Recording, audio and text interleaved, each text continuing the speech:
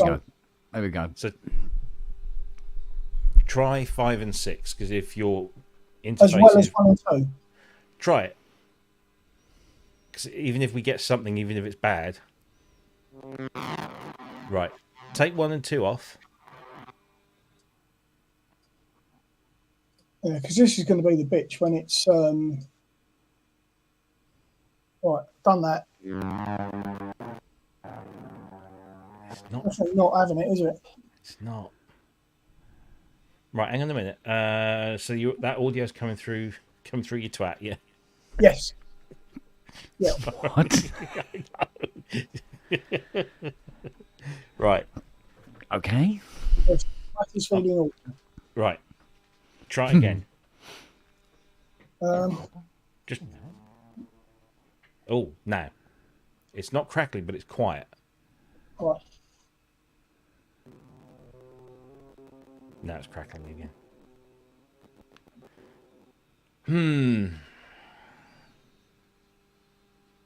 Interesting.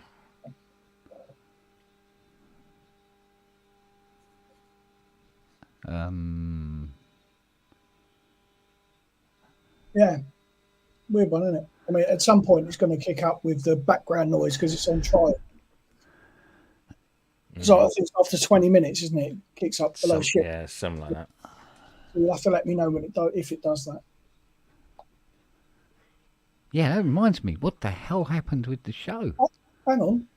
At the very beginning. Yeah. Well, all the way through, actually. Oh, it was all the way through. I only saw the beginning, and then I skipped forward a bit, and it was okay. Yeah, it was all right. It settled down, but it come back. But also, you know, at the end when we all finished and we chatted for a while, you were almost couldn't make you out because the resolution of the camera was so low.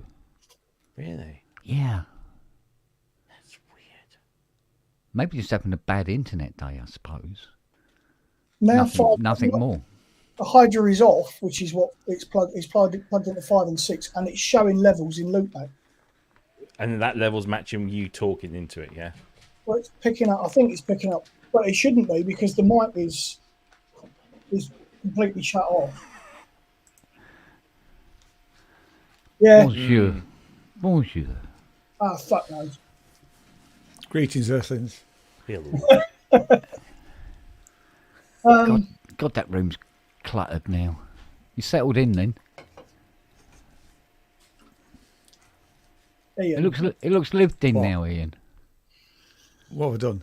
Your room. It looks very lived in now.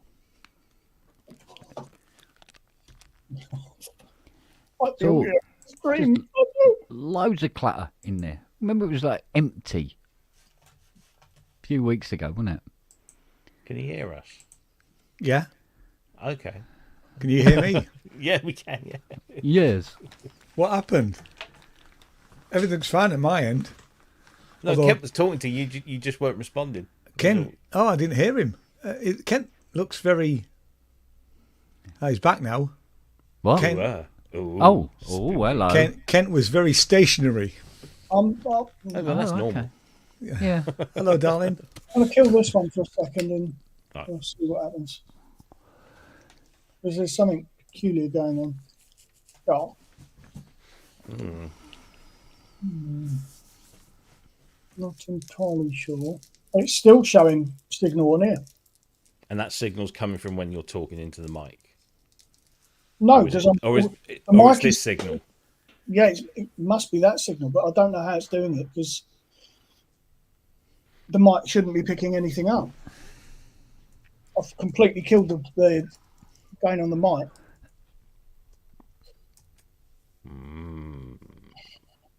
What? Fuck it, I can't be bothered today. I really haven't got the fucking patience for this today. Oh, back down. Come back. I didn't kill Matt 2. Matt killed Matt 2. I did. Yeah. I'll come back another day. What's the scores, George Dawes? It's not... Are we talking football? No. You remember George Dawes, don't you? Matt Lucas Matt on the Lucas, drums. and Yeah. yes, yeah, I do. He's a baby. Yeah. I used to love Vic and Bob. I used to have the T-shirt. You wouldn't let it lie. Yeah, it was just deliciously nutty show. It was so bonkers. Brilliant. It was just so surreal. It was fantastic. I would start. Ulrika,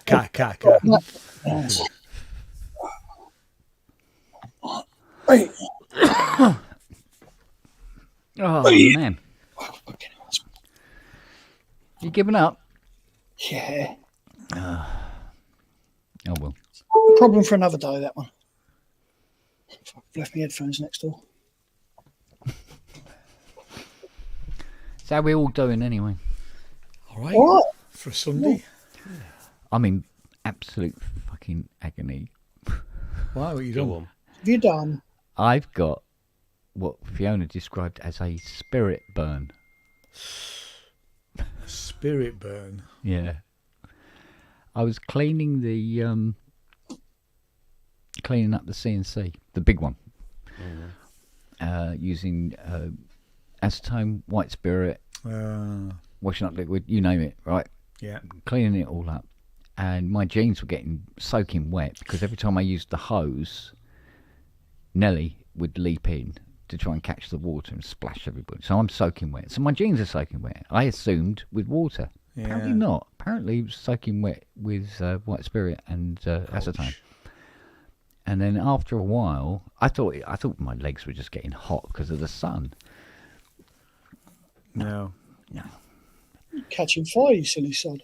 Yeah, so when I said, Fiona says, I'm going to have a shower because I stink of white spirit and Christ knows what else.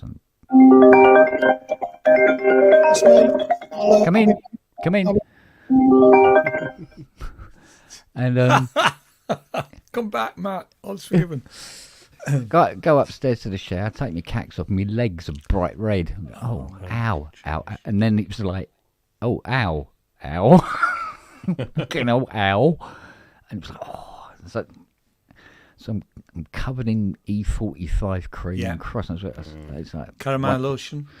Yeah, just waiting for it to try and settle down a bit. It's like, ow. But the CNC is absolutely immaculate. I've got to reassemble it now. That should be fun. So, I don't know. Can you hear that in the background? Yeah. Fiona making process network things. The hell is she? Can't hear it, but then I've got my phone. Here you go. Yeah. Incoming.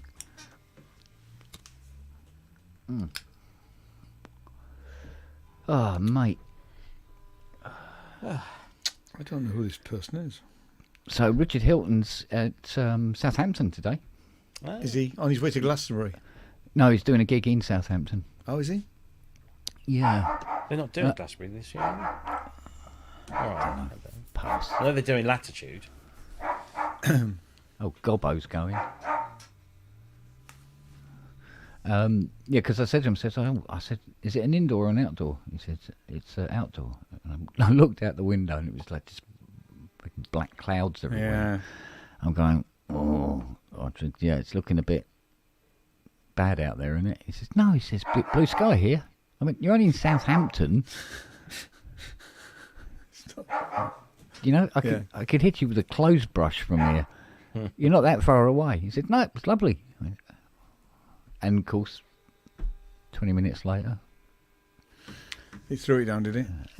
I didn't really in the last couple of days actually, which is a change. Gorgeous here today. Yeah, it's all right here actually. It was very, very, very, very hot here yesterday and this morning. Dinner on the patio and everything. Yeah, we had dinner on the patio. Funny enough, we had. What did we have?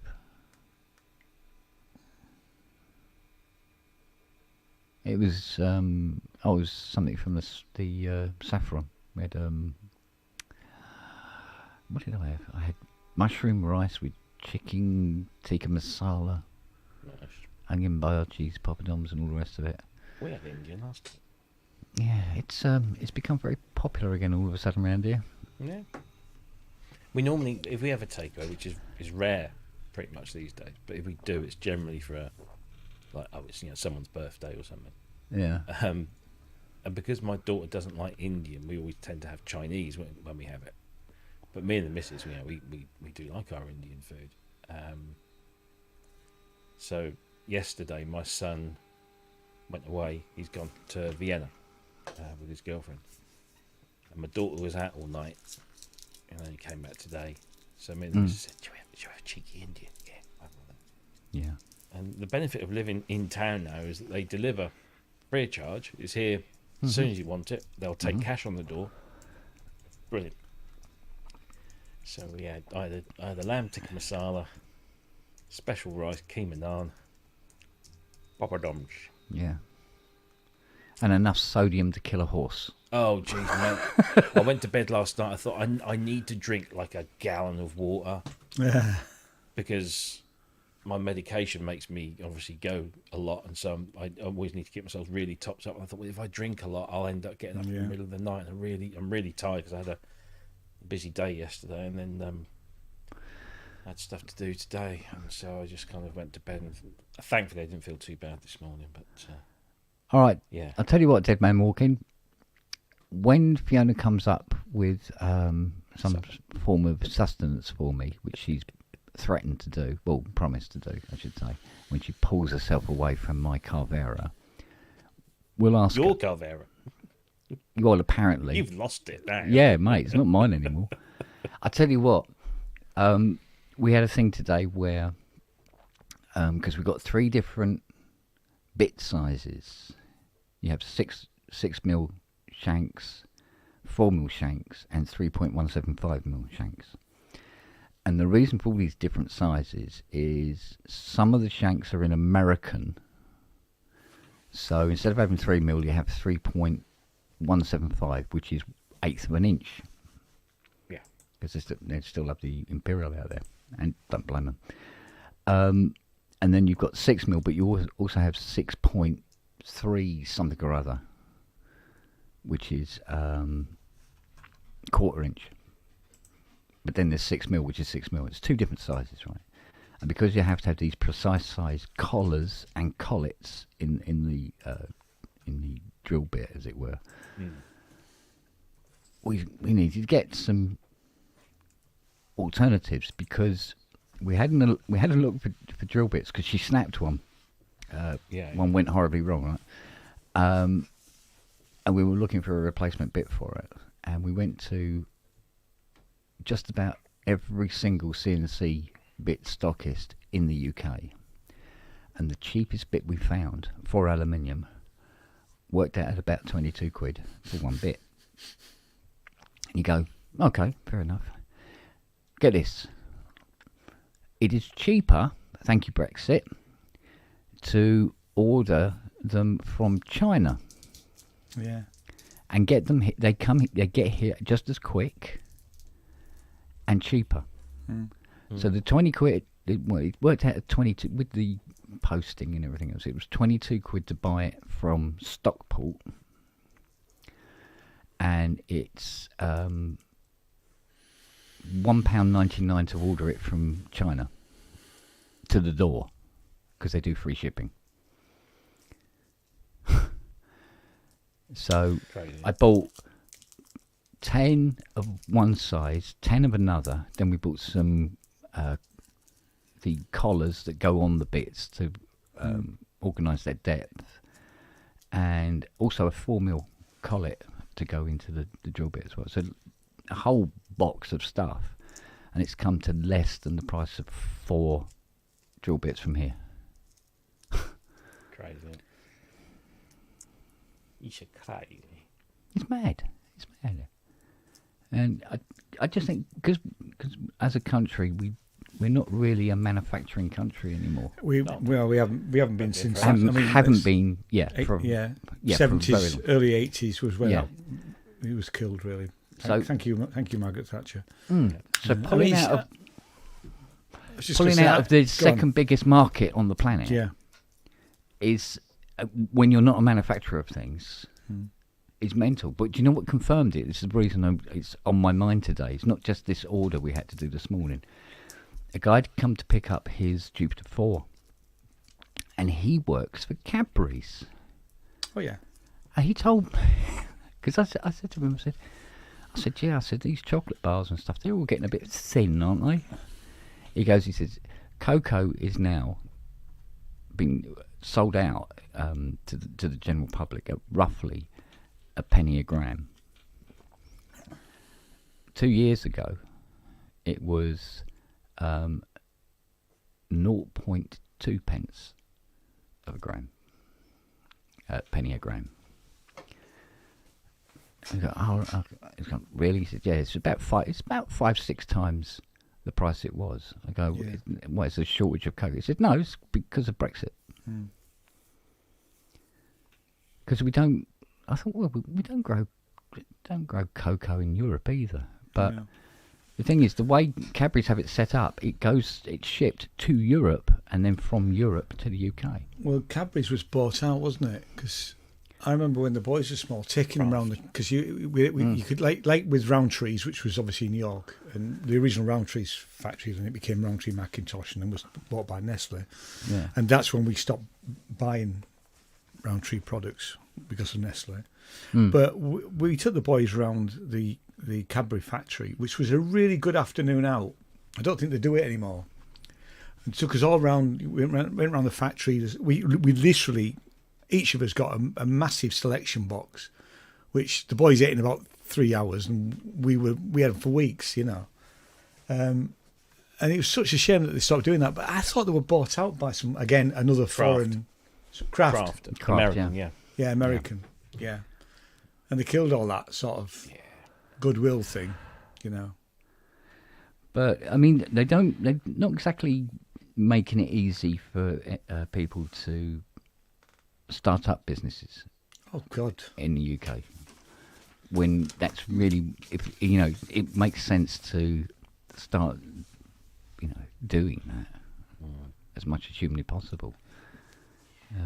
But nobody seems to have done anything since the 80s, late 80s. Inky says that they still do the Cabri's World Tour. Good, because it was a good afternoon we had there. For some reason, we went and stayed in Birmingham for a holiday. Went to Birmingham for a holiday. Yeah, I know. Stayed in this travel lodge, and actually we just travelled around actually, and that was one of the days out. Sort of like an Irish getaway, isn't it? A bit like that, yeah. I did this stupid thing today, but it highlighted something. So I get have you ever heard of Bleep Records? Yes. Yeah, I buy a lot of stuff from them because they do. They're really good, very quick, well packaged. Do a download service as well. So you always buy. So I get an email from them every time there's new releases and stuff, and they do this thing where they highlight sometimes a classic that maybe they're just trying to clear some stocks. And this morning I get an email saying, I didn't read it properly because obviously I was probably still a little bit asleep, and it said Burial, the artist Burial. Yeah. He's done this collaboration with this other guy under the name of, the first one they did it under the name of Flame 1, and then they did it under the name of Flame 2. And I'd forgotten that they'd done a second 12-inch single. It's just 2 tracks, and that's all it is.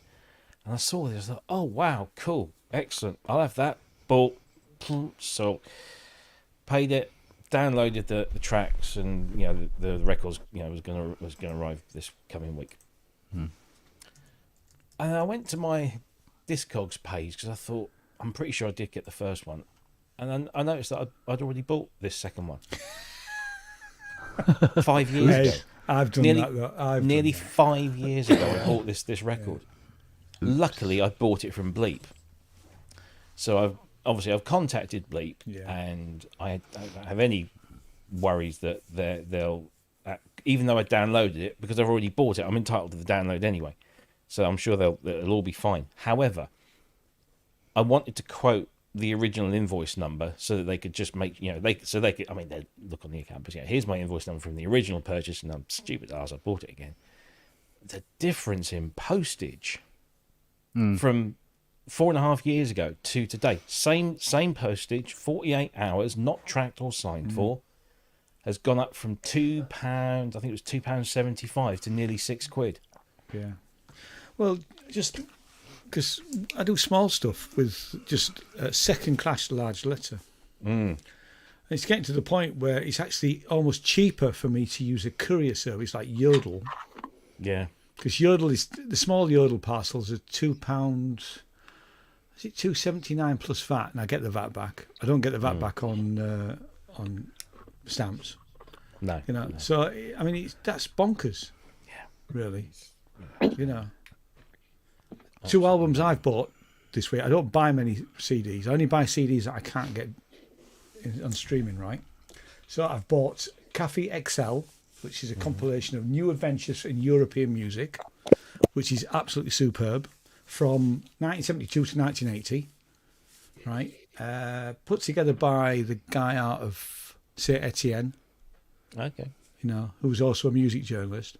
And he's done a second album, which is called Fantastic Voyages, New Sounds in European Canon 77 to 81. I haven't heard that yet because it's going to be for my birthday next month.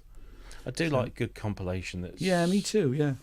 That's made by someone who knows what they're doing rather than... Although I'd say that, I have been buying the now 12-inch 80s compilation. 4 CDs for £11, and you get something like, I don't know, 12 to 15 tracks per CD. Yeah. And some of them are mixes that haven't been available digitally for forever, or sometimes for years. So, yeah, I'm having them for $10.99 each. But, no, I'll tell you the good ones, and you're probably aware of this. Cherry Red Records do some amazing in the little hardback bookcases. Yeah, I've bought something. And they're great. When I was in London, I bought it was all electronic music. And I'm trying to find what it was called because I bought it through Amazon because I delivered to Josh's. It's 3 CDs in, like you say, in like a little book. Yeah. And it wasn't that expensive. There's some really good ones that they've done. I say they've done some electronic ones. They've done some like, indie stuff. So jangly guitar stuff, which can't find it. I'm all But partial to. it was absolutely superb. And they're good. They're a good mix of bands bands that you sort of remember but can't remember the songs, and stuff that you completely missed, stuff that just passed you by. Yeah, there was because about half the stuff on this I sort of knew. I mean, it had stuff like Vienna on it, which everybody's heard, but there was some really, really obscure stuff on there as well, which I really quite liked. You know, I think half the time they put those well-known ones on there to just kind of say, yeah, get look, those people that go, oh, it's got that on it. Yeah, yeah, but also it kind of adds a little bit of, oh well, okay, so they're putting Vienna, so all this other stuff is probably going to be maybe as good as, or is going to appeal to me if that appeals to me. So yeah, they're very good. I got my Talking Heads 4K Blu-ray yesterday. Oh, come here. Stop Making Sense. No, come here. all right. So I've got to watch that Come here. again. Dead man wants you. Dead man. Did man. Yeah. Dead man walking wants you. Wants to ask you a question. Come on. Come on. Come on, Come on. Come on. entice her with bread or something. I don't know. Why? You haven't washed your hair. When has Fiona ever He been wants to shy? ask you a question, not shag you. She's Come shy here. now. Come here. Come here. Come here. Come here. Come here. Come here. Dead Ken's man camera too walking funny. wants to know Who's dead man walking? him. Oh, He wants to Hello. know, will you do custom signs? in what way? As As long as it's not rude. What do you mean as long as it's not rude? I'm not doing a pair of tits or anything like that. Why? Can't you draw them? Oh. I think it would be a case of, if he sends the graphic of Yeah. what he wants, Mm-hmm. could you etch it onto one of the units? I should think so. So confident. Yes, definitely. I could do that. Mwah. I won't sleep until I do. How's No, that? Ken. Is that good? Can I Well, go now? You won't eat. All right, sleep. All right, sleep. Is she whacking him around the head with a bra? I think Yeah. so. This is the kind of thing I have to put up with here. Yeah. You could get one of those over your head, couldn't you? Wait a minute, try that again. What? That's a Playtex E47. That's a BMW, isn't it? Yeah. I've Tell you what, you could get All homes, bravo. you could park 2 BMWs in there, bro. Oh dear. I've just found what that album is. Actually, I didn't buy it from Amazon. I bought it from Electronic Sound. Oh, yeah. Right. Bravo. So it's various artists, electronic language, independent British synth pop, 78 to 84, 4 CD book compilation. Yeah. And it was 30 quid, but it was worth 30 quid. Yeah, You know. exactly. Yeah, 4 CDs. Yeah. Yeah. Brilliant. Aye. Are we eating now, baby? Later.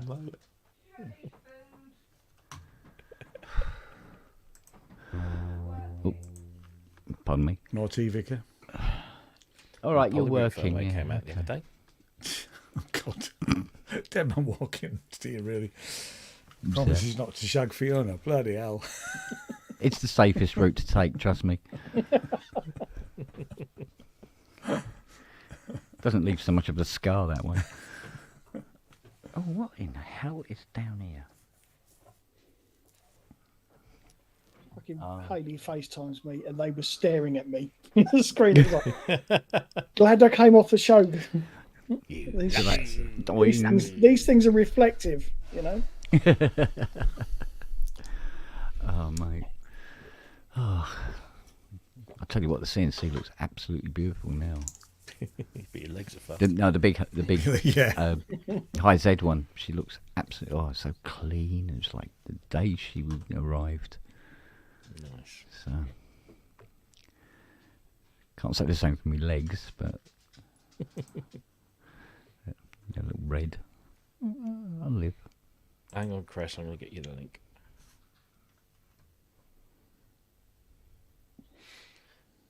Oh, no, itchy no. ear.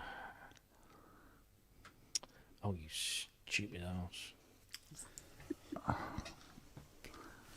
Itchy ear. What does that mean? Somebody's Well, listening to the toilet? it's not coming into money. No. Somebody's talking about you. Yeah. Oh, okay. Either that, you got an ear infection. Yeah. Well, that would explain why ears itch all the time then. Can't really find it. What are you planning to take to synthesized? Sorry? Stuff. He's taking stuff. Yeah, we've been promoting that for how long and they're still asking? Mm-hmm. I will be taking the Emulator 1 that I've borrowed from Kent. The Frankie Juno 106. The Emax 2. And the Polybrute 12. Ah, the Polybrute 12. Ah, the Polybrute 12. That needs a detour down here. And then Why is it faulty? what's his face? If I say Peter. it is, yes. Yeah, it is. Yeah. There's an excuse to exchange. You go on the Polybrute 12 for a couple of slider caps for the 106, isn't it? Yeah. He's already got them. No, I haven't. Haven't they arrived? Nope. I was hoping they'd arrive yesterday, but they it didn't. was posted a while back. Has anyone else got the free flow motion synth from Sonic State? I No, haven't. 'cause it's waves, and I won't put anything on my system with waves. I Because don't need another synth unless it's something exceptional. Why? What's up with Waves? I've stopped using Waves because I used to use all their stuff for mastering Okay. before I had Ozone, and then suddenly I had to rebuy everything. They did this. I couldn't. It was when I think wasn't it when they went from 32 to 64 bit. yeah, And I then upgraded to 64, and I couldn't use any of the plugins. I I had to rebuy them, so I took them all off. That's And when I they used to like lost. their stuff. Yeah, they lost me when. Well, I used to get pissed off. The fact that you had to. There was a wrapper kind of thing with it, and back then when I was using the Reason, wouldn't recognise it, so I couldn't use my Waves plugins in Reason because it wouldn't recognise the wrapper for some odd reason. And then, as you said, they upgraded and said, "Oh, you got to buy them all again." So I refused. So I don't think I've got anything now at all. Even I don't want to install anything. I don't think I've got any free stuff either, so I never bothered really. That's a bit iffy, isn't it? Well, it goes against the usual software policies. It does, yeah. Exactly. And I had a lot. So I had all the one knob stuff, which I really quite liked. I had their vocal processors and stuff like that. I had loads of it, and I used to use it. It was my go-to software for mixing and mastering. You know. Ian, that compilation you mentioned, was that close to the noise floor? No, I have that as well. Actually, no, it's not. What one was it? I've gone off the page now. Let me find it again. Various artists, electronic language, independent British synth pop, 78 to 84. Ah, there you go. It's a yellow cover thing. Yeah, got it. There you go. There you go, Chris. It's the reason it's not in here is because I've got it in house. Yeah. But the noise floor one's really good. And I tell you another one that's really good. The Peter I can't pronounce his name. Zinofiev. Yeah, Zinofiev, his I think it's a double or triple album of his music, and it's really really good. The other ones, I mean, the music, Right. They did about 3 or 4 volumes of that. That was quite good. And then there was an avant-garde British experimental one as well. That sounds like there was a Sound of Sheffield one. That was quite good. With all the obvious and some less so. But yeah, no, they are really good. And like it's sort of £27.99, 30 quid. Yeah. It's a good, and it comes in like a hardback book, doesn't it? So yeah, that's exactly how it. Yeah. It's nice. It's a thing. Because my mate runs IC Records out of London. Colin Potter. We've been mates forever. And in fact, I went to see him when I was staying in London. The bugger, I kept saying, Colin, I'll buy some of, he gave me a load of CDs. I went, no, I'll pay you for them. You're running a small label. No. Anyway, the deal is that I don't do CDs really, but I'm going to do some CDs of stuff that, have been putting out and stuff for him, just for him. But his, I mean, he does a lot of experimental electronic stuff. And in fact, I kept saying to him, because he stopped gigging. I said, you've got to get gigging us, And luckily, next month he's playing. He's playing in Hampstead, I think. So I would have gone, except it's when we're at Edinburgh. So I need to drop him a message and say, you took me advice then, and you've got yourself out again, you bugger. It's typical, isn't it? What's that? I've been plugging Synchrotron for weeks and weeks, and you get the credit.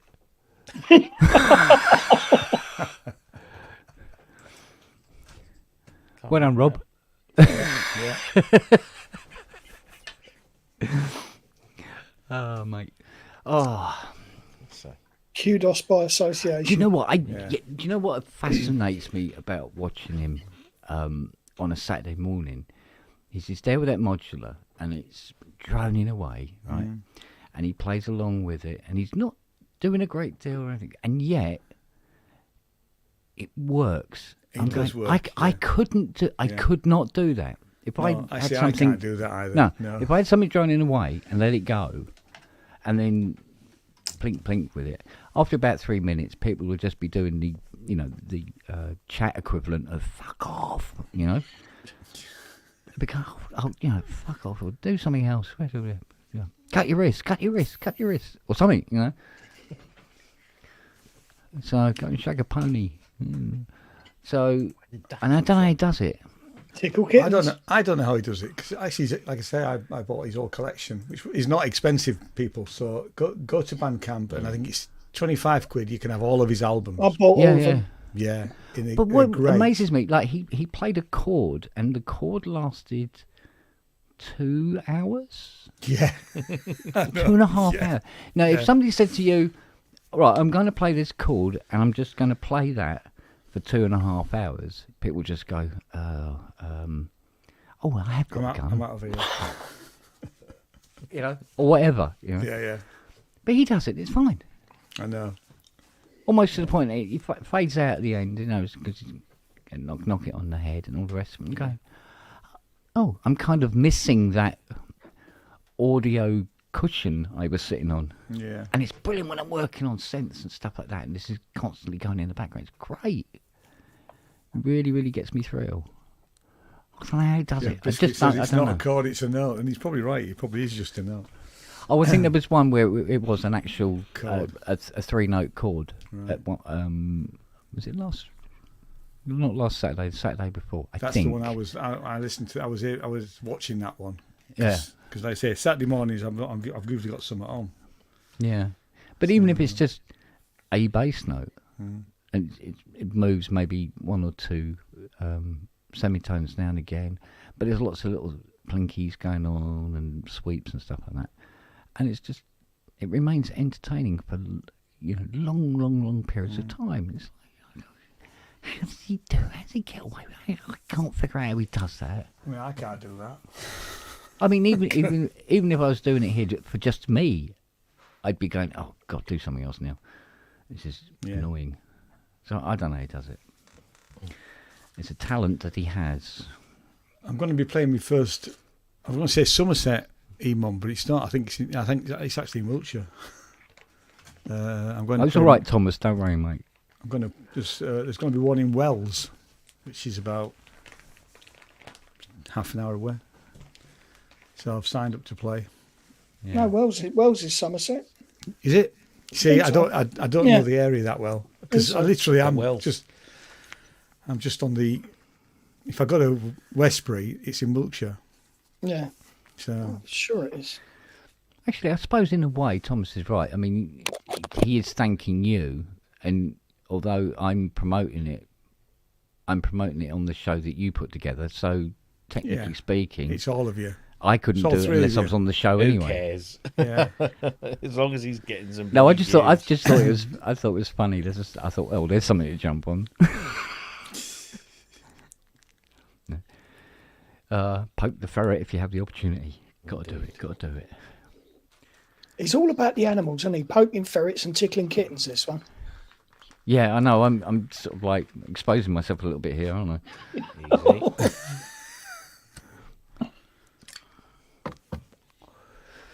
So you are sat in your underpants then, with your legs covered in He won't be E45. getting up all night. He's got his wide neck Lucozade bottle next to him. I'll tell you what. I'll be honest with you here.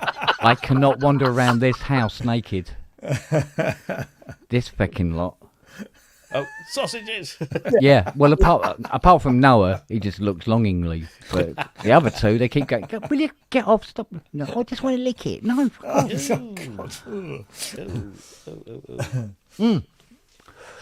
Yeah, because what was it? Went to see the doctor. This was about 4 months ago. Went to see the doctor, and it was a new doctor. Wasn't Shooty Gatwell, was it? No, absolutely gorgeous. I mean, she was so beautiful. I mean, so beautiful. And Hang on. she says, so, and what's wrong? And I said, well, I don't really want to say now. I'd be a bit embarrassed. And she goes, no, it's all right. She goes, heard it all before. There's nothing's going to embarrass me at all. Just tell me what's wrong. I go, well, I think my cock tastes funny. Is there a test for that?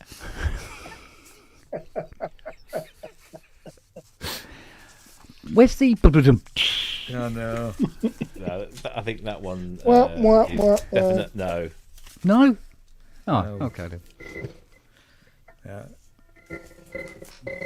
See that? Oh dear. Oh dear. You've got it Right. as well now.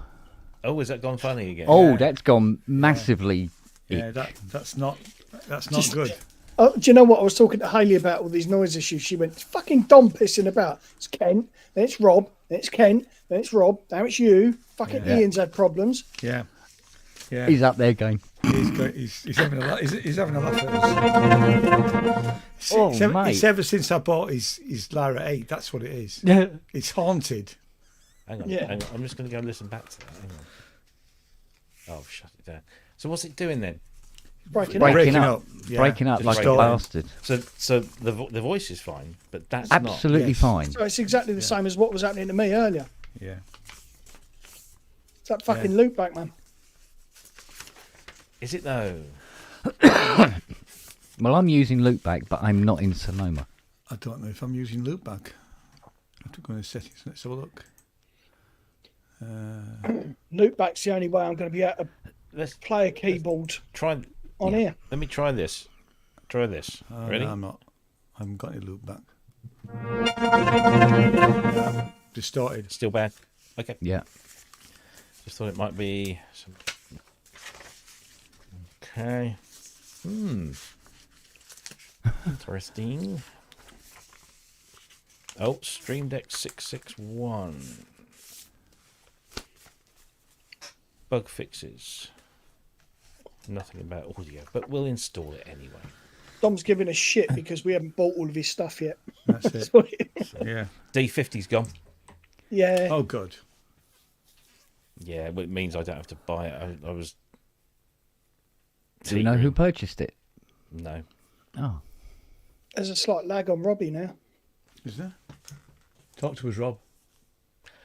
Testicles, 1, 2. No. No. No, I can see his mouth moving. I think it's his mouth, anyway.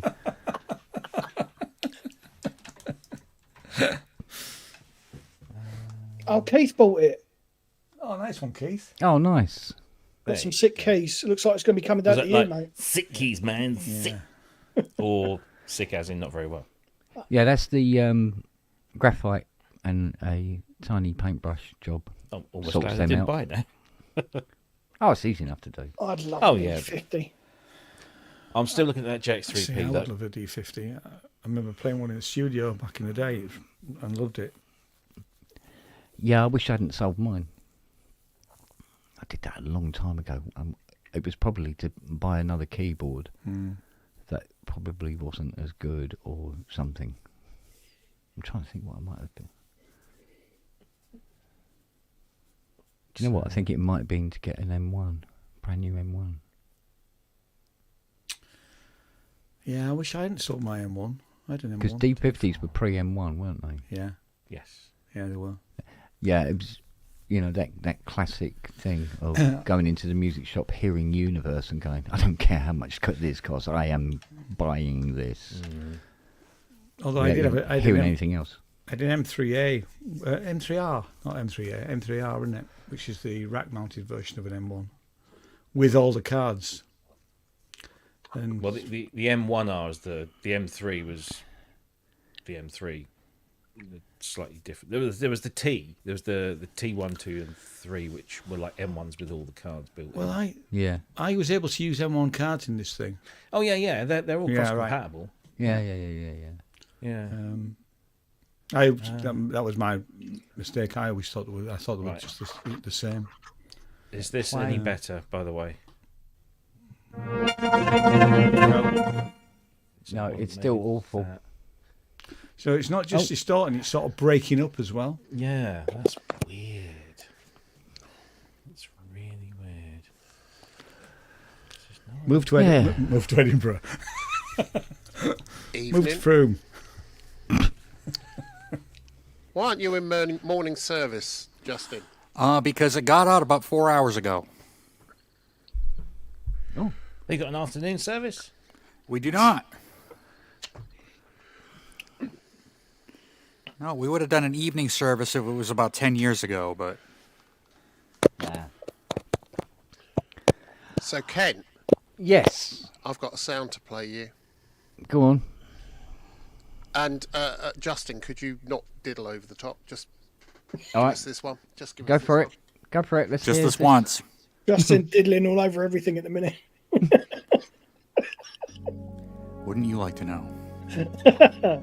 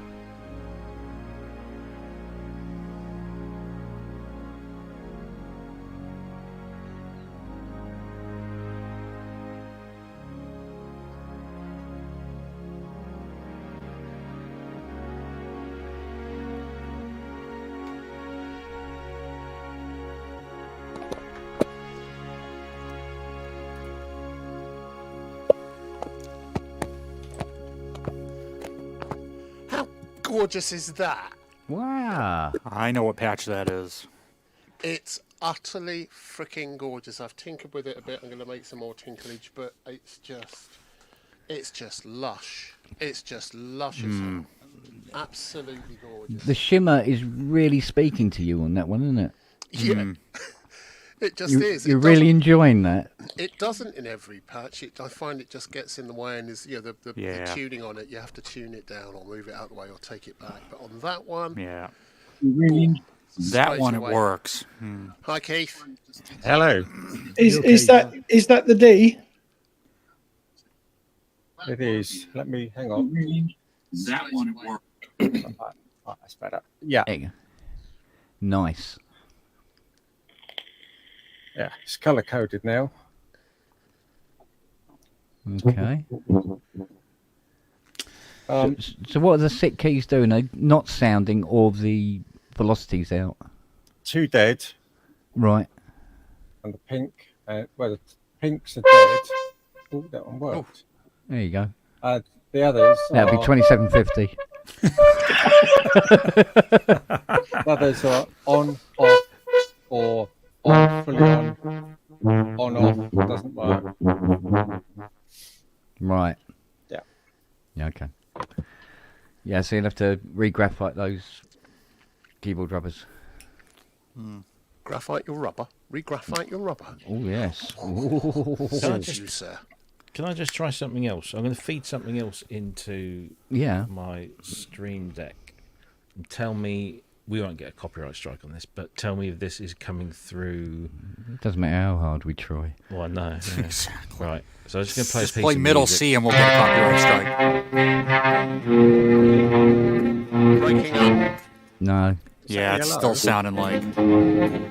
Oh, yes. Whoa. Yeah, it still Yeah, sounds hello. the same. Good man. Yeah. But it's popping in and out Yeah, it in is. volume, but it's going from like drop out to distort to It's drop like out. it's gated and compression. All right, I'm going to try one more thing. It sounds like it's on a Zoom call without like the musician feature Yeah. turned Yeah. on. That kind of thing, yeah. Yeah. Let me try, Some kind of let me echo try it- cancellation. Let me try it again. Ah,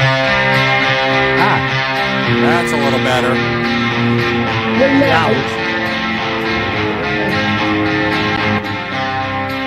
That's fine. Very, very, very loud. Still down. Still to get there you down. go. There you go.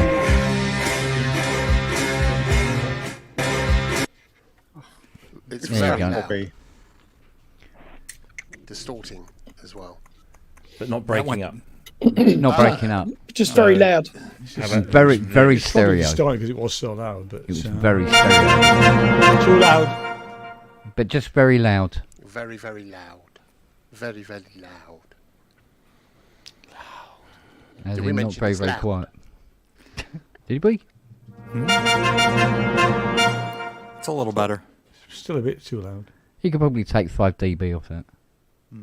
3. Whatever the fuck a dB is. Yeah.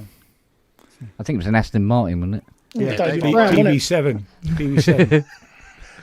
Yeah, Aston Martin DB7, great car. Oh, what was it Fiona was talking about today? V550 was my favourite. Wasn't the DB7 the James Bond car? 7 was. No, it? it's a DB6. DB5.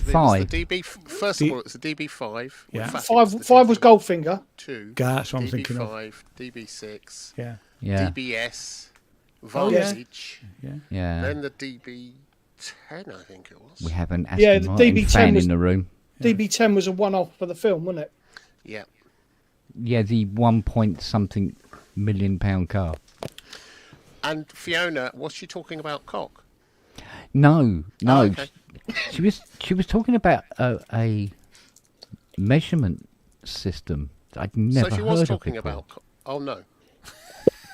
I'll have to ask her again. It's something like How big is that? That's a foot. module.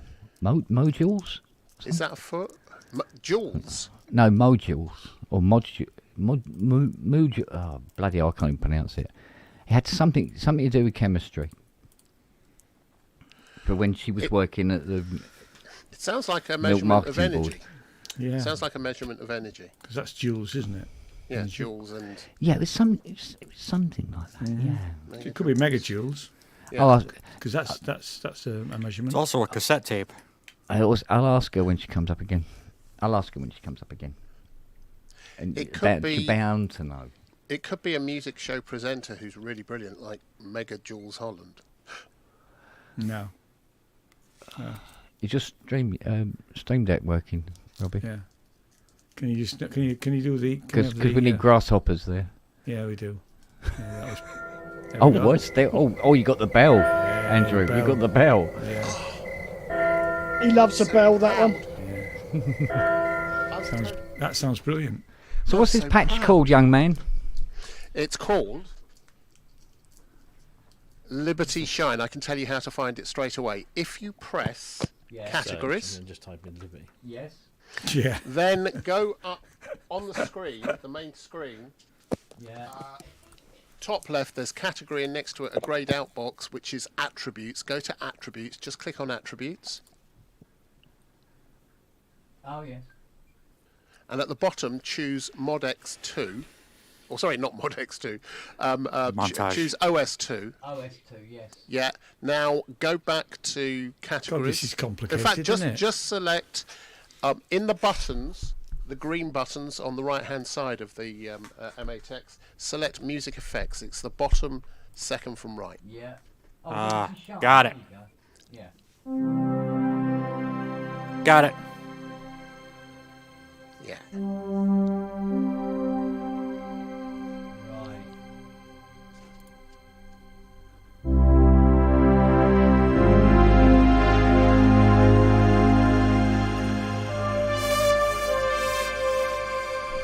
Assign expression to the mod wheel because it's just.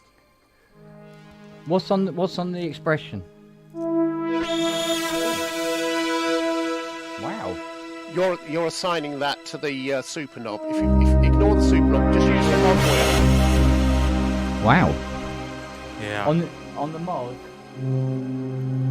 So pushing the mod wheel forward takes it down. Gotcha.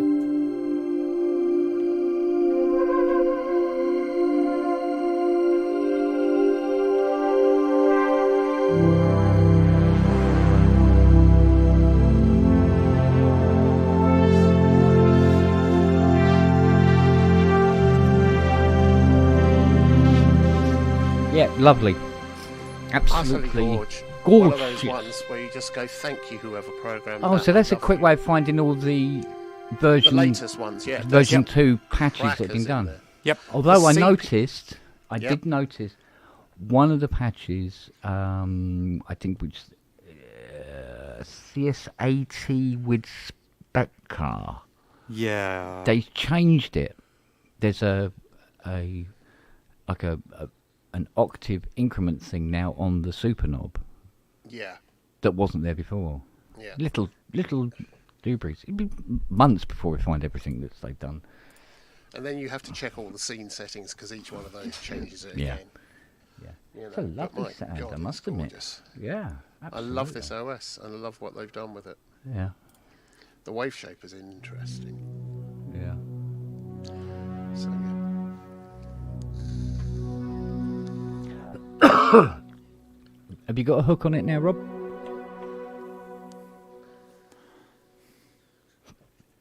Apparently not. Well, it appears it was doing the same thing that mine was doing. Fucking star. I'm not sure whether it's Loopback or whether it's StreamYard. Truffles. Dark truffles.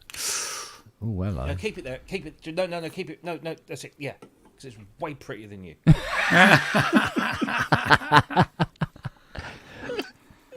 Oh, God, he was right. Yeah, no, you're right. You're right. You are quite right. Yeah. It's proven now. Can't fault you on that. I can't figure out what the fuck it is because it all sounds perfect here. So it's something with the software. It was the same my end. It sounded fine. Yeah. At the end, it sounded fine. I found that on eBay, Kent. Did you? It's only £2.50. This one makes me. I'm still trying to work this one out. What does it say? Fish paste stink hole.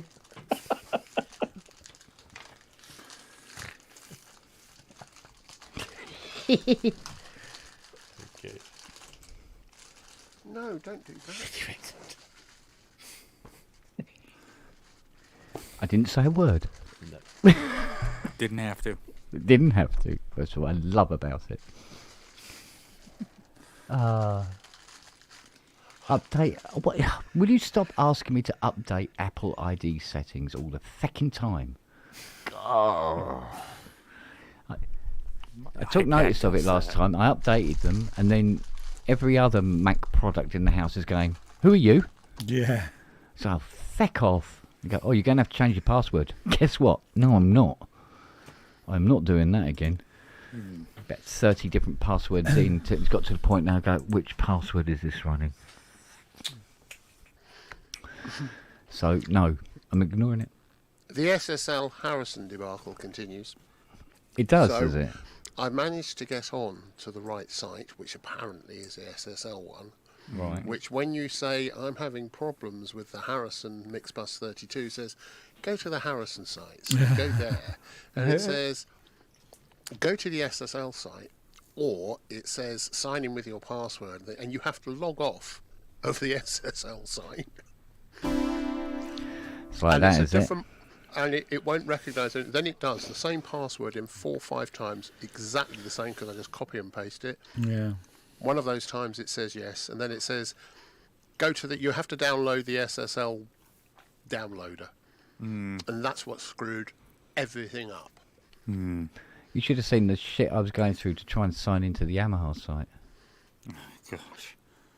It was, Right. oh, mate. Did you keep all the original paperwork? For her? Mm. Yeah. I kept it. I don't know where I kept it. That's the problem.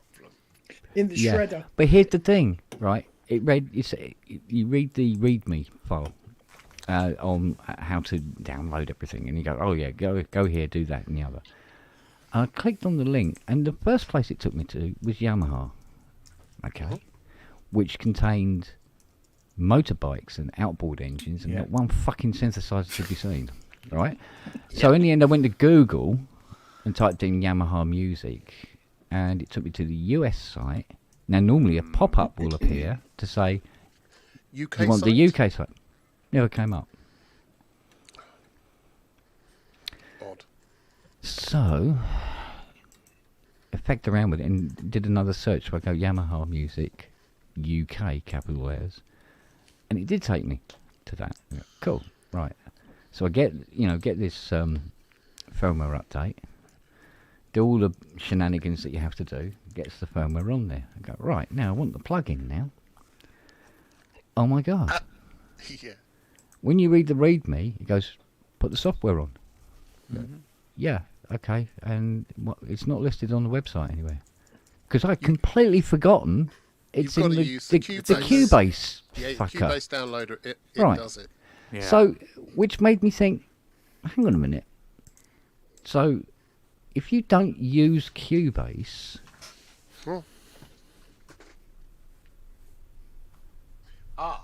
But you still would have to use Cubase downloader for. You have to use download it, their yeah. libraries and use them on other things. oh Yeah. yeah. But the thing is, that means you have to register with Steinberg to be able to get access to the Cubase download manager. You register with every other fucking site on the internet that does music. Yeah, I know. So why not but that? I mean, do you, Exactly. but do you see the reasoning What's behind one why I more was password? saying the reasoning behind why I was saying that this software, the trouble they've gone to recreate the entire MAX on the computer, that they're going to put that into Cubase as a bundle in Cubase 14 or whatever, whenever the sales of this has dropped down a bit, yeah, but not separate. the problem is you need to have a mobile tongue, and the reason is you need to have an able tongue. Oh, don't. Stop with the puns, please. Oh, You're God, I killing thought me my now. legs were hurting now. Thank you, Robert. Fucking hell.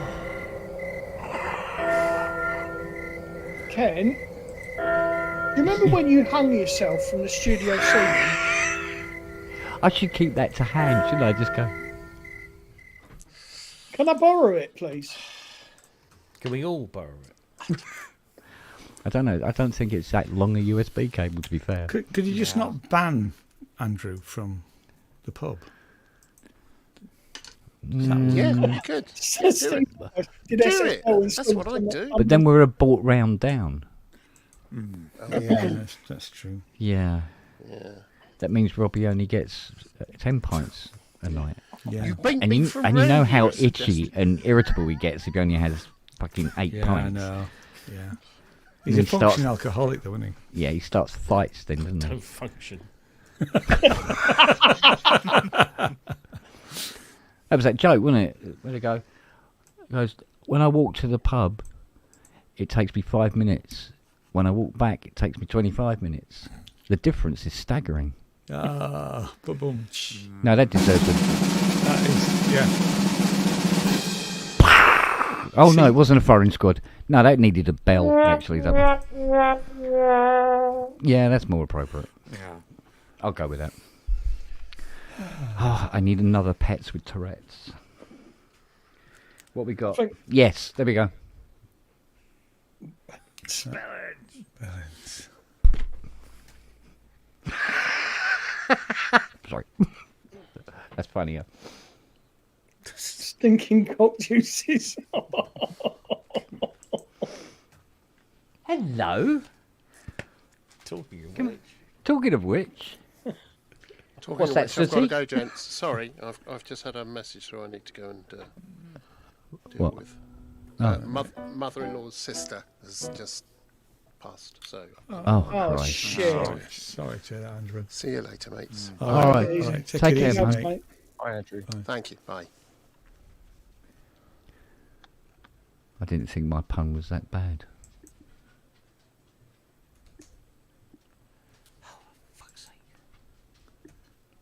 Oh, British Airways A380. Wheels down. It's left the airport. Why is the wheel still down? Oh, oh, oh! She's coming round again. I want to go around. They've had to reach abort that. toga. They've had to abort the flight. They're coming round again. Are you sure it's not doing a circuit for landing? No, It might have come in and then they're doing a circuit to burn off some fuel. they don't maybe. come out this far if they're doing the circuit. No, he's meeting the glide path corridor over here Hang on. for is it 05 runway 05 or something? Oh, and there goes 12 parrots. Oh. Yeah, it's coming round. Um, Oh, that's weird. where are you? You're there. Let's have a look. I'm not kidding you. The aircraft has completely disappeared. Let's have a look. But there's no cloud there. What the heck? Wow. Well, read all about it. Nice big plume in the distance. Yeah, that's what I'm expecting now. Because well, according to flight it's radar, not there. Yeah. there isn't an A380 anywhere near you. Interesting. Well, there isn't now. Because there isn't now. It's nowhere to be seen. So there's an inbound from Barcelona, which is an A319. There is... No, this was 4-engine. Yeah, an A320 has just taken off. Yeah. Heading to Frankfurt. No, that's gone, mate. That is not anywhere to be seen. Weird. Oh well. Trouble of living between three airports. Hang on, what's that? No, that's that same A319. That's that same A320. No, according to flight radar, there's just an A319 and A320 near you at the moment. It really looked like a 3080. And now it's disappeared off the bloody... Welcome to ATC Network. Yeah. And now... From Norwich. From Norwich. It's the aircraft of the week. What fucking plane is that?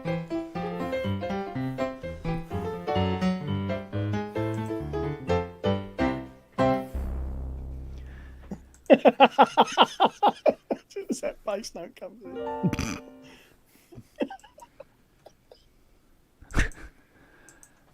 Yeah, it's weird. It's just between gone. I was sidetracked by parrots. It happens. 787 headed your way. Let's just take. Is there? What, right at me? Yeah. It's descending rapidly. Tola. Wow, this 3D thing is really cool. Yeah. I can't even see any 380s on the. Well, that's weird. Well, I might have misidentified it. I mean, it's not unusual, but it was 4-engined. Well, 4-engine would either be 380 or 340. Yeah. Airbus. She was going real slow and gear down. It wouldn't have been 747 because they don't fly out of there anymore. It's 834.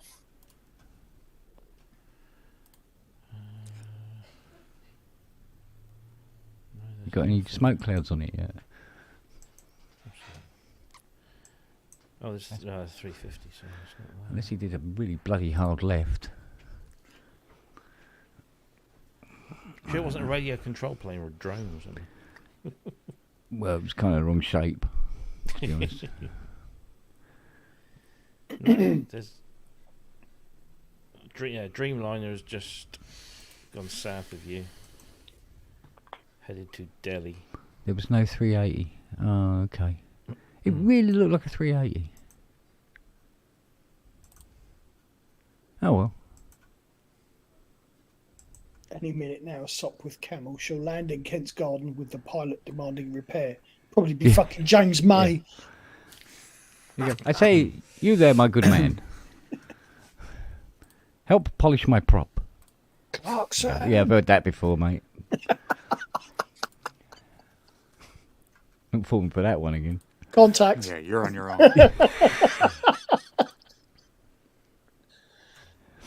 Oh, man. Oh yeah, the A380 to Singapore, but the flight. Oh yeah, it did. It's go. over Maidstone now, apparently. Yeah. Yeah, I got it. Yeah. 11. Yeah, good thing this chat doesn't act as comm systems for flights. Yeah. Yeah. Where did you see the aircraft, madam? Oh, in the sky. I gave up. It's a really bad day to give up glue sniffing. Yeah. Yeah. And don't call me Shirley. A hospital? Why? What is it? It's a big white building with patients. That's not important. That's not important right now. Still funny today. Yeah.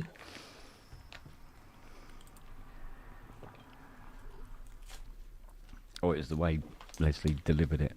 Yeah. Yeah.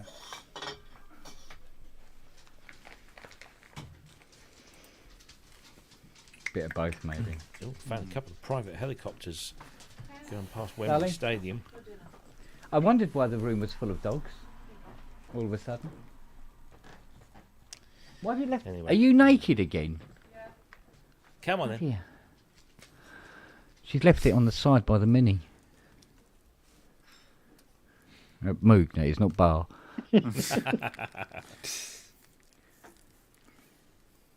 Excuse me, what the hell is that on top?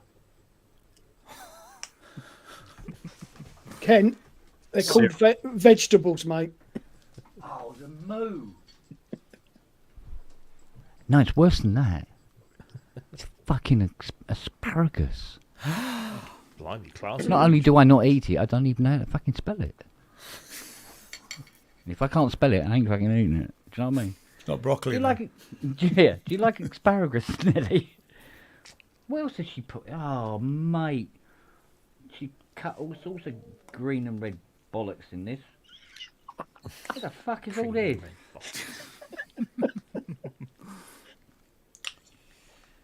She goes, you got to eat more vegetables. What's the point in having junk food if you're going to put fucking vegetables in it? I mean, ask him. It's no longer junk food. Yeah.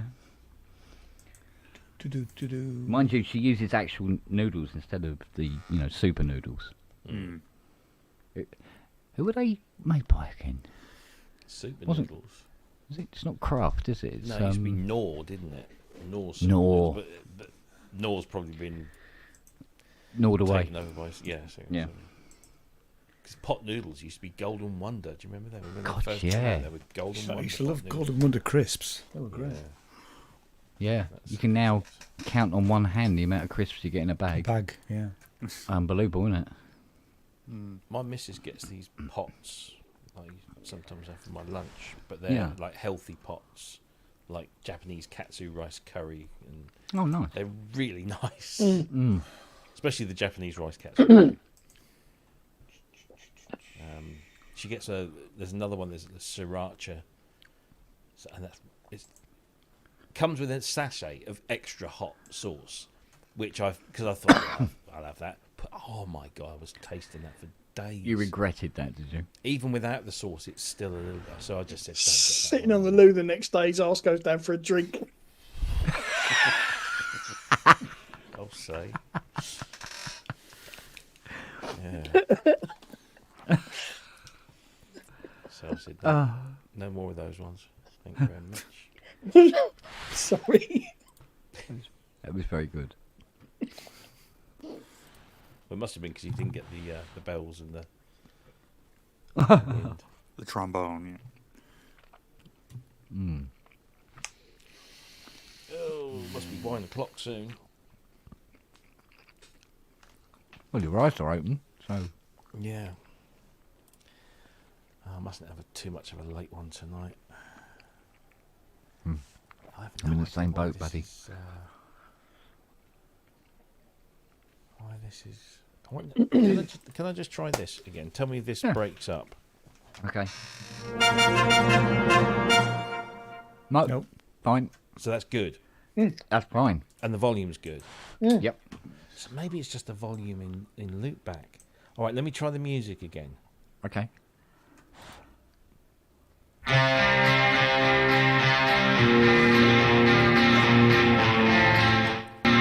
Bad? Little bit. Yeah, a little on the loud side. But Couple of dB off. but better. But it's clean, yeah. Oh, yeah, God. better and than clean and yeah. So if I then do, let me try. Let it get to the drums as well, because that really Oh, opens yeah, up yeah, the yeah. stereo field.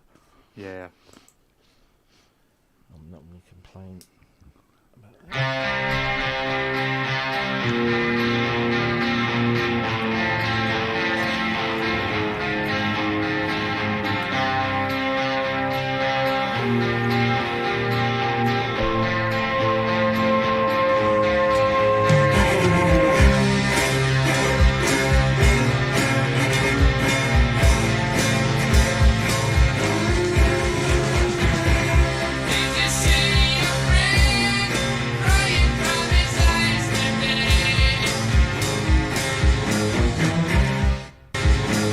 Yeah, better.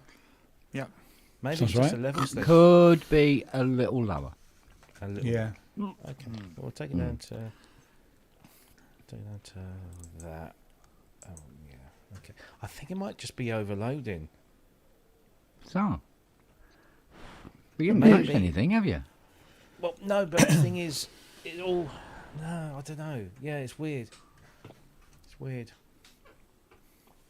It could be one thing. It could be a number of things. The cat's been in there messing around with it. Possibly. You go, this will fuck him Yeah, up. this will fuck it. Because all I'm doing, and that is apparently making it better, is I'm just dropping the volume levels of each component in StreamYard. So I've dropped the volume down to 70% on the Stream Deck, and that's fine. I've dropped the volume down on my media player down to 45%, and that now seems okay. So maybe it's just a case of I'm putting too much through it. Yeah, could be. Which is weird. Although I would have to say that originally, when you were using the Stream Deck, there was more to it than it just being loud. Yeah. Well, maybe that was just a side effect of it. The other thing, though, is that I've now got Stream Deck open, and I'm not seeing any levels. It's like the whole thing's dead, but you can hear me. Yeah. And if I'm do this, Yeah. you're hearing that. That's definitely Yeah. it's definitely this mic. Yeah.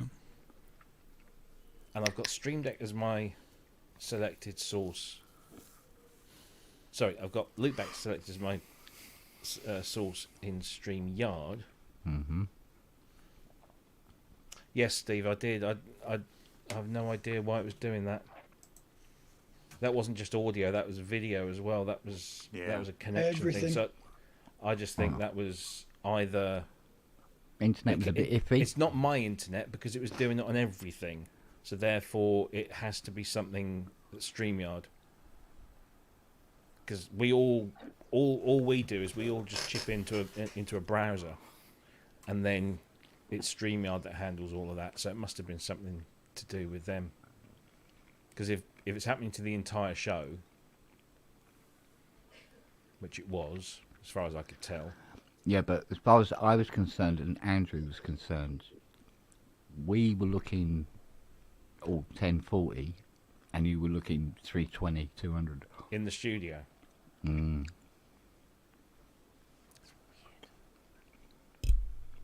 Very strange. Unless it was. Don't know. I wouldn't worry about it because it's not doing it tonight. No. It might be some external force that you couldn't do anything about anyway, and shouldn't worry your pretty head about now. Well, do you know, I'm actually, this past week or so, I've been thinking of buying an Ecamm license. Ecamm's it's like vMix. When I say that, it's something that runs natively on the host's computer, and instead of relying on a cloud-based service to handle all of the distribution, you stream it directly from here to YouTube and any other destination. And the reason is that it gives you a huge amount more flexibility in terms of controlling the stream. And the reason I've always kind of shied away from it is because you need a fairly Pretty fair, yeah. decent computer, which I now have. And it's cheaper than StreamYard. So... Yeah, because that's quite pricey, isn't it? It can be.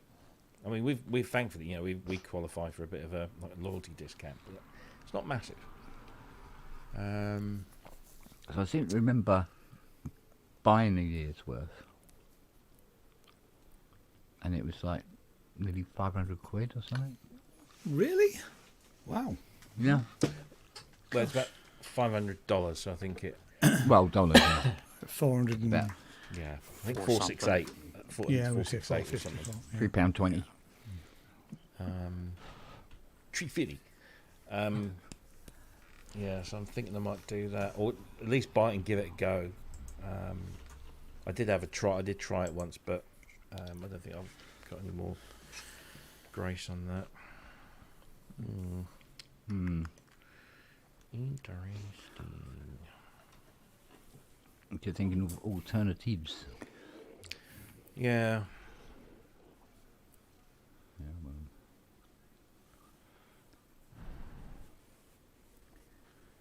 Especially now because StreamYard has been sold to another company. Oh. I hate you when they do that. A month or two ago, it got sold. But the company that bought it, I think they're an Italian company, and they already have, they're a company that are involved in this kind of thing.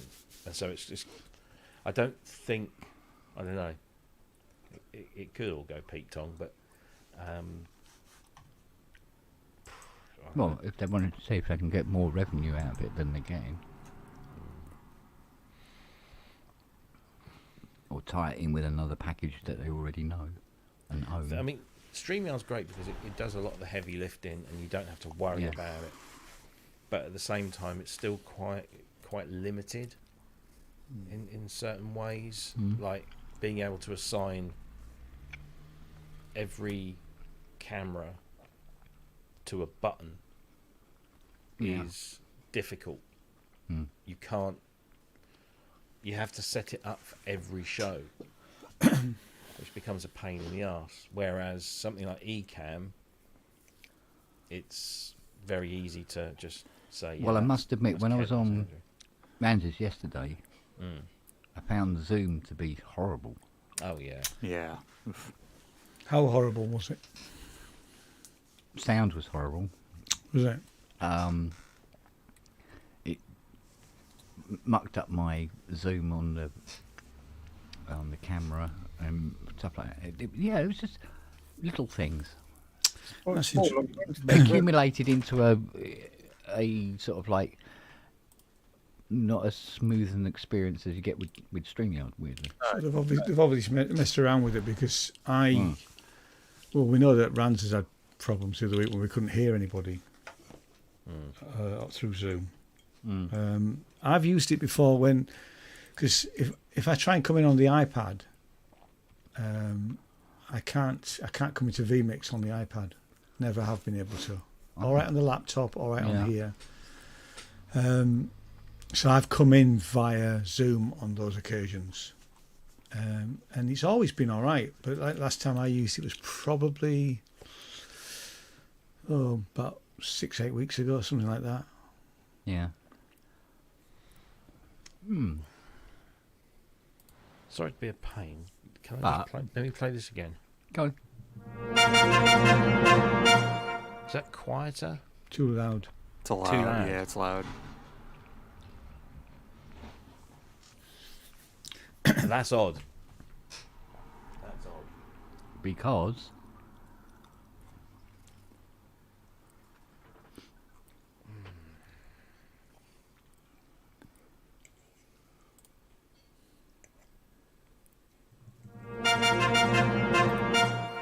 that's all right. That's Yeah, all right. it's better. I think it could be done a little bit more, but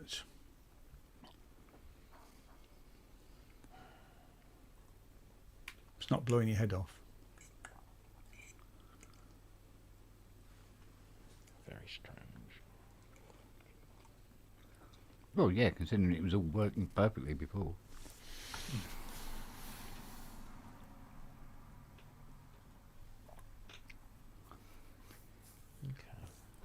But, if the fanfare's loud, I mean, it kind of reflects the pomp and circumstance of the whole thing, doesn't it? Well, indeed.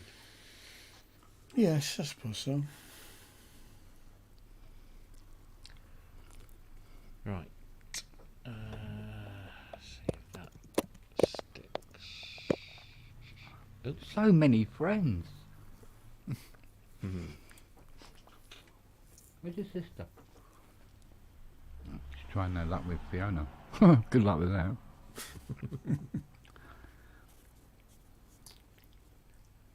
Depends. Do you like asparagus? No, That's a that bit must smell. just be a software thing. But my microphone is okay. Yeah, that's not changed. Yeah. Sounds good as well. Oh, thank you. You've almost got that radio voice. Yeah. Say almost. Well, he's got a face for radio, hasn't he? Yeah, he has. Yeah. Yeah, because obviously the microphone's the only. Hang on. Here we go. Now he's going to break it. Yeah. Firmware update yesterday, and on the other one, so they now match. Yeah, they're now matching pair. Phew, you were brave. You haven't had a lot of luck with firmware updates. No, this was perfect. It was smooth as a baby's ass. So they now, because they now both have the same firmware on each machine, but obviously one's a 6, one's a 12. The 6 now has MPE support. So, yeah. So if you connect an MPE external keyboard, you can almost have a sort of a Polybrute 12 experience, but it's not quite the same. They would come in quite handy if they did release a controller. Yeah. And obviously you don't have the extra voices. Right, okay.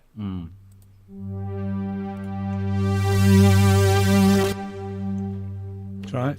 Yeah. Yeah. So it seems that everything that's hardware that's going into that is sweet as. Yeah. But This is any the shit piece I was having to deal with. Any piece of software, Yeah. such as my media player, Stream Yeah. Deck. Interesting. And literally the opposite of what Matt's suffering from.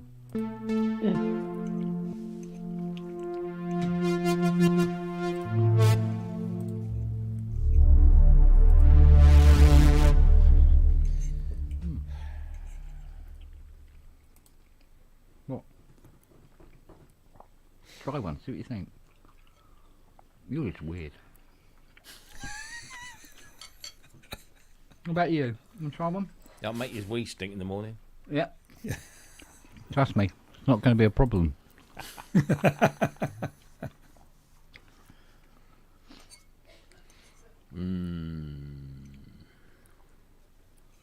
Bobby, if you could learn that ELO part on the Polybrute by next Saturday, that'd be great. Yeah. Which bit though? I mean, honestly. Oh, you not split the keyboards? Yeah. Oh dear. I was reading about that a little while back because I love ELO. I love that track. Is that Dreaming of 4000? What's that? Sorry. It's the track called Dreaming of 4000. No, it's 10538 Overture. Oh, yeah. Of course it is. Yeah, I haven't played ELO for a long time, but But Got all of them upstairs. They because it was Jeff Lynne wrote it. Yeah. And sorry. It's a genius. Yeah. Love him so much. Absolutely. And that was when Roy Wood was still with the band, and apparently they got down the drums, the guitar, which is that famous riff, and then they started. The rest of the band pissed off for the day, and they left Jeff and Richards. Sorry, Richard Tandy. No, they'd all gone. Richard wasn't in the band then, I don't think. I think he joined until album 2 or something. Let me look. Because it's Bev Bevan on drums. Yeah, Bevan. But anyway, so Yeah. Roy Wood and what's his face, Jeff Lynne are in the studio, and apparently Roy Wood had just bought this really cheap Chinese cello, and they just lost it in the control room, and they just started overdubbing cello after. Apparently, it's 15 cellos, and they were all Roy Wood on this horrible Chinese cello. But you listen to the sound, it's just like, wow, brilliant. Yeah, Richard joined for ELO 2. Yeah, and I think the horn was Bill. Let me look. Bill Hunt. That's it. Yeah, I knew it was Cockney rhyming slang for something. It's a proper Bill. Yeah, because he played on a friend of mine's record. I think he might. Did he pass recently? I don't know. A friend of mine had this kind of part-time band called the Sunday Club, as in spelt as in a chocolate ice cream sundae. And he got, I think because he's a piano tuner, so he gets to tune a lot of famous people's pianos, and he just gets them into. He said, he just said, "Can you come and play?" And so he played his French horn on their little track, which was rather cool. But yeah, Tandy was a legend. As was Bevan and Jeff Lynne. They're all great. They're all really good musicians. Great songs. Good.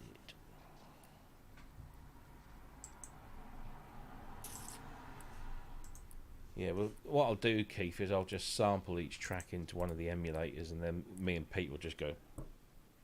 Stand there. Yeah, why not? Why not? It says that because you've got stems then. Not of that one, I don't think. No. I'd love to have stems of that. Mm. Yeah.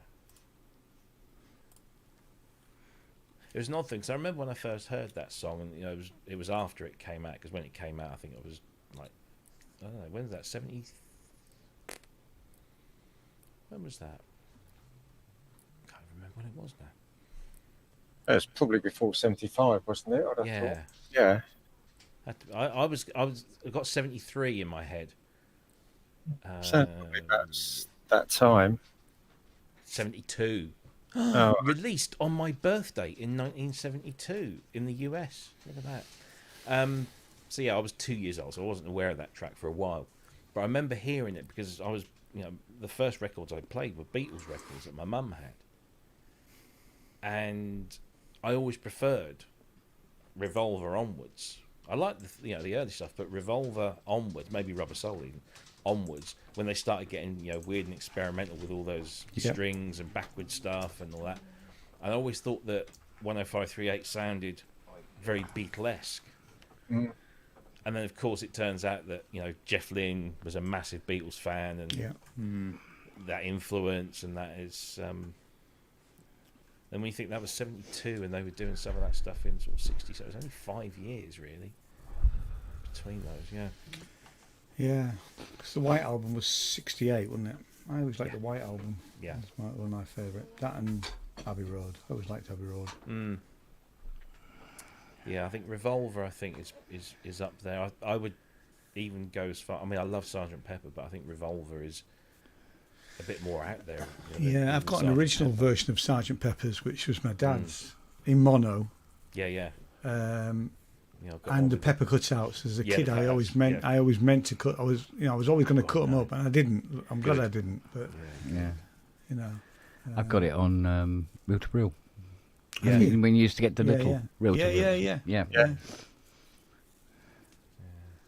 See, Rubber Soul, I remember listening to Rubber Soul as a young kid and listening to those lyrics, and even then, like Norwegian Wood, I just thought, what the fuck? 'Cause you listen to it and it's bizarre. And then, what was the little girl? You better run for your life if you can, little girl. Make your head in the sand. Catch you with another man, that's the end, little girl. And I'm like, whoa. That's a bit dark. There are some very dated lyrics in there. I mean, John Lennon about teaching. I don't know. There's some of the Lennon lyrics are a bit dark. Oh yeah, Lennon was always the darkest one of the lot. Yeah.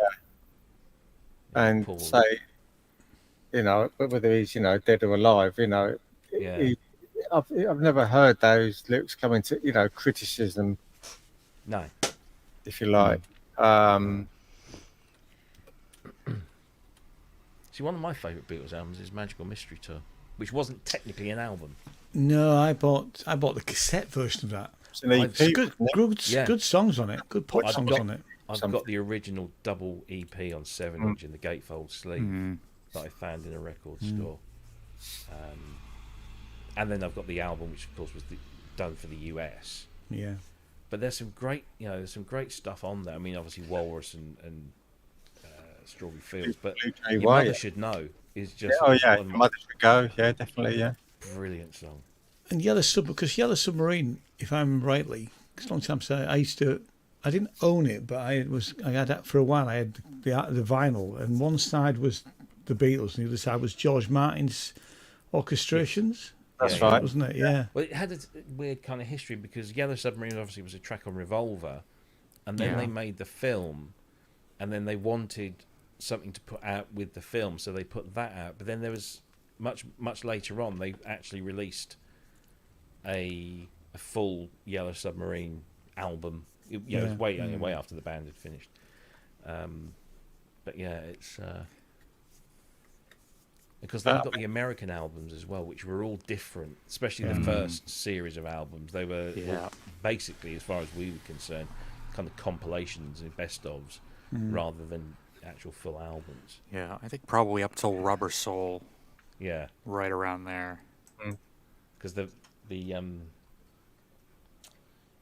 famous one is it called Yesterday and Other Songs?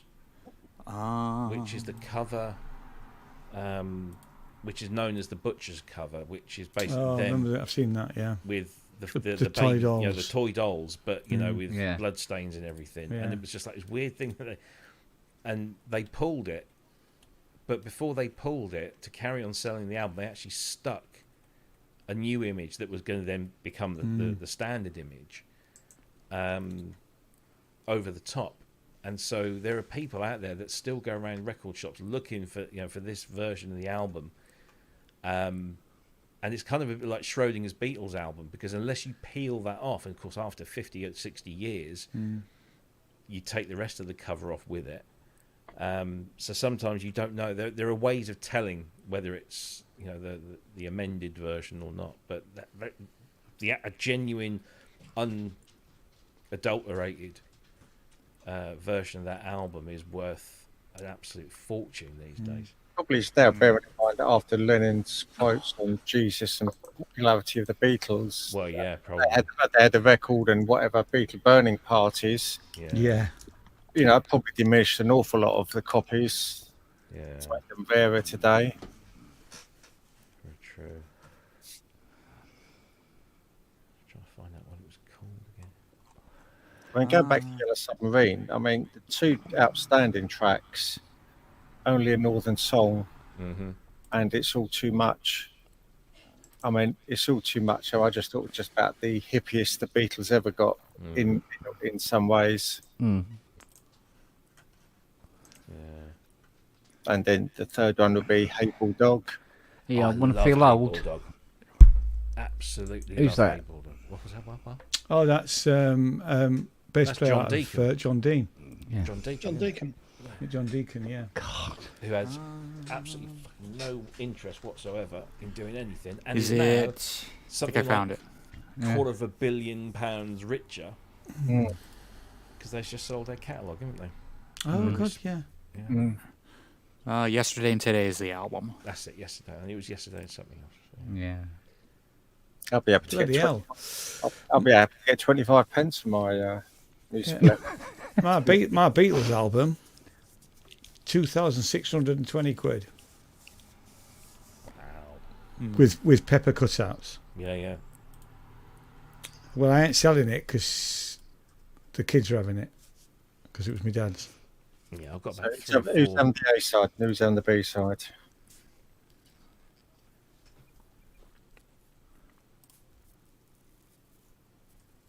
Wow. It's a surprise. Yeah, Hey Bulldog. Brilliant. That's one of my. I think that's probably one of my all-time favourite Beatles songs.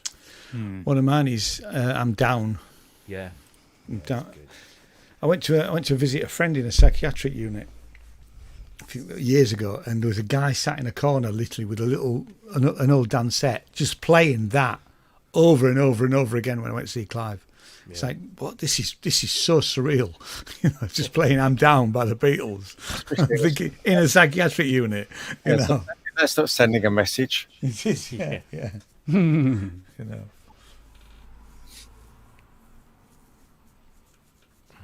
Good gracious me.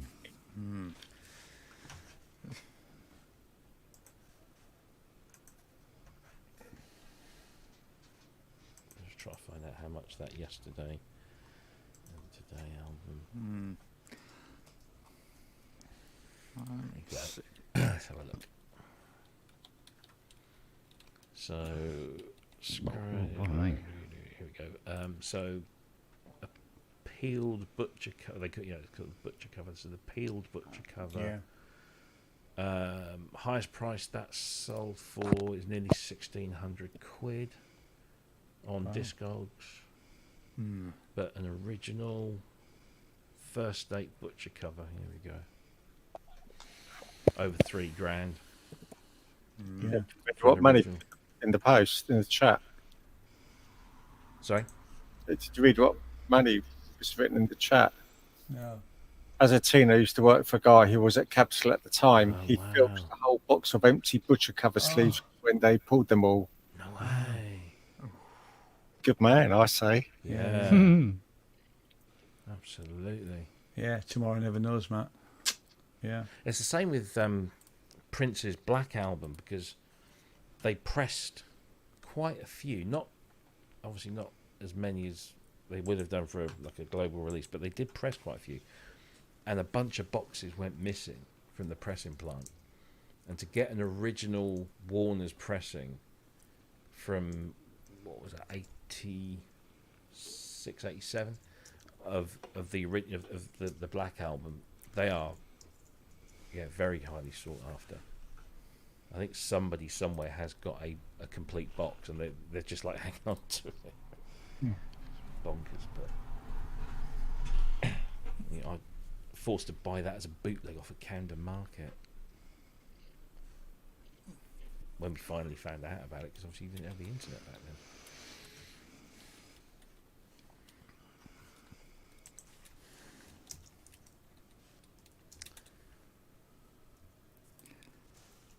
Oh.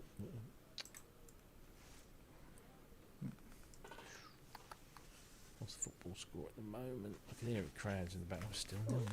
Scotland, Hungary, 0-0. I've got it up on the big screen. Bloody hell, that's...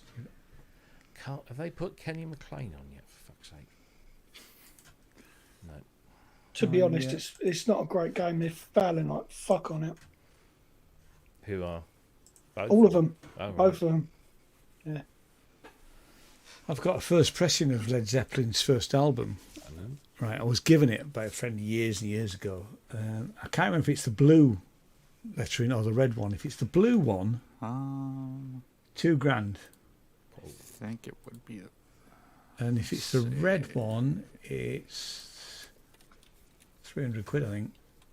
Either way, it's probably going to go up for sale, because I'm not a massive fan, if I'm honest. It's a good album, but I'd rather turn it into money. I'd rather buy a synthesizer with it. Fair enough. You know. Yeah, it's a red label. It's a red label, yeah. Yeah, I need to double check, because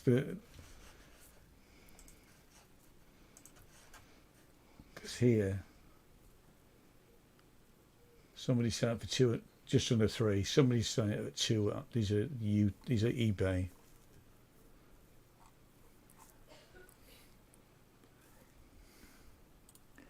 It's weird how the prices of these things. It is, yeah. Around. Oh yeah. Yeah. I mean, for ages, I had a Prince box set that was only given to fan club members, and that was worth quite a bit, 400-500 quid. And that was the most valuable thing I had in my collection. Yeah. For ages. And then these bloody Bowie box sets, especially the first one, they came out and then just, they stopped making them. And now that's like 1,200 quid. It's bonkers. How much is my Pink Fox? I've got an early. Next page. I had a UK box set of Pulse about 5 years ago. Original from like '94, I think. Sold it on consignment through a local record shop, and I think I got like a couple $100 for it.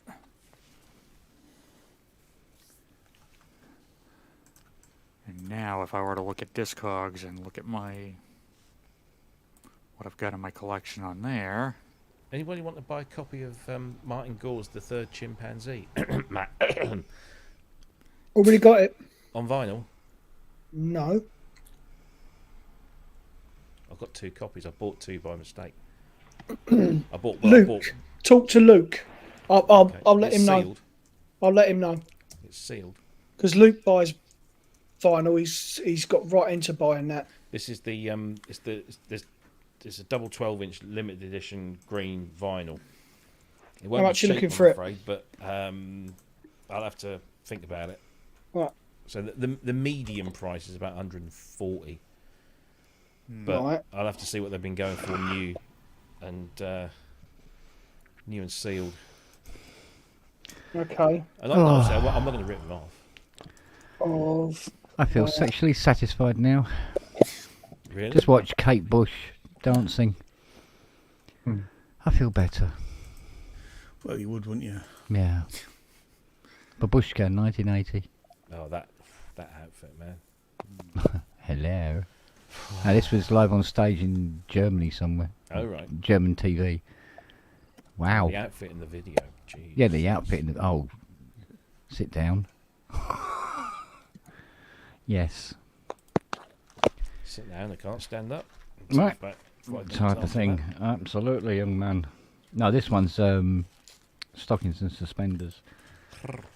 Yeah. So, that's it. Walking funny to the toilet from now on. Just don't break a key off your keyboard as you stand. Oh, oh dear. Alex Cock and Ball. Yeah. Yeah.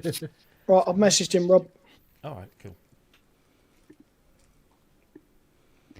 What else we got here? Yeah, no, I was the same with Susie Quattro as well. If anything, probably First Light. I know, I never went for... she was too boyish for me. Yeah, I kind of liked that. Mind you, she looked identical to a girl at school Oh, right. that I eventually went out with, based on the fact she looked like Susie Quattro. Couldn't play guitar, though. Bit boyish for me. And I wasn't There into again, that kind of music either. That sort of... Oh, I didn't care. It was because it was her. well, yeah, that's fair enough. She could have been doing barbershop quartets or I something. think I around wouldn't the give time a of shit. Susie Quattro, I was probably hot for either Olivia Newton-John or Okay. Kate Jackson from the Kate Charlie's Jackson. Angels. Yeah. Or maybe I'd like my women a bit more boyish, I suppose. Because I always fancied Chrissy Hine as well. No, she was all right. Yeah. Blondie. Oh, don't talk to Yeah. me about Debbie Harry. Okay, I won't. Still No, would. don't. Oh, Her book's Debs. all right, actually. Yeah. Who else? Yeah, Susanna everyone Hoffs. Oh. Then and now. Yeah, no, I'm Facebook friends with her. Right. I had a kind of thing for Serverland. No, yeah, I get that. Yeah, I get that. Like, also, I forget her name, forget the actress's name and the character's name, but in Superman 2, she was the female baddie in the black outfit. Oh, yeah. yes. Yeah. Well, that was the black leather thing, Rob. Surely, because she was It in was that. everything. About 80% of it, yeah. I can't remember But- her name. Strange coincidence, they filmed most of that was filmed in the UK. Even the American town scene, that sort of western town where they arrive and they start shooting. shit Sarah up. Douglas, guys. Yeah. So that was all filmed on Chobham Common, and my wife and her brothers and her mates used to watch them filming it from behind little bushes, and they saw all of, things going. Yeah. Yeah, well, at one time, Elstree and all that, it was the place to be. Exactly, yeah. Because it was also Well, financially, it was, if you wanted to make the film cheaper, you made it here. And it was the MOD's tank testing ground, so you could do they were filming all sorts of stuff up there. You could set off explosions and drive tanks over, and It's like Star Wars made here. And yeah, exactly. Alien was made here. And the bit when they first land on Earth and they rise up out of the lake and walk across the water, that's Jack. She's probably fallen asleep, but that's like that's your way, Kent. Oh, yeah. Weybridge, is it Weybridge somewhere? Oh, Weybridge. I think it's over there. somewhere around there. Yeah, somewhere. Yeah, just over there a bit. Well, we had because with Elstree, but we also had Boreham Wood, didn't we? Boreham Wood, yeah. Yeah, and also I remember going to Revox. We're at Boreham Wood, Revox factory, and they actually got involved in an awful lot of film audio stuff. I remember them telling us, and they used to map out stuff that they would have to do in there. Where was EMI based? Was that Borehamwood or was that somewhere else? That was Hayes. Yeah. That was Hayes at Middlesex, yeah. That's it, yeah.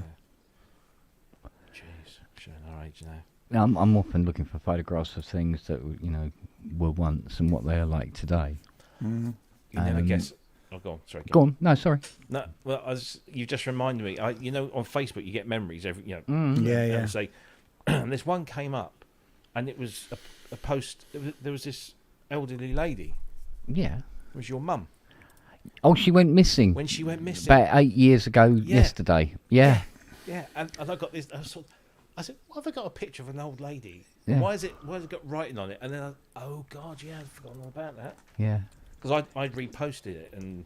Yeah, because there was a lot of local people on my Facebook as well, so it was just more eyes keeping an eye out for her. Exactly, yeah. The police found her somewhere. I can't remember where it was. But in that photo, she's got her arm round Richard Hilton. Oh, that's Richard. I wondered who that might have been. Yeah. Was that the infamous first meeting? No. That you're talking about the photograph that we took afterwards, where she turned and grabbed him in the ghoulies. Yeah. Yeah. Yeah, that one. Yeah, it was that session. And he just went. I've seen the picture. God, she was a little moo. She was. Bless her. How come you can't go back to yesterday's memories on here? Yeah, well. On this day which is history, a contradiction in terms, really, when you think about it. Yeah.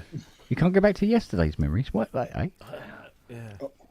Well, you be able 11 to. years ago. All my memories seem so far away. Yeah. On this day, 11 years ago, I met Richard Barbieri for the first time. Apparently. Oh, yeah. 23rd of June 2013. Some guy called Jack Wobb. Never heard of him again. I'm getting tons and tons of friends requests from fake accounts. Oh, yeah. Last couple of weeks, it's been mental. It's about 25 a day. In the suggested for you, I'm getting lots of, all of a sudden, Mike Lindups and fucking Alan Charles Wilders and all these famous musicians. They're obviously fake, but it's just like... Yeah, and it's probably them going, that fucking Matt, he completely ignored me. Yeah, is that...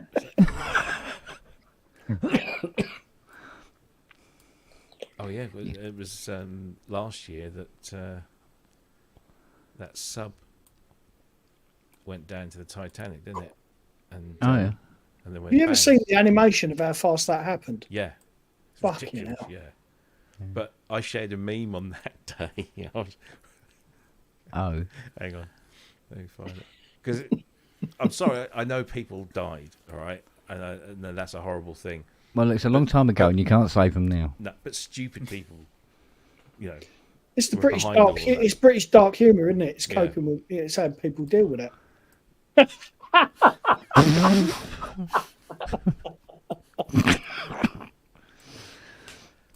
Yeah. Right, I'm going to get a glass of wine. It's like I said the other night, wasn't it? About it was so brilliantly built, the pool's still full of water. To the Titanic wreck, no pressure then.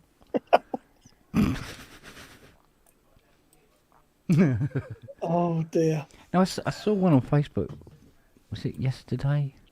It had Cat Stevens standing outside this photograph. It's a photograph of a caravan, and the had like the shade thing, the sunshade thing on the side of it. And it's all snapped in the centre, and underneath it's broken. gone. My awning is broken. Oh. But fuck you know. I can't sing that song now. That's going to be what I sing. I always hated Morning's Broken because we always sang it at a school assembly. Really? Oh yeah, and it reminds me of school assembly every time. No, our Have school Rick wasn't. Wakeman there, did you, on the piano to accompany? That's the trouble. Yeah. Well, the thing was, we had our school wasn't that hip. What it was one of our teachers, Mr. Cole, I think his name was Coleman. He was He was massively into them, and he was playing them in, history class, and he's playing Cat Stevens. Yeah. So, I don't know how he felt when he converted to Islam and disappeared off into wherever it was. And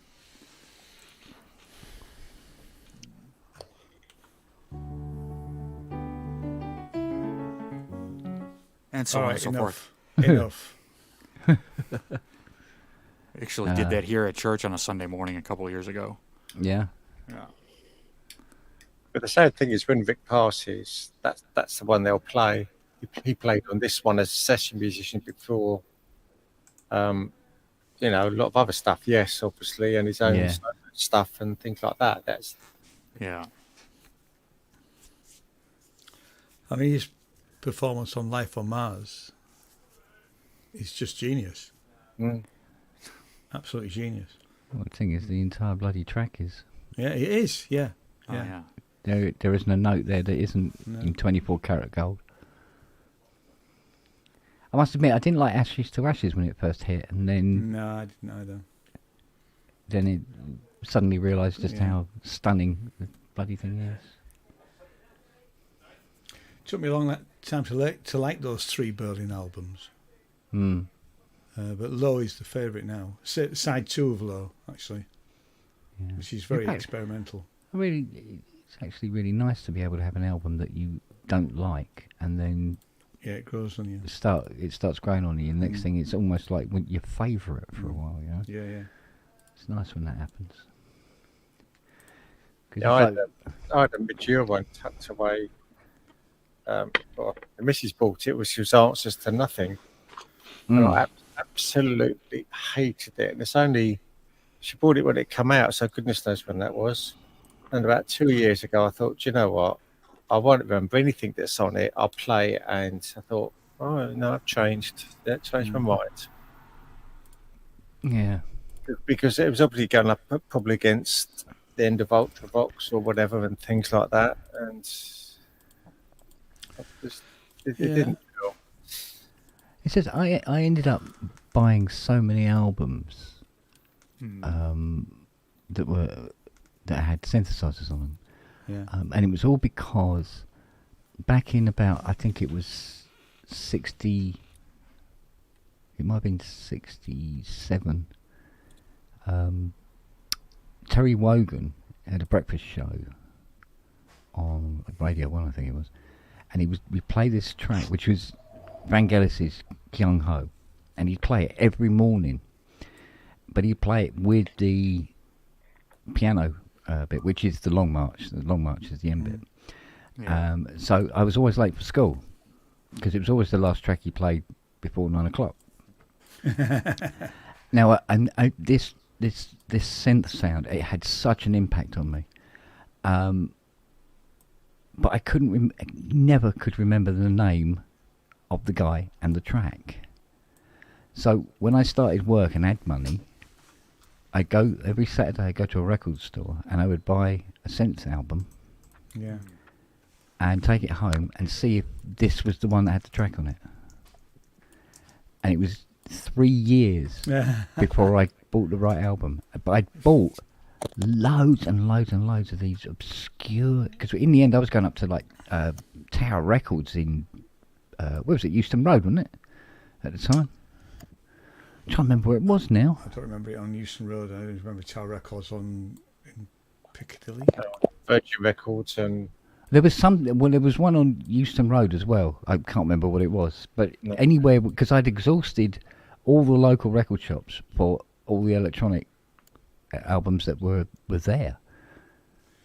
So I had to go further afield to the bigger shops. I bought something just to try and find this one fucking track. So, but it introduced me to an awful lot of electronic music. Yeah. Some of it was a bit sort of like, that was a waste of fucking money. It's just a little bit too avant-garde for me. Yeah, I was never that into buying singles, but I would, when a single came out, I would I'd wait for the album Mm. and then buy the album. Yeah, I would do that as well. I didn't with War of the Worlds. Wasn't going to hang about. Oh no, I did wait for that. No, I had to get that straight away. Wore the fuck out of that, and then the album came out, and I bought that.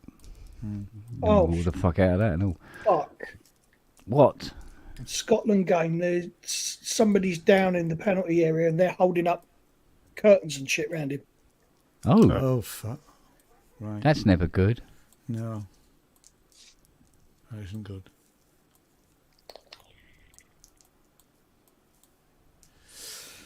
Right, people, I'm going to go do an Ian. I'm under All right, strict buddy. instructions tonight at 9:30. I've got to go. Got to go watch telly with Jane.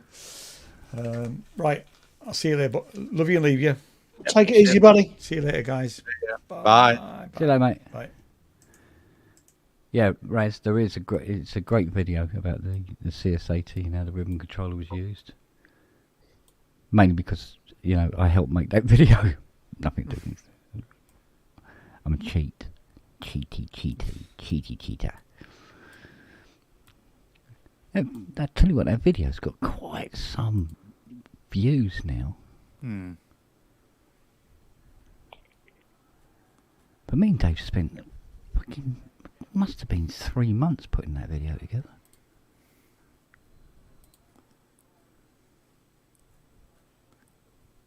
We were going to try and get a few people involved in the development of it, but nothing. Didn't get any luck at all.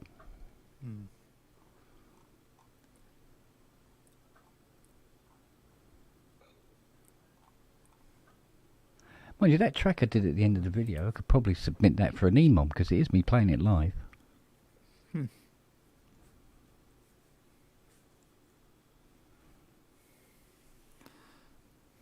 Immediately I prefer Dave's track that he did just before. Yeah.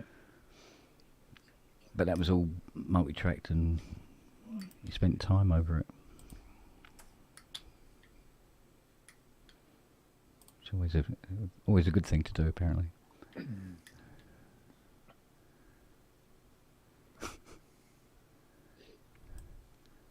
So where is this wine? Bordeaux? No, really.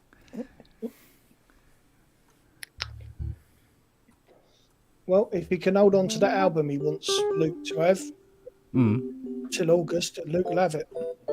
Oh, okay. I'm sure he will. Yeah, no, Luke's got all my... I had a huge collection of Depeche vinyl, massive. Yeah. And then when he started sort of getting into them, it was like, right, there you go. And he's just carried on buying. So, yeah, loves his vinyl.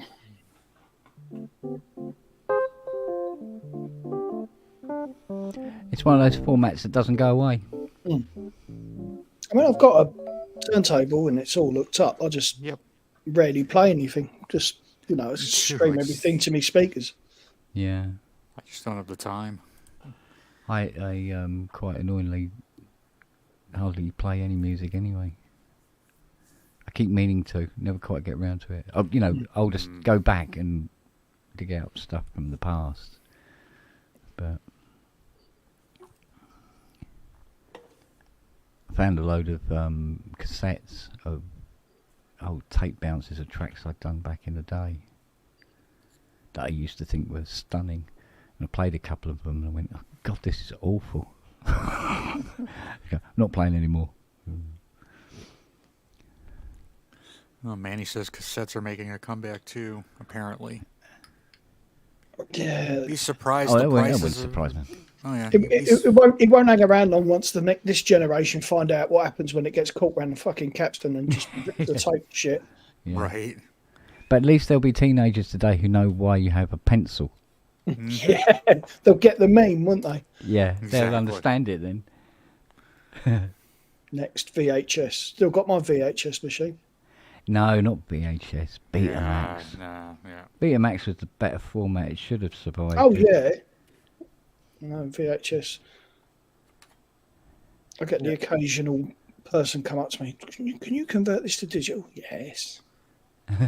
So I have to keep one. Yeah.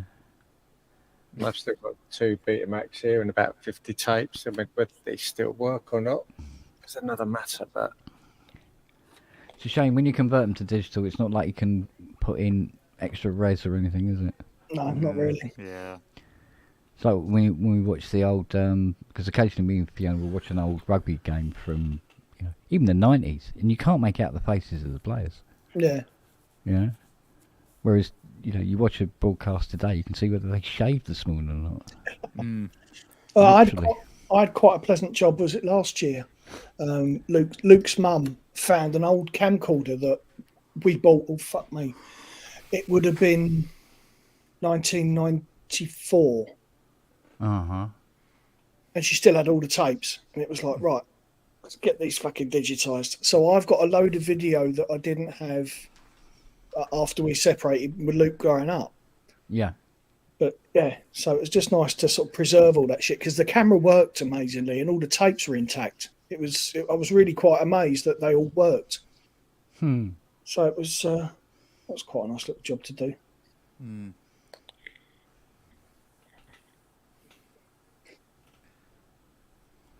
Oh, somebody in the chat said laser discs. Just big CDs, aren't they? Pretty much.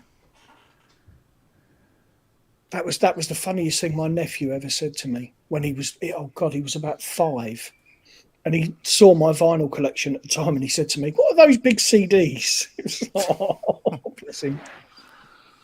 Oh, man. Yeah, show him a laser disc. Yeah.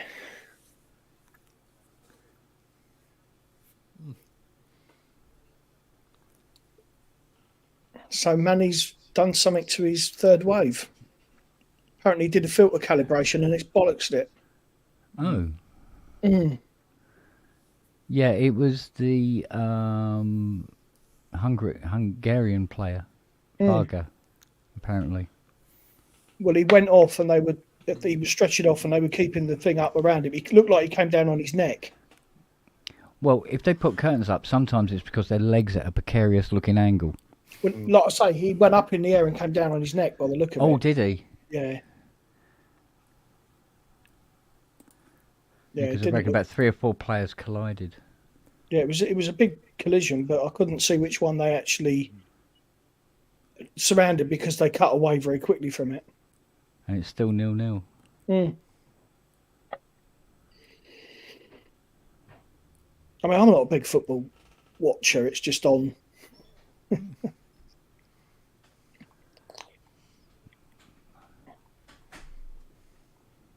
Can't be that much into football if you're a Tottenham supporter. So. Yeah. Scott McTominay has got a yellow. You wee bastard, yeah. Text you, Rob. What's the weather like in Bordeaux? Fucking French. Oh, that's why you've gone so long. No, I was. I went in to see what the football was going. It was just as the Hungarian player just got absolutely clattered. Was he the one that landed on his neck? I don't know what. Yeah, we rewound it to see what. You couldn't really see what happened, but Varga, yeah, striker. He was lying on the floor twitching. Oh fuck! Yeah. Well, possibly unconscious. So it doesn't necessarily mean anything. Nasty. They rushed the medical team on. What's that? Oh. I think somebody scored, didn't they? She's seen your credit card statement. Yeah. Somebody's just given a Hungarian player a Glasgow kiss. Yeah. No, it was like the keeper, Scottish Angus Gunn, the Scottish keeper, and a Scottish defender, and this player all went up for this ball in the box, and they all sort of, it was just like a mass clattering, and all 3 of them were down, but the 2 Scottish players eventually sort of got up and were okay. Made a stun of stuff, lad. Yeah, but the poor Hungarian fella was just like, and they brought a shield to put round him whilst they were treating him on the pitch, and then they got him off on a stretcher. But they were shooting him while he was going off as well. So yeah. It's that's never good. Not good. No. So, Oh, Siri's comatose down here. It's the asparagus. No, she didn't have any. Oh, she didn't have any. No, I offered her some. She went, no, that, thank you. She's not your dog much, is she? Whereas Nellie's gone, and so did Noah, funnily enough. He didn't hang about. They went down in one.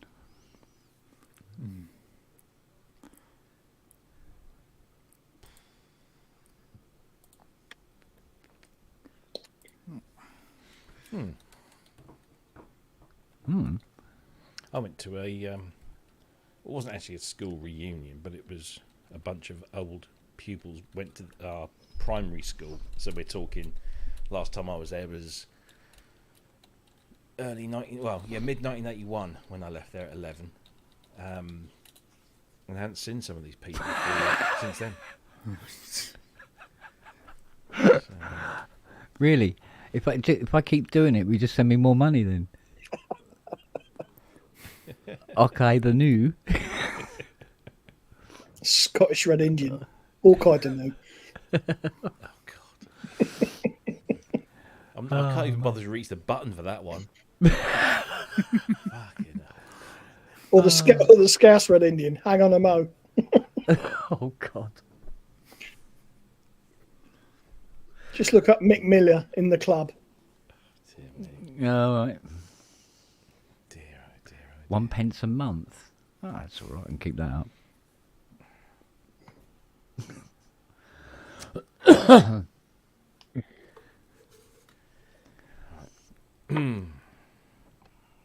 You were telling us about your school reunion, Rob. Oh yeah, no, it was.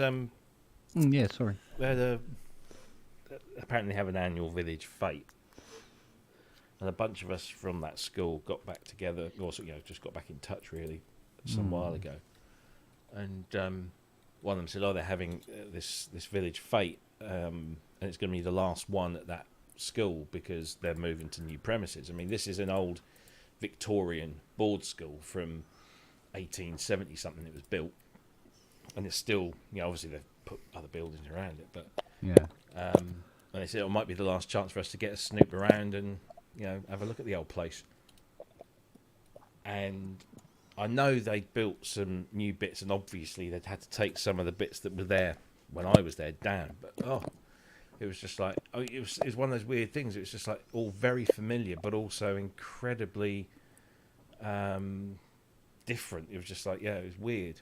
It was very weird, but nice. And so I saw people that I haven't seen since 1981 for the first time. Manny's stuck something up in the chat. I've had some. Oh yeah, me too. Yeah, I sent him an email this morning. I had a response back, and he's incredibly chuffed that you're involved, or potentially involved. So yeah, that's I've been playing that demo video of that. It's nice, isn't it? Yeah, just keep playing. I just need this. I want to play with it. Yeah. If you'd have asked me what is it that is appealing to me about it, I couldn't tell you. For me, it's nostalgia. No, there's something in the sound that's got me sort of like going, but I couldn't put my finger on exactly what it is in the sound that's doing it. But there is definitely something there going, I want this. I really want this. I'll tell you what I picked up yesterday. It was Traction's FM. Or FM. Whatever you call it. They were knocking it out at the JAR shop for $24, or add another $5, you can pick a sound pack. So I thought I'll have the cinematic sound pack because I like that sort of sound. And I played through some of the presets. It sounds really good. Haven't dug into it at all, but if Manny says it's good, then it's got to be good. So. Yeah, absolutely. Yeah, definitely looking forward to that sway. Yeah. It's probably going to be later rather than sooner. Well, it's one poor guy on his own. Yeah, exactly. It'll take a while. Dutch, I believe. Yeah? I think so. But he was very he emailed me first and said thanks for mentioning it on the show, and then I emailed him back and said that we're all very excited about it, and keep us informed, and we'll plug it as much as possible. So yeah, no, agreed. Because that's one thing that's kind of missing, I suppose. It's probably because it's the fact that there's a lot of samples in there, but we haven't had a proper SY. Mind you, has anybody even bothered covering the Hydra Deluxe Grey? No. Why would you? Yeah, exactly. It's a paint They're not job. doing themselves any favours there. The only thing I'd want out of that is the sound bank they've done for it. Is that only available on that machine? Well, I don't know, but apparently that's one of the things it comes with is a special 5th anniversary sound bank or something. And they've not made that available? No. Not even. It's a bit odd. Really? That's a bit strange. I was looking around on... well, considering the people who've forked out 1,800 quid already. Well, yeah. I was having a look around on YouTube today, and I came across a guy who says he's mapped out the Hydra for pigments. All right. It's like a VST controller, so it's just he's actually put a preset that you can just load straight into the Hydra, and it will map to pigments like that. Oh, which is interesting. yes. Apparently, you have to put a script or something into pigments for it to marry up. But he supplied that as well. Yeah, because pigments is on my go on then list. I've had it for a while. I love it. Well, if there's a Hydra interface for it, hello. I'll send them to you. Oh, Baba, thank you. Yeah. There's not a lot for Rolly. Although some of the controls on Rolly are black magic anyway. Because some things like obviously note on, note off, and all that sort of stuff. It's essentially straightforward data. But some of the other stuff is like, what the fuck is going on here? And the software the other end has to know what it is when it comes in.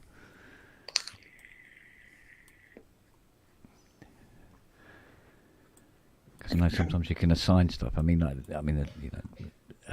CC64 is available and stuff like that on the Rolly straight off the bat, but the other stuff.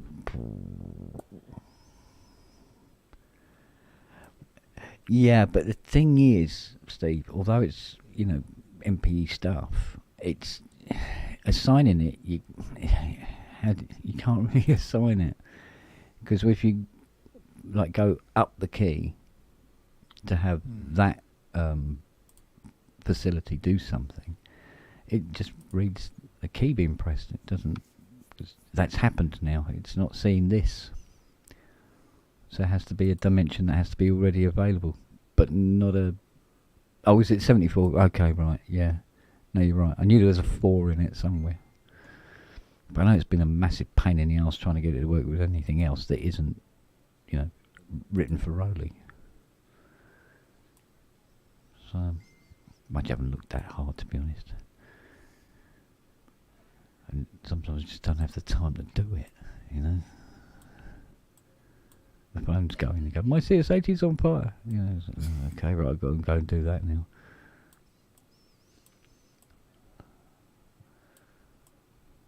So, we'll see. Anything? Robbo? What? Anything about that sound bank? I thought you'd gone looking. No, yeah, I'm looking. There's no mention of it. You had at your all. searching face on. Did I? Yeah, you did actually.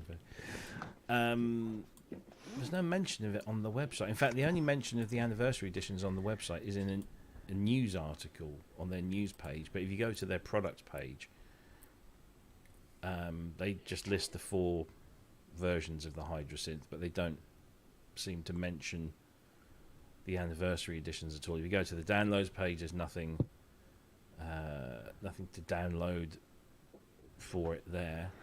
Well, wait until you're at another show and there's a grey one there. Just walk up behind it with the iPad and just plug it in the back of the MIDI and just download the SysX and go, thank you.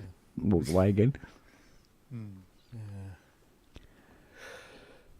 You might find it's just a bunch of normal presets that just put me in a different order. Because there's so many of them. There you go, Steve Elbows. The HydroSynth patch bank is described as exclusive to that limited edition. Where is it described as that? Because it's not even described as that. There's nothing about it on that news article. So it must be in some advert somewhere. But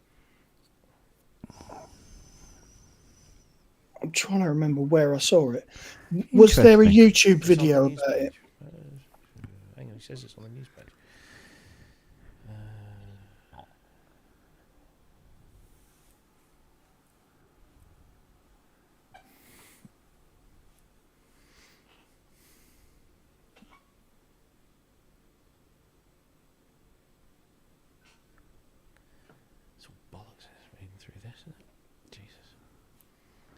Custom made site. Yeah, apparently it's on their news article on their webpage. Oh, here we go. Or is it Web Satire? Custom patchback on both, yeah. Oh, yeah, I see that now, yeah. That was me just skimming past it. But yeah. That's it. I mean, how long is it going to take before somebody, when they eventually get one of these, to just rip it out and stick it online?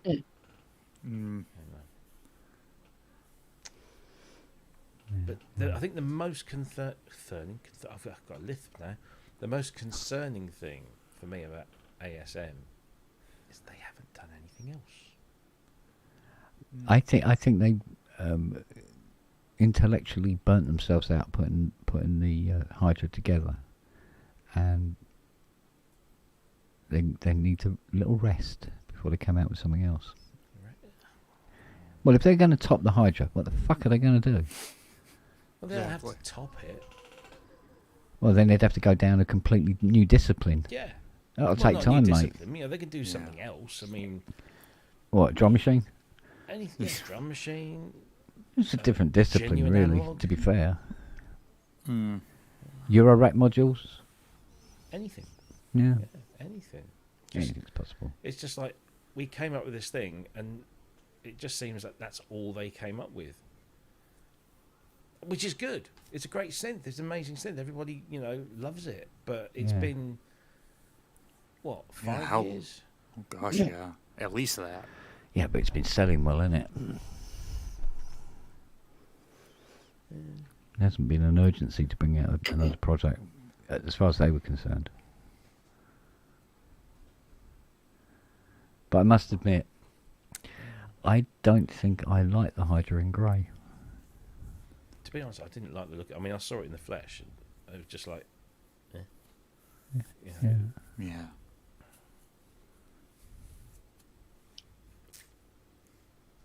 Now, you see, what it needed was gold and luminous keys, like what Yamaha did with the DX7.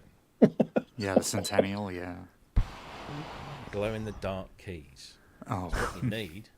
They're suffering from difficult second album syndrome, aren't they? Yeah, it is exactly. Illuminated colour keys like the Lumina. Ugh. It is odd. It's like playing Christmas tree decorations. It's fucking awful. Because if you take into account, you say they've been selling well, and they probably have, but they're not going to get that, Rob, will you? They're not going to be selling. Yes, no, it's just the mouse is too far away, and I don't want to put my feet down. They've been selling obviously Andy. very well, but every synthesizer that goes, it peaks and then goes right down, and it's the same. You ask any manufacturer. Oh yeah. Big, and it goes like that. And why would they release the 5th anniversary edition in a limited colour with a limited sound set if they didn't want to up their sales. You're not going to do that, and then you know you're going to do that, you know, to get people to go out and buy the limited version with the extra sounds. So they're looking. So it's not like they can't just be sort of still cashing that check after 5 years. Well, it's a good way of trying to stay relevant and be out there. Yeah. You don't know. Maybe the thing that they're working on is actually costing them so much money to build. Yeah, but now we're entering the realms of synth samurai, testiculation, and making things up to fill gaps about things. Hey, Robbie, are you a Behringer bro? Oh, fuck off. Yeah, you saw that in the chat on Friday. Yeah, You know. I did. But you know, it's all speculation. Nobody knows, and Oh yeah. somebody can nip over to Mr. Pierce's house and put a gun to his head and come on, tell us, because he'll know. But no, I mean, look, they might be working on something, and unlike other companies, they don't, you know, talk about it well in advance, or they don't, you know, tease something officially, and they're just keeping, you know, shut the fuck up, and when it's ready, it's ready. Although if they are taking a break, I'd rather have their laurels than some other company's normal output. So. Well, exactly, yes. Well, yeah. That is true.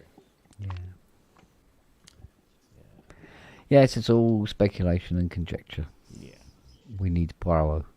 That's what we need. But it would be nice for them to turn around and say, hey, you know, we are working on something, and when it's ready, we'll tell you. But we're not just sitting back on, you know, because at the moment, for me anyway, it looks like they've had a massive first success. Yeah, but I mean, let's face it. I mean, ASM could have probably done teasers 18 months, 2 years before Hydra hit. You know, all this is, you know, just winding people up. Yeah, something else to keep checking the website for. But they didn't, did they? Just sort of like, here you go. And everybody went, holy fuck, where did this come from? So, it'll probably do the same. You never know. Something might come out tomorrow. Yeah. You know? But, I mean, I think that seems to be one of the things today. It's a natural part of life now that you seem to be spending waiting for things. Even the Carvera, we're waiting for the cam software for the Carvera. It still says coming June. It's still June, Just. admittedly, but it's still not there, and it's said that since January. So they go, oh, it'll come out. Go, you better fucking hurry up then. I also might have manufacturing things too. still don't have my ELZ1 play because all the manufacturing issues. So. Yeah. Mind you, I mean, Ty was saying something about he said he'd done a couple of, well, actually quite a few crowdfunding things that never ever came to pass. Just money out the door. Never got anything in return. I've only been burned by one, and that's because the company went bankrupt. Yeah, clearly they didn't ask for enough money. Well, it was they had a small window where if you sent them a package and postage to offset what they forgot to charge you, they would send you the item. Oh, okay. It was a little MIDI controller, but I waited too long, and then I tried to get hold of them, and all the websites were down, and I saw they had filed for bankruptcy. So it's a German company, right? So what are you gonna do? Yeah, Ty said something about something it was supposed to be. It was some sort of controller thing. It wasn't necessarily for a synth or anything. I think it might have had something to do with something in his workflow anyway. And it just never ever came to pass. We never got the money back either. So. Only thing that I've backed that I've not yet had delivered, and it's crazy, is the Electronic Voyager film with Michelle. Oh. Ironically. It's all filmed and everything, but it's still waiting. Post-production and clearance of, licenses and stuff. Yeah, it's like I'm waiting for the wasp theremin thing, whatever the fuck it is. The stylophone theremin thing. Pass. That's not out yet? No. Wow. Did you check? Yeah, I did. They took the 95 quid and it went off to some fucking company. Because Matt was most insistent. He said, "No, we've not taken any money from anyone for anything yet." Oh, trust me to find the fake website. Jeez, yeah. Well, unless it did and it came straight back again or something like that. Because my bank app is not exactly the world's greatest. But I mean, the Osmos, I paid for that one. It was still pretty much a. What was? Yeah, it was a long Kind wait. of a. I think it was kind of crowdfunding, wasn't it? It was, 1800 quid up front. You pay in installments. Yeah. Yeah. But if you got in early, you got it really cheap in the end. Yeah. It was like Yeah, 1,200, I absolutely. think, at the end or something like that. It was really cheap. Yeah. Unfortunately, Yamaha didn't do that with this. I think I'm paying 153 quid a month for this. Wow. Something like that. But there was an initial down payment of something ball-sweatingly large, whatever it may have been. But, we have. Because it had to be quite a bit because the 153 a month is only going on for about 2 years. I mean, you can't squeeze that into 4K, can you? But there are other things that are delayed. Anima Omega is still delayed. There are a bunch of things that are kind of delayed out there, so that's fine. Oh, it happens. So as they don't go dark or silent, it's okay. Oh, defeat for Scotland. Do you mean Hungary Yeah. scored? No, they haven't scored. Have they disallowed it? They never scored. We got They have. Hungary scored. Here, And They what? have scored. I've got it up here. Yeah, I've got it up here. refresh your They're page. celebrating. Oh, it's just come up now. Fucking hell, how far Latency. behind am I? He does live further away. Let's That's face true. it. Yeah, it How takes a far while to get behind down am from I? West Country. Fuck. Damp Takes string long. internet they have down there. Takes Fuck, longer 30, for the site to refresh. 30 meg is the best I get here. They could Really? have done it, and Yeah. then they got them on the break. Wow. Can't get fibre in this property. Get some drunk It's, electrons. it's in the me wires. complaining about Yeah, it's only that's coming side down as at well. 380. Yeah. Fucking hell. Wow. Oh, don't know your ball half the time, Kent. Hang on a minute, how the fuck has that jumped back to... Gunny.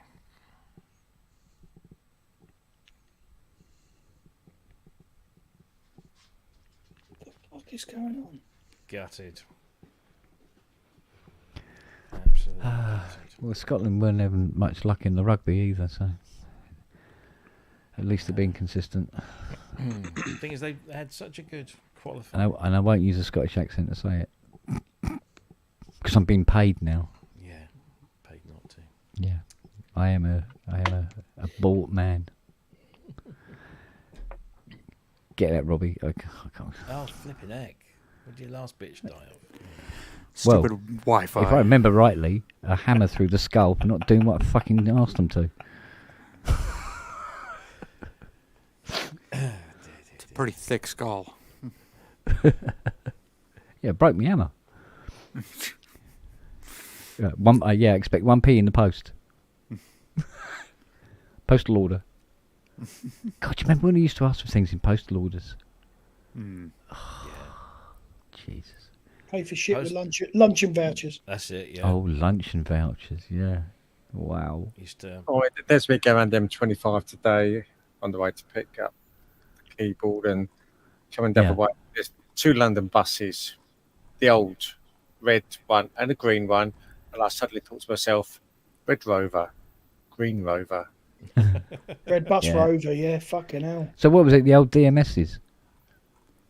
Well, I honestly don't know what my buses Bet- are made, but Oh, Route Masters. Route Masters, yeah, basically, yeah. 57 to... No, 57, don't be quiet. 67 till... When did they phase them out? It took ages to phase out the DMS. God, do I know those buses inside out? I spent nearly all my summer holidays on those buses. Because I used to have to go work with my mum. Blakey. Oh, mate, there was a guy at Kingston Bus Garage. He was a fucking spitting image of him. But he used to live it up. He was an inspector as well. All right. Yeah. And he used to in the canteens and be going, All right, butler. Butler. I love you, butler. He was hilarious, he was. That's where I learnt that people could smoke 40 Rothmans in an hour and a half.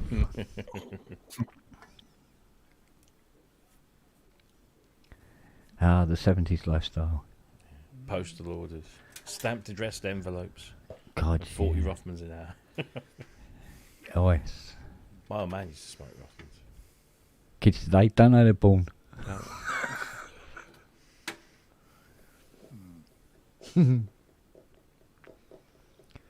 Bloody hell.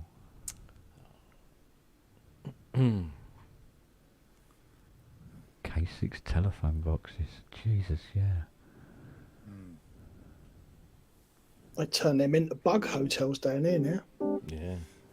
I can remember a time actually where people were making phone calls whether they had to or not, so they could use those phone cards in the new phone card kiosks that were replacing the old type phone boxes. Yeah, we found out how to hack those. Yeah? Tipex. Oh. Yeah, on the white strip on the back, because it used to fucking scrub the strip off. You just Tipex over it. But the old phone cards, which had like almost a completely magnetic back, if you put those, so that backside facing up, and just put like a tea towel over them, and just rubbed an iron over it, would reactivate it. Yeah. Fucking hell. Oh, those old phone boxes, fucking hell, we killed a few of them. We used to empty out bangers into a milk bottle and run a fuse. Put that in a phone box and let it go. Be about half a mile away. Yeah, half a mile away when it went off. I saw a video on Facebook today of two guys cutting down a Ulee's camera in broad daylight, and it fell into the busy street. And then 3 or 4 people came around and started kicking it and throwing paint over it in broad daylight. Oh, there was a spate of haloings down here. Tyres full of petrol put over the speed cameras and just lit. The revolution is coming.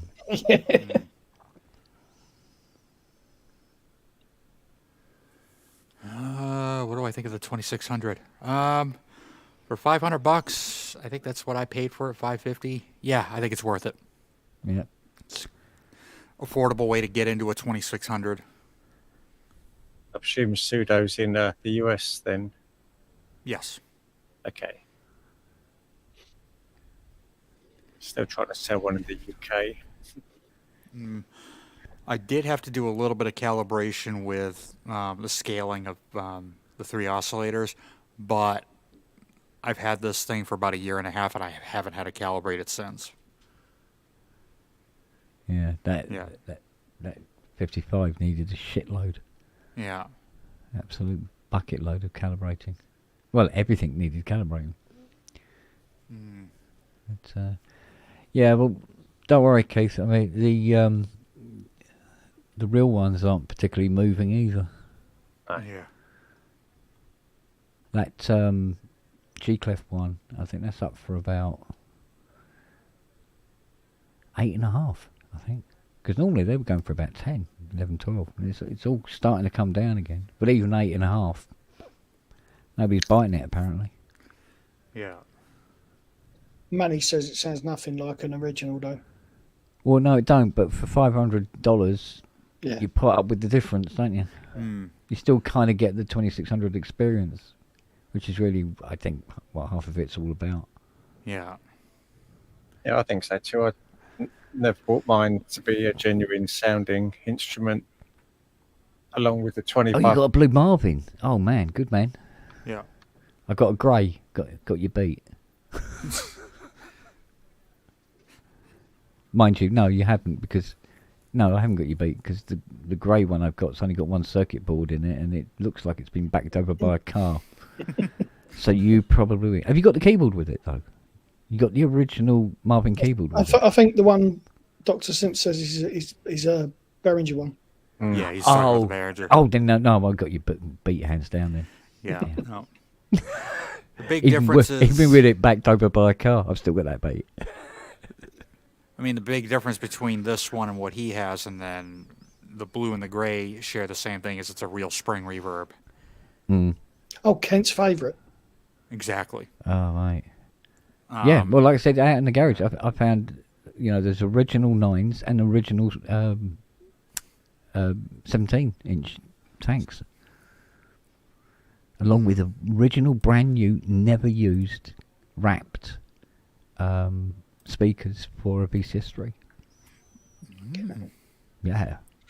This little grubby little box, original box from 1910 or something like that.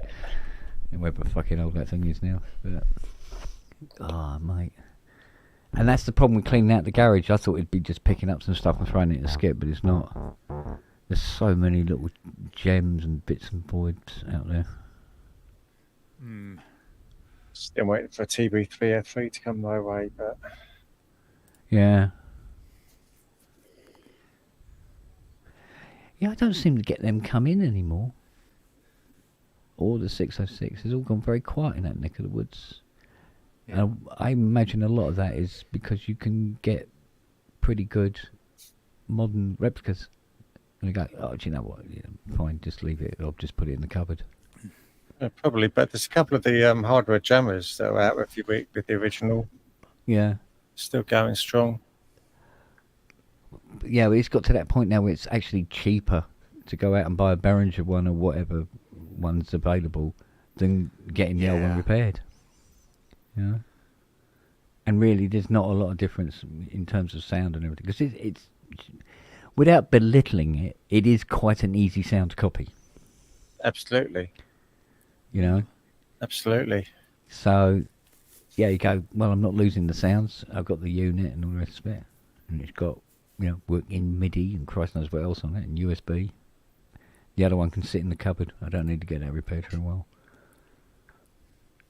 Mm.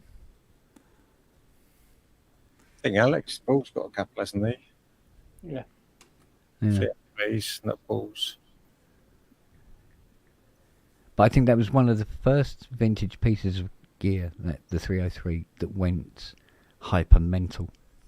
Because that went way above its original purchase value. Like nothing else had. Because, I mean, even a brand new Jupiter 8 was...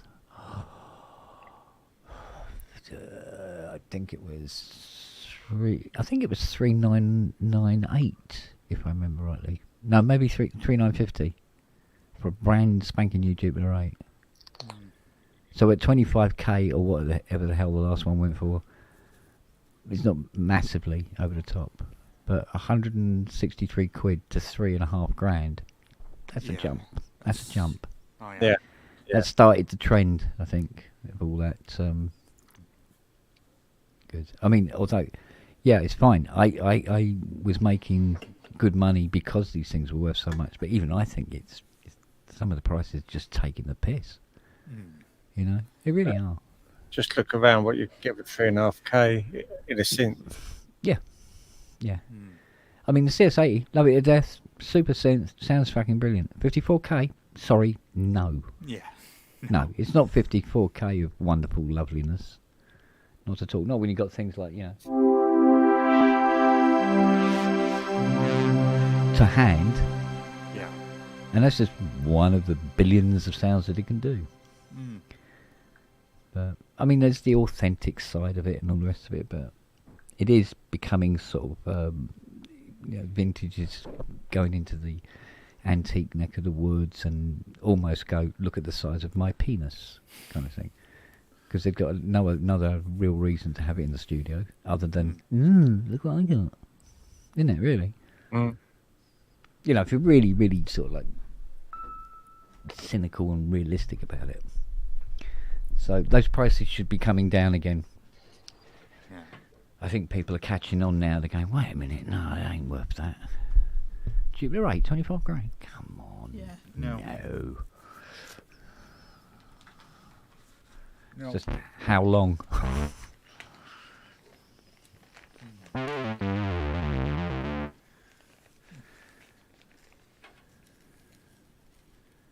We'll see.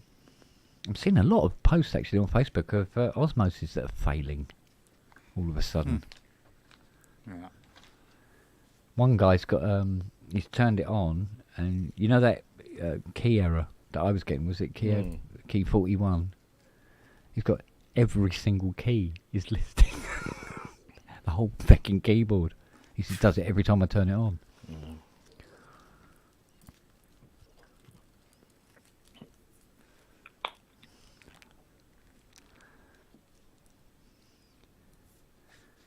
If I stopped getting that error 41, I took that rubber out of number 41 and just went and put it back in again. Never done it again. Percussive maintenance. Smacked it around the head a bit. And it's been fine. That's why all mine have fucking dust covers on everything. Nothing to do with dust. It's nothing to do with dust, mate. Really? This is all no. This is about. I think it senses. I imagine pressure on the bottom of the rubber to the key, and if it's not within a certain tolerance, it comes up.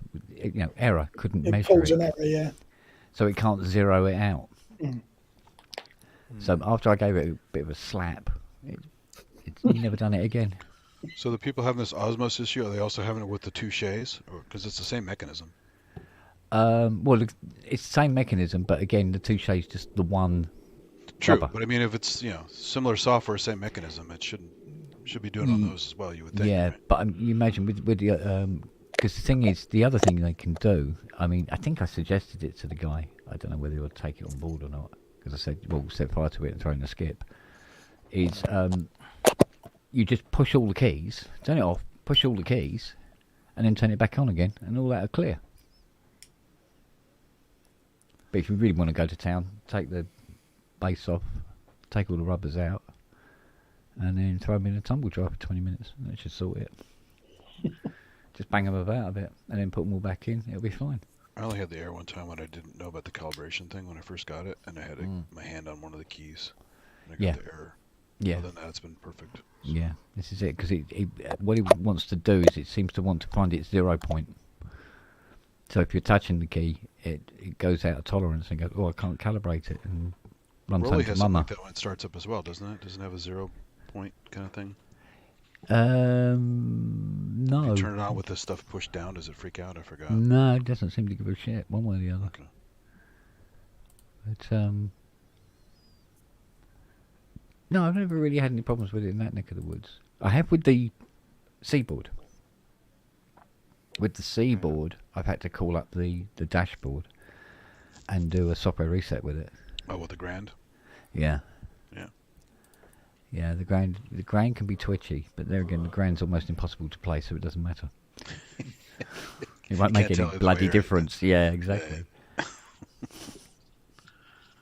Yeah, I gotta say, those old videos of Jordan, he's like one of the only guys that could ever play it without a problem. Yeah. Yeah. His eye hand coordination must be spot on to do it, because he has to nail those keys for them to be in tune. So, and I don't think, if I remember rightly, I don't think you can turn the resolution down on the Grand like you can on the rises. We can sort of like bring it back a bit so you can hit them, and it's far more forgiving about whether you got it right in the centre. So the studio works with it, but it doesn't let you do that? That's kind of weird. I think it's something to do with the fact that it's their first iteration. It was probably built before the software was even made. Like, oh shit, this is too sensitive. Yeah, exactly. Yeah. Because the good thing about her, of course, is she has her sounds built in. But I say that it's not many sounds, and it's all the ones the ones that it has got are just patches out of Equator. Equator 1 at that. I tried pointing other sounds at it, but it's like, nah, not interested. So there must be a sort of like a miniature computer in there with Equator light on it. No, I tell you what it is. You know the software on the iPad. That's the cut down of Equator. The one called Seaboard, right? Yeah. Now on the Seaboard, that's what you get on the Seaboard internally. Is that iPad app of Equator, and it's about 12, 16 sounds altogether. There are a bunch in there. Plus, remember you have Rolly Play. Do you ever use Rolly Play, where it's an actual studio where you can record multi-tracks and stuff? Oh yeah. But where that bit of software just with those few Equator sounds on it. If you turn all the sounds on, there are like 40, 50 sounds in there. They're a lot actually. Is it? Well, it's all right. You got to turn them all on though. They're not on by default. Yeah, it's even a cut down of that then. Oh, Ken, Icing says that your rogue tilers fucking fell off the wall again. Yeah. Hey. I've sunk your battleship. Right. All right, time to get the jizz out again. Put it up. Yeah, let's jizz it up. Oh, what have I got stuck on there? D6. Right. Oh. Here we go.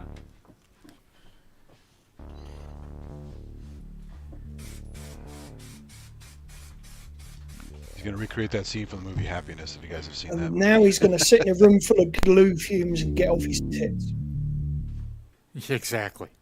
That's why he does it. He doesn't glue them on properly. He just means he can spray them up and get high. Oh, you call a giraffe.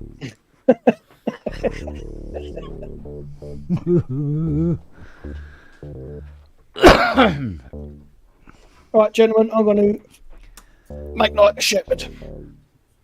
Mm. And I will All right, darling. catch up with you during the week, hopefully. Yes. There's bound to be some opportunity there. Yes. Right. Good night. Take care, Fruitbat. See you later. See ya.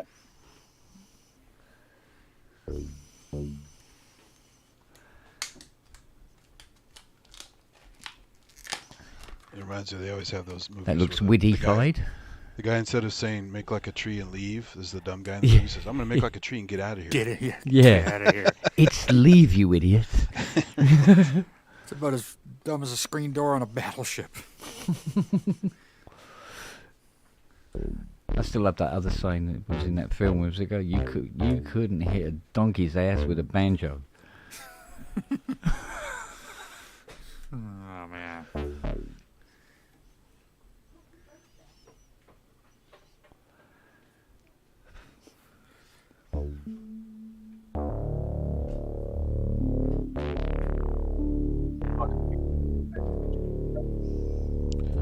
Yeah, it's funny, Ken. It's considering that not so much on a Mac, but on a PC. When you start up with an ASCII key held down, it freaks out. I'm surprised more keyboards don't have calibration issues if you push something down or have weird keys or something. Well, yeah. Yeah. Yeah, I think it's all about communication, though, isn't it? It's all like how important is it to the machine? Well, the Ensoniq, I remember the VFX doing a calibration when I used to have mine. Really? Every time you started it up. I remember that on my TS10. I'll have to pay more attention next time. Yeah. As it did on the VFX, when you turn it on, it'll say calibrating keyboard, do not touch. Yes, that's right. Yeah. None of the other Ensoniqs did it. Yeah, my ESQ1 doesn't. No, none of the others gave a crap. The Mirage certainly didn't care. No. Exactly. Yeah. And now they could understand the output anyway. It's in hex, so. Actually, wait a minute. I'm trying to think. Did the EPS do it?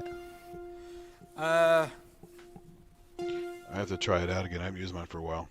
Because it might have something again because they supported Poly AT, and of course the EPS didn't. Not the ESQ, sorry, didn't. Yeah, support. ESQ didn't. Nah. No, EPS did. I think everything from the EPS onward to the TS10. Yeah. As far as I know. Yeah. That sounds about right. So I think after the TS10 was the MR 6176, whatever those are. Yeah. Did the ASR10 have it? Can't remember. Yeah, the MRs are really nice. I kind of disengaged with Ensoniq by about then. An expansion stuff in there. Yeah. some of the best world music ethnic sounds were in the MR series. Yeah. The Japanese, like the taiko drumming and the guys going yoi, all that kind of stuff. You Yeah. picking it up, Rob? Yeah, I'm just trying to. Because the Polybrute firmware's been updated, so the 6 can now receive MPE, and there's lots of people online going, "Oh man, it's just like having a Polybrute 12," and none of them have got a Polybrute 12. Yeah. Exactly. And I don't think it is. I don't think. So the word "like" is quite arbitrary. Yeah.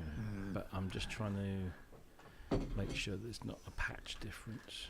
Which could be. So let me just try this. Because when you try and load a Polybrute 12 patch into a Polybrute 6, it gives you a warning and says this patch has been programmed for a Polybrute 12 and might not respond accordingly. Hello, young lady. How are you? The only thing they still haven't done with the Polybrute Connect software is they've not allowed you to connect 2 Polybrutes at the same time and flip between the 2, which I kind of guess is probably not going to happen. But right, so Polybrute 12. Right, yeah. So transferring Polybrute 12 preset. You are sending a preset made for the Polybrute 12 to a Polybrute 6 device. Please note that it might sound different than expected, as it may use aftertouch features that are only available with the okay, got that. So let's do that. Smelly, you alright, baby girl? Hey, right, Nelbury. You know, sweetheart. So I'm going to try and play that. Turn that off. I was so happy with Charlie today, Rob. Yeah. He snuck into the workshop. He stole a packet of chocolate biscuits off the, the shelf over by the windows. Mm-hmm. Stole a packet of biscuits and ate them in the garden. That is Use a knife and fork. You might as well have done.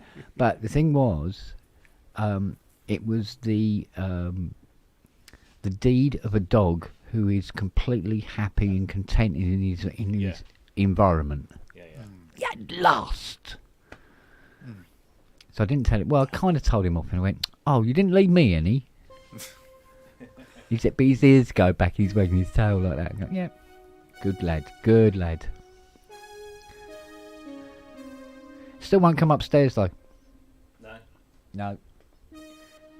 Must have been ingrained since he was a puppy. Literally got behind him and pushed him up the stairs, and he just turns around and goes back down. Doesn't he? No, you don't, do you? You sleep up here, you little moo. Got a lovely bed. Good. No, I'm coming up with you, Dad. Aren't you? Hmm? Yeah, the dog we took on his rehome. Sorry, Kay?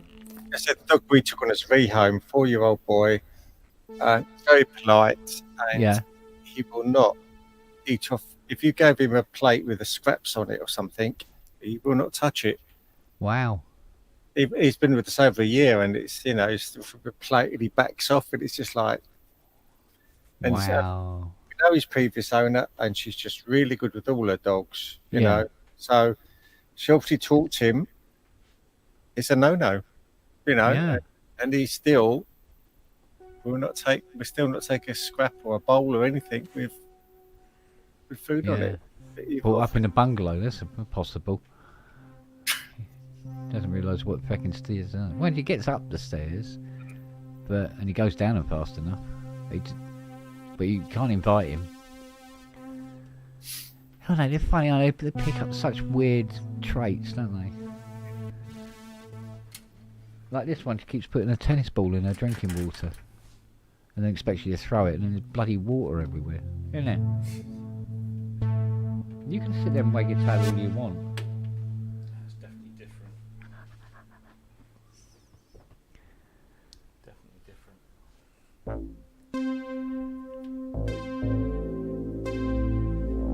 Does it send the keyboard poly responses to it? It does, but it does it differently. So this is the same patch. Okay. Right. Same patch. Okay. On the same, on the Same patch on each machine, yeah. So this is Polybrute 12 version. Right. So because it's full touch, so if you hit it, with the velocity, you get the plucked.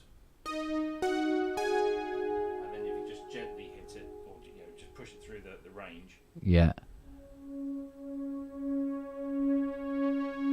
And then when you put pressure on in the aftertouch zone, it applies the morph feature. Right. Okay, so that's polyroot 12. Right. Now if I turn that down, this is MIDI. That's MIDI to the 6, Right. playing the same note.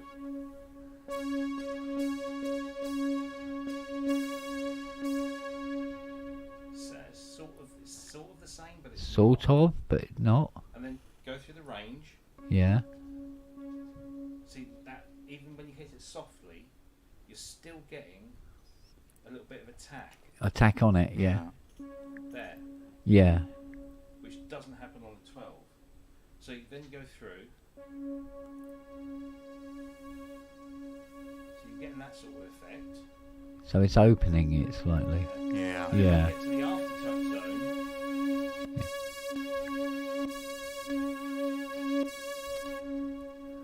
Right. and that's Okay. different. So yes, it's responding, But in a different way. but in a different way. Does it? Yeah. However, does it make it interesting when you play both sounds together and you use the Polybrute 12? Do you get like a more interesting morphing sound going on because of it?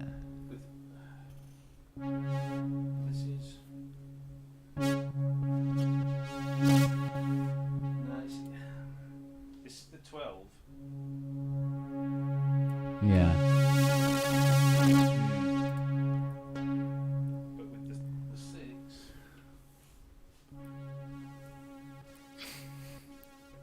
Yeah. That's weird.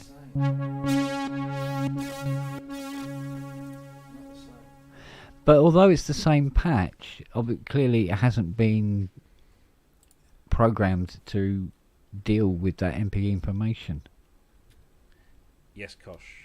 PB12 is set to MPE out and the 6 to MPE in. Yeah. But the patch doesn't know what to do with the MPE information because it was never programmed with MPE in mind. The patch I've sent to the Polybrute 6 Yeah. is the Polybrute 12 patch. Oh, I thought you couldn't. Thought you couldn't post them. Yeah. Oh, I didn't. Oh, sorry, Yeah, I didn't know. Yeah, yeah. I thought it was just the original patch that was on there. It just happened to be the same. No, there No. is an equivalent. There is a patch, called the opening on both synths. Right. But I've taken the Polybrute 12 patch, and And all the data thereof. well, except it said it comes up with the message. Okay. This might not work properly, and it doesn't. So being updated now to receive MPE, you have additional parameters in your global setup of the Polybrute There's 6. MPE settings, yeah. Okay. So technically, on the surface, it should do it the same as it does on the 12. But it's not. There's different settings on for MPE on both synths. So on the 12. Yeah. Yeah. So there's On the still. 12 you can turn it on or off. When you turn it on, you get options. You get options to have send, receive, off, or both. Right. Okay. Whereas on the 6, you only get on or off. So, yeah, but Steve, they're reporting success based on what? You see, the Polybrute 6 doesn't have the full touch parameters, as Kosh has just pointed out. Yeah. They're not. They Yeah. think Who's they're saying that? getting Because not something many people different. have got them, have they? There isn't that Nobody's many got poly. them. Well, Nobody's got them outside of so reviewers, based on testers. yeah. So it's based on what exactly? Now, what they're hearing something different, Yeah. and they're thinking, "Oh, that's the full touch," but it's not. And assume that their 6 is going to be sounding the same as what a 12 does because they haven't heard a 12 do it. People have been connecting, Yeah. MPE poly aftertouch keyboards like Sensor Morphs and other things, and I'm just literally controlling my Polybrute 6 with the Polybrute 12, and it's giving me something different, but it's not giving me the Polybrute 12.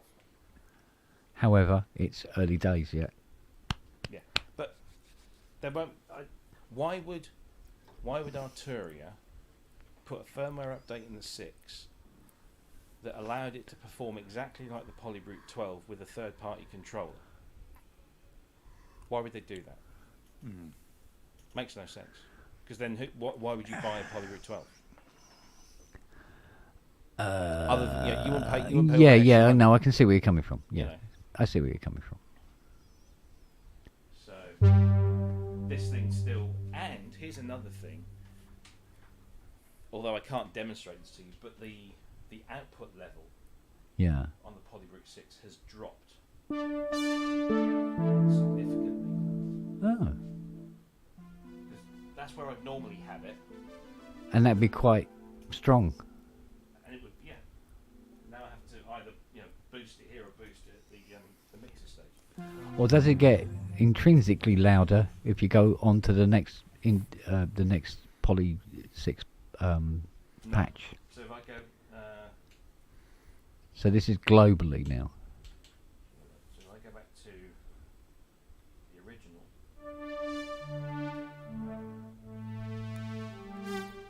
So that's the Polyroot 6 version of Right. the same patch. So obviously you only get. How does that patch react to the Poly 12? The original Polyroot. That 6 original patch. patch, yeah. Does it do things? It does what it did before. You don't get the plucky bit. So it's just MIDI, basically. Yeah. Note on, note off. It's slightly different. But that aftertouch. Whereas on Yeah, the that's Polyroot- weird. On the Polyroot 12, Yeah. that aftertouch gives you. Is that mod? Yeah, morphic bit. So yeah. yeah, these things are not the same. Well, it would But then made at different times as well. I mean, the Polybrute 12 keyboard was probably just an itch in his daddy's pants when the Poly 6, the Well, Polybrute quite. 6 was coming out. Yeah. For all we know, I mean, it might have been on the cards for years. Well, I don't know. I can tell you. No, I probably can't. So I won't. Okay. Let's But just even- say, Polybrute as a concept has been around a very long time, Yeah. and Polyroot 12.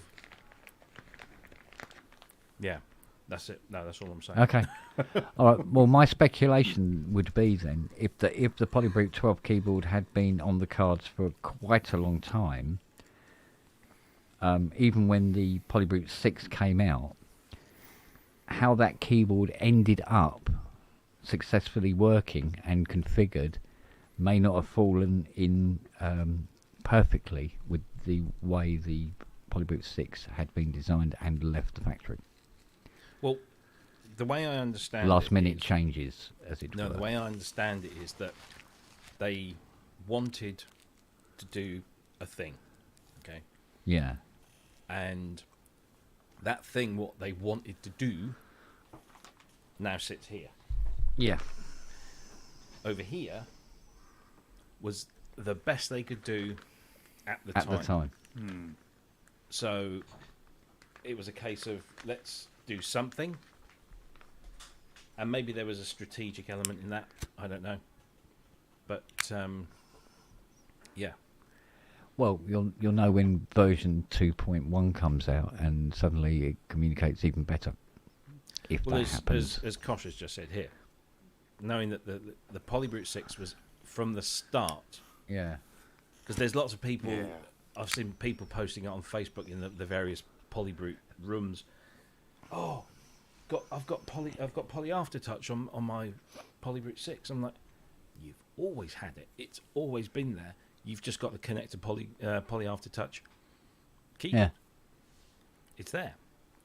So However, there's Poly AT, and then there's the Poly AT that the 12 does, which Well, there's is Poly AT and then not there's like MPE. any other Poly AT system ever devised by man. So yeah, it's It almost like the Poly AT on the Brute 12 needs its own name, because there's no other Poly ATs that work like that. None. There was machines that use mode 2.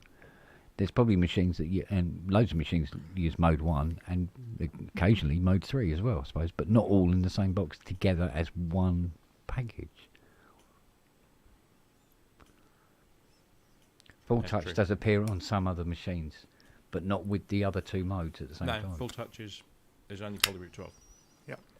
Is that its name? Yeah. What have I seen something? Oh, wait a minute. No, I know what I'm thinking of. It's all right. I'm thinking of a different machine altogether, and it's not called full touch. It's complete touch or something. Polytouch. Oh. There's That's the ASM version, isn't it? Polytouch. yeah. Oh, Yeah. okay.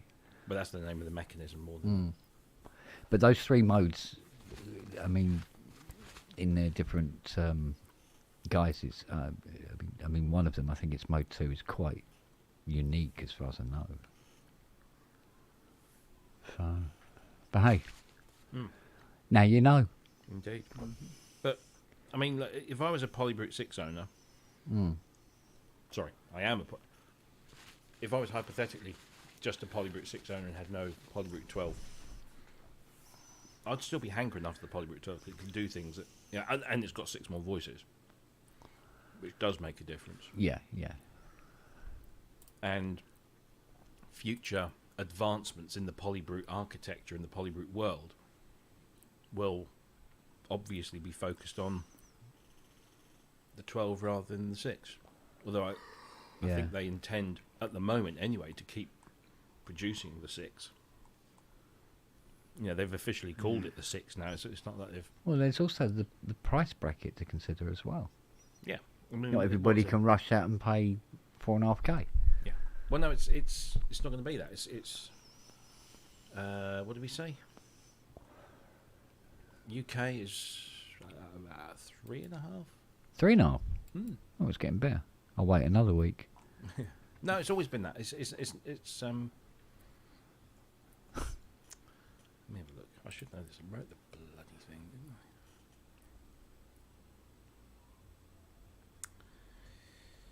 I? Shoe touch, yeah. Yeah, so yes, €3,599. So UK, that's about 3,450, I think. Oh, that ain't bad, is it? Obviously, exchange rates will change and stuff. 3,499 UK. Yeah. So yeah, It won't. It won't. Because it won't hurt the Montage M market because of the two different machines. Different machine. Violently different machines. But I bet they sound pretty damn good together. Best one yet. Theremin with a can't touch this mode. See what you do.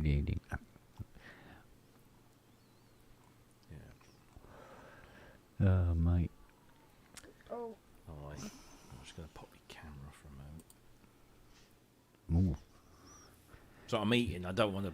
He's adjusting his trews. Oh, no, I wasn't going to do Scottish, was I? That's it. You owe him his penny back now. Yeah, you don't have to send that penny now. It's okay. No, I don't like to subject people to me having a little supper. A little supper. Mm-hmm. Especially when it's crunchy. And crumbly. That too. Ah. So we have to guess what it is. Yes, I'm sending your 1p back.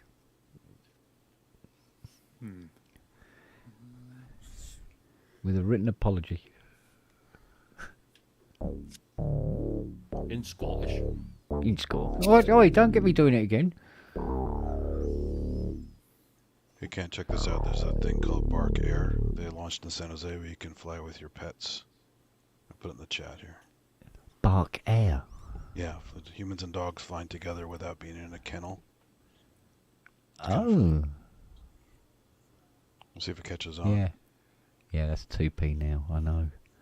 You don't fly, but it's kind of a funny story. Because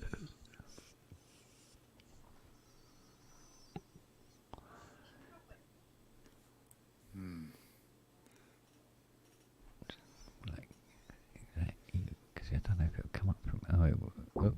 Oh, no, it doesn't come up from here, does it? Damn it all.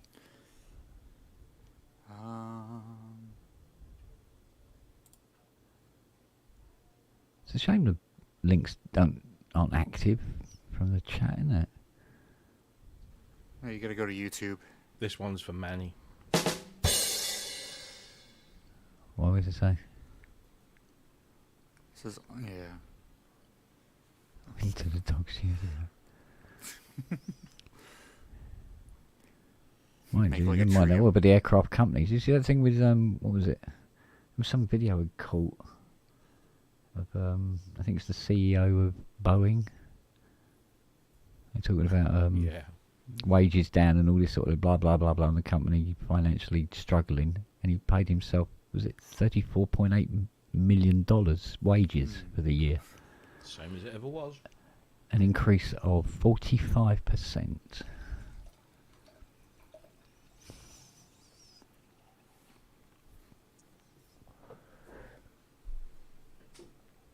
And they wonder why parts of the fuselage fly out mid-flight. Did you get Yeah, it open, well. Kent?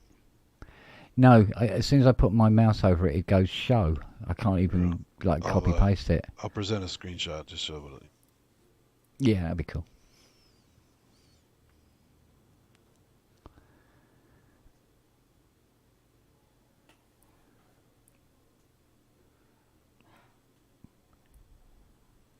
Goody goody. Let's have a look. Here we go. At the stage. Oh wow. On a private Lear. That's going to be cheap. they're crazy, huh? It is Silicon Valley. A lot of Run up people to have money $10,000 round trip. here. People hemorrhaging money around here, so it's not a big deal. Yeah, talk about smoke 'em if we got 'em. Wow. But nice service for the pooches. Mind you, I don't know whether dogs really like flying anyway. Sitting with their owners or not. Well, I suppose some do, don't they? Keep them busy, they'll be fine. Yeah, They just yeah, yeah. sleep. So. Mm. They haven't met Nelly, have they? She'd be trying to fly the plane. Hit the pilot in the balls and they crash the plane. Yeah, smack me in the balls and go, right, Cuba, here we come. Yeah, try to fly into Russian airspace. Just bark 'em out the window.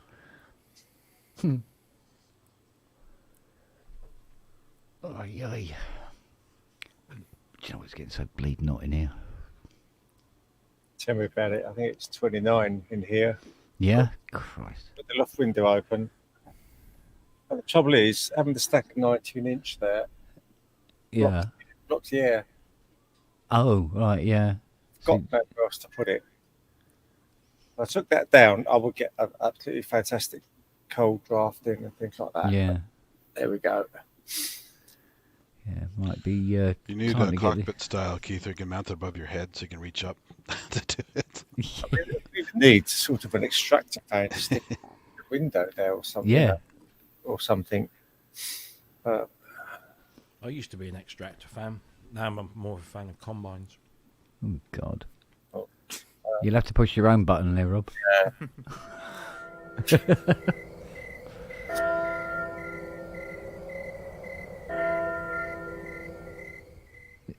What's annoying me is every T-shirt I own at the moment is in the wash, and I'm having to wear a jumper. Ooh. Yeah. Don't show me manliness in public. Yeah, you're going to break the internet, Kent, if you don't watch out. I think you need to dress like Justin, really. Look, sleeveless. How was it? Yeah. What said With a Fiona? I said With about. a CS80 on it. I said I'm doing a pub now, but I'm going to have to wear this jumper. I can't have me bare chest. I'll be fighting the women off with sticks. And she goes, "No, it's women with sticks." I went, oh yeah, okay then. Fighting you off, you know. It's probably more accurate. Be like the old days of AOL. You get all the DMs popping up. People going after you. Yeah. Ah, mate. All right, Pepper. What's the matter? Wait, she always got to come see me first before she leaves the room. What's that all about? It's almost like I'm just going out now. Yeah. It's a roll call. Yeah. Oh, okay, Siri. All right, see you in a minute. Yeah, Once I'm just going out for a pee. The hall pass for the bathroom. Yeah. Apparently, cats come and see you. When they come and see you in the morning to make sure that you're not dead. Yeah. They want to know whether they need to go next door to get breakfast or not. Well, that's only when they've stolen too much of your breath when you're sleeping. So. Now, the one thing I find hilarious, and it happens every morning, Nellie goes out and has a wee. And when the cat flap goes, as she's gone out, Siri will run in and go out so she can watch Nellie and watch where she pees. And then when Nellie leaves, she goes over and she finds exactly where she's weed and then wees on it every single time. And if she doesn't see where she's weed, she knows she's weed when she's come in, because she smells her, then goes out and hunts for it. And will be out there until she finds it and then pees right on it again. Mad dog. She will not pee first, ever. The little weird traits that these dogs pick up is unreal. Yeah, dominance. Yeah, I think it is. There's a lot of sort of like jealous behaviour. Well, it's territorial. Them. Each one wants the upper hand. So you mark it first, and I'm going to take it back.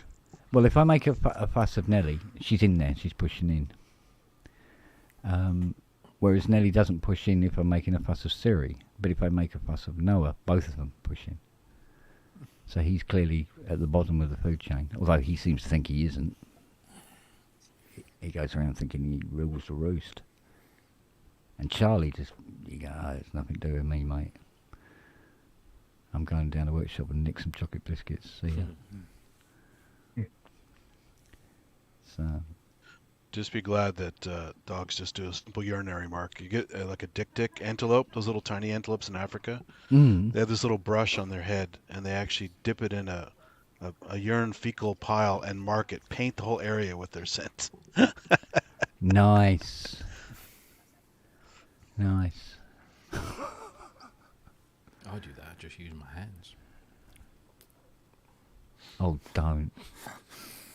Don't. Oh, you brought back memories. God.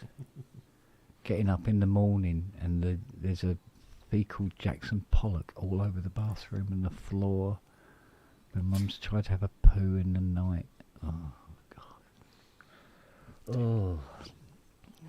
Oh, I'll never forget that. Well, I remember cleaning it up anyway. That'll never go away. We used to get through so much disinfectant and Jif, but the bathroom was always sparkling clean. Fantastic. Oh, mate. What an awful fucking disease that is. Mm. Should be outlawed. Banned, I say. Mm.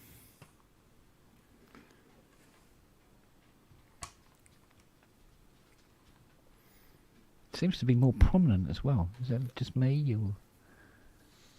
I think maybe At one time of day, it used to be that old lady's, she's a bit mad.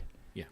Yeah, one old lady, or that woman's gone. Yeah, she's very old now, and she's gone a bit doolally. I think they used to say. Now it's every other fucking person. Do you know what I mean? Though it's either got dementia or, either it's vascular or it's what's the other one? Alzheimer's. Alzheimer's, yeah. Whatever the difference is. Yeah. Unfortunately, with old my mum, she had two types at the same time. Christ almighty. Never did anything by ours, my mum. Why have one when you can have two? Get one free. I said, you buy one, you get one free. Yeah, you get one completely bloody free. Oh, mate. Well, that's the experiment done. When is the election, Rob? A week on Thursday. A week on Thursday. It's always on a fucking Thursday, isn't it? It is. Did I forget people have to work? Or open the pub. Yeah, exactly. Well, I'm going to be staying up to watch those glorious those results come in. Yeah. I just want to. I don't care about who wins. I just want to see the Tories lose so badly. I mean, no, I don't want to see them. I want to see them lose massively, as in each one gets kicked out. I want to see the key members losing their seats. I want to see their faces when the results are read out. I'll tell you what, you'd have to be pretty Sick. fucking optimistic to be a Conservative MP and think that you might win. Exactly. But they're still In the going present climate. I mean, Bless them, they're I mean, still all right, going apart from the absolute strongholds. even them. Yeah, I even saw them the are a figures bit- for this constituency. So they've changed our boundaries and renamed certain constituencies. And we are no longer here in Stowmarket. We're no longer part of, what was it, Central Suffolk and North Ipswich was what we were before. Okay. Now we are Stowmarket and Bury St Edmunds. They And love shifting the borders around, don't don't they just? Now, If it's more favourable. Yeah, and what was Central Suffolk and North Ipswich is now Waveney Valley, and then there's something else. Anyway, they've shifted the goal, well, yeah, the goalpost. But I was looking at the latest local polling. Yeah. Now, normally, I haven't got the exact figures, but normally you are looking at around a 20-point Conservative lead in any kind of election or poll. Labour really rarely get a look in. Labour didn't bother they don't even bother canvassing. Yeah. In these, or they don't normally bother canvassing in these areas. They don't normally bother dropping you a leaflet through the door. Yeah. Because it was so nailed on to be a Tory hold. Tory stronghold, yeah. And this particular area is one of those areas that they love to parachute just any old fucker in, because they know that whoever they put in there, whether it's a young person or an old person or whoever, they'll win it. It doesn't matter, because people will just bloody vote Conservative because it says Conservative next to the name. They don't even know who they're voting for. They'll just Welcome vote to for Surrey. Yeah, exactly. So I was watching or looking at some of these polls, and there's like 1% in it now. It's like 31-30 in favour of the Tories.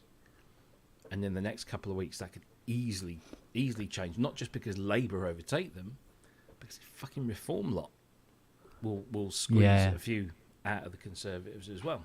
Yeah. So, absolutely. yeah, it's my dream could come true, that I could actually live in a constituency where I voted for the MP. Steady. I don't think I've ever, not even under Tony Blair, I don't think I ever had. Maybe when I was in Norwich, but certainly out in the countryside, yeah. But yeah. Whereabouts are you, Pseudo? I think you said Cumbria earlier. Oh, Cumbria. Yeah, that's massively agricultural, isn't it? So that'll be a Tory stronghold. Although, I mean, they talked about the Red Wall, and now talking about that wall being completely reversed again. But they tried to wheel out Boris Johnson, didn't they, last week? Cumbria, yeah. It's nice up there, isn't it? Oh, it's a lovely part of the world. Yeah. All those lakes. Yep. All those mountains. Yeah. Know them well. But I mean, sometimes you do get one of these general elections come along where it doesn't really matter, what your affiliation is. The quality of the parties that are actually up for grabs is the equivalent of just being offered 3 different bowls of shit, and you have to pick the one that doesn't make you puke the most. Yeah, exactly. Until Really? we can completely change the system. That first past the post bullshit can fuck off and all. Exactly.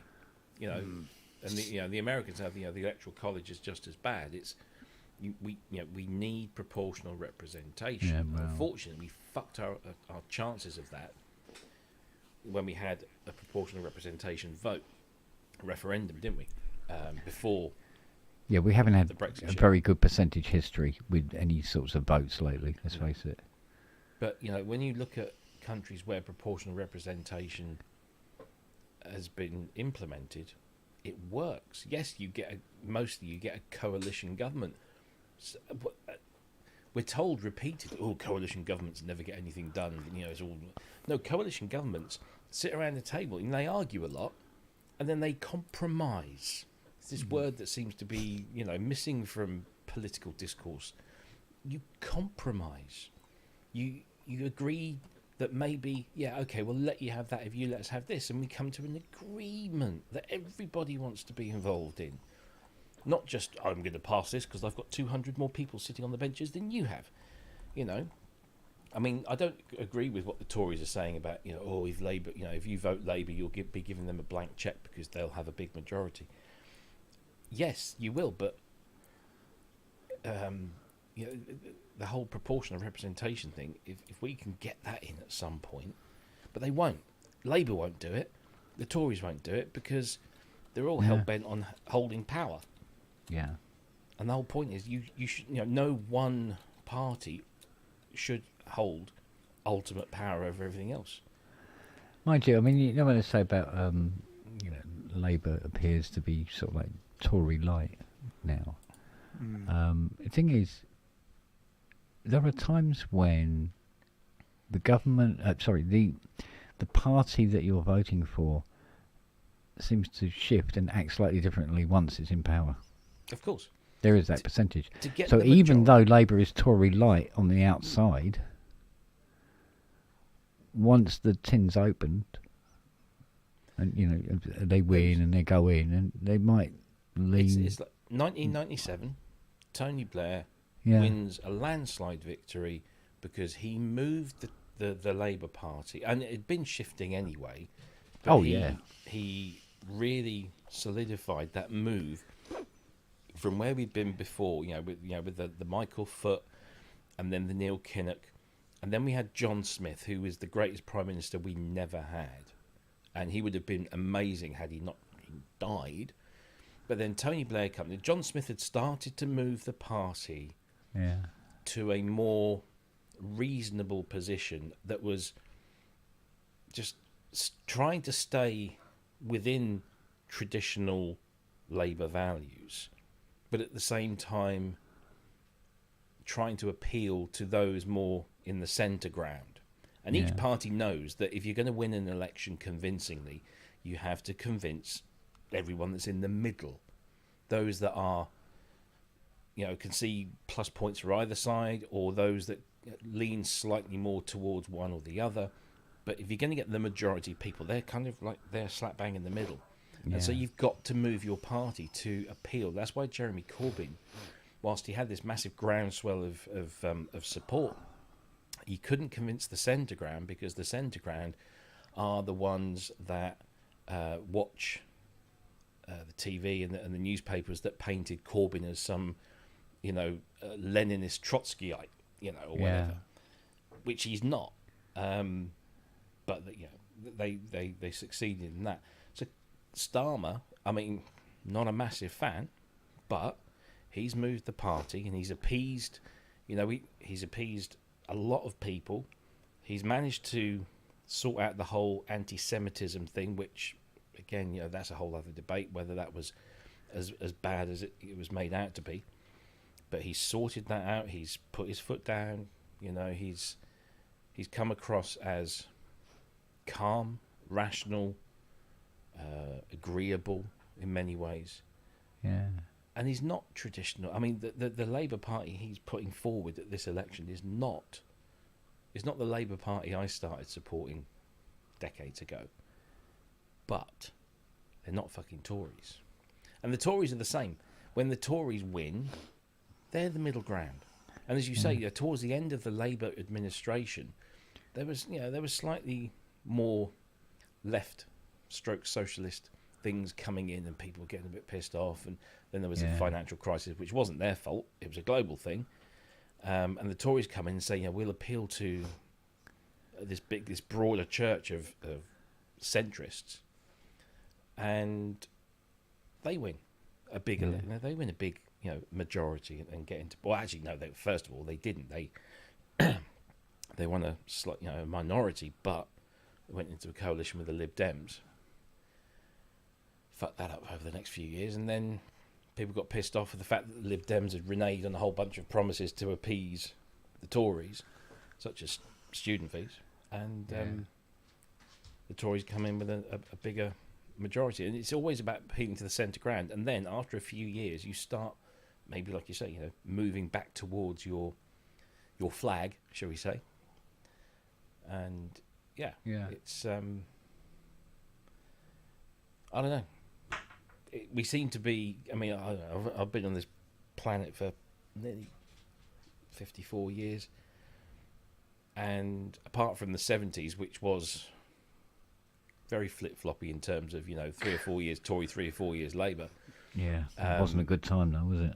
Maggie comes in 79, and the Tories are in power to 97. Yeah.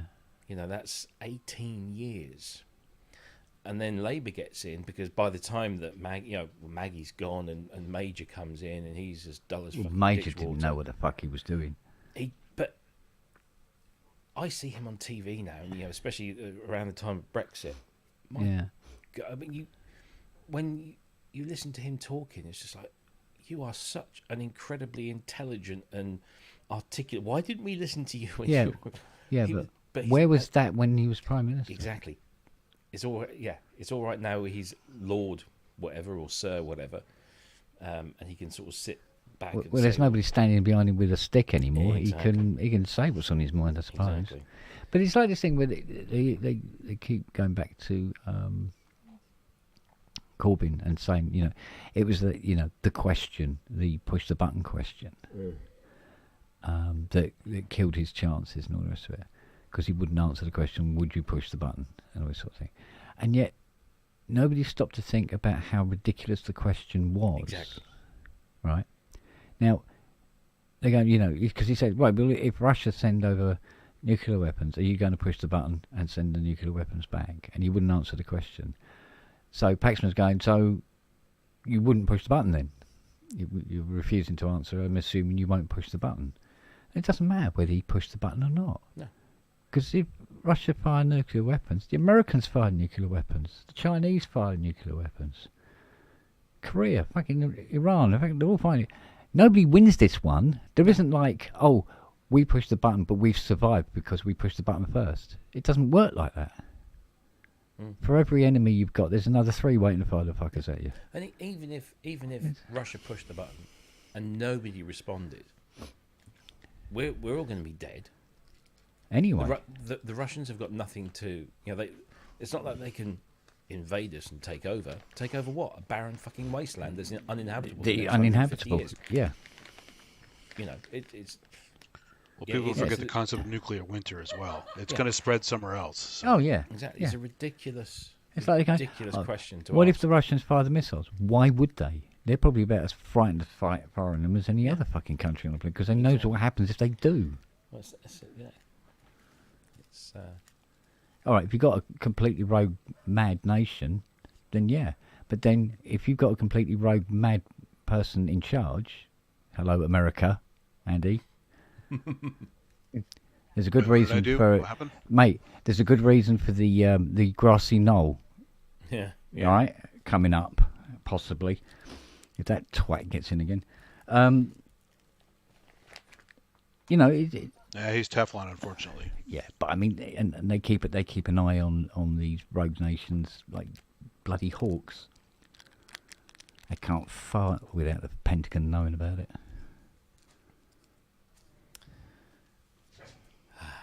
Fear and consumption. By the way, Absolutely. Check out the thing I put in the chat. Ken. It's a spam I got. It's also a good band name called Erection Muscle. What? Where is that? Email spam I just got.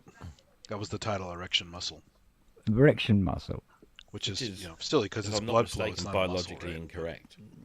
Well, yeah, I suppose, yeah. I've got to ask Fiona what that measurement scale thing was and what it meant. Oh, actually, you just reminded me. I'm supposed to order a new cover for my this is very middle class, isn't it? I'm supposed to order a new cover for my parasol. Sorry, that tickled me. And a raincoat for my poodle. No, I know the things you mean. I know the things you mean because they rot otherwise. Parasol, and yeah, exactly. So I had the a cover. bastards rot otherwise. Yeah, the older cover is rotted now. Because it just stays out in the sun. It's the craziest thing. The thing that's supposed to protect it is the thing that just gets destroyed first. But better that than the one that I've got. But we settled. We used our patio for the first time today. Horribly middle class, isn't it? We used our patio. But it just reminded me. Well, it's like today. I think today was the first time I've come out of the shower and not go, fuck me, it's cold. Yeah. You know? I've gone, oh, God, that's beautiful. It's nice. I don't know how many of them we're going to get before it turns. Well, they reckon, saw somewhere that we're going to have like 29 in the next few days or something. It's going to get rather warm. Hot. Apparently, we're freaking Will Joseph out. Are we? Yeah, apparently I'm supposed to be on the left. Am I?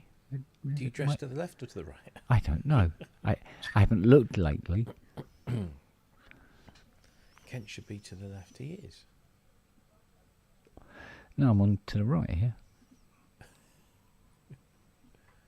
Oh, I know what. Yeah, you know why? Because I didn't actually get into my own show first. That's what it is, isn't it? Like that. There you go. Yeah. You rest easy, Will. Rest easy. There you go. That's what you mean. Not politically to the left. Yeah. So we can do that with Andy as well. Look. Oh, good. Actually, no. Keith's in charge now. Look. Yeah. Hey. You have prime slot. Don't. All that stuff's really. It's very delicate on those shelves. You keep shifting them around like that, the bloody place will fall apart. There'll be rack effects all over the bleeding floor. No, that's my place with all the earthquakes.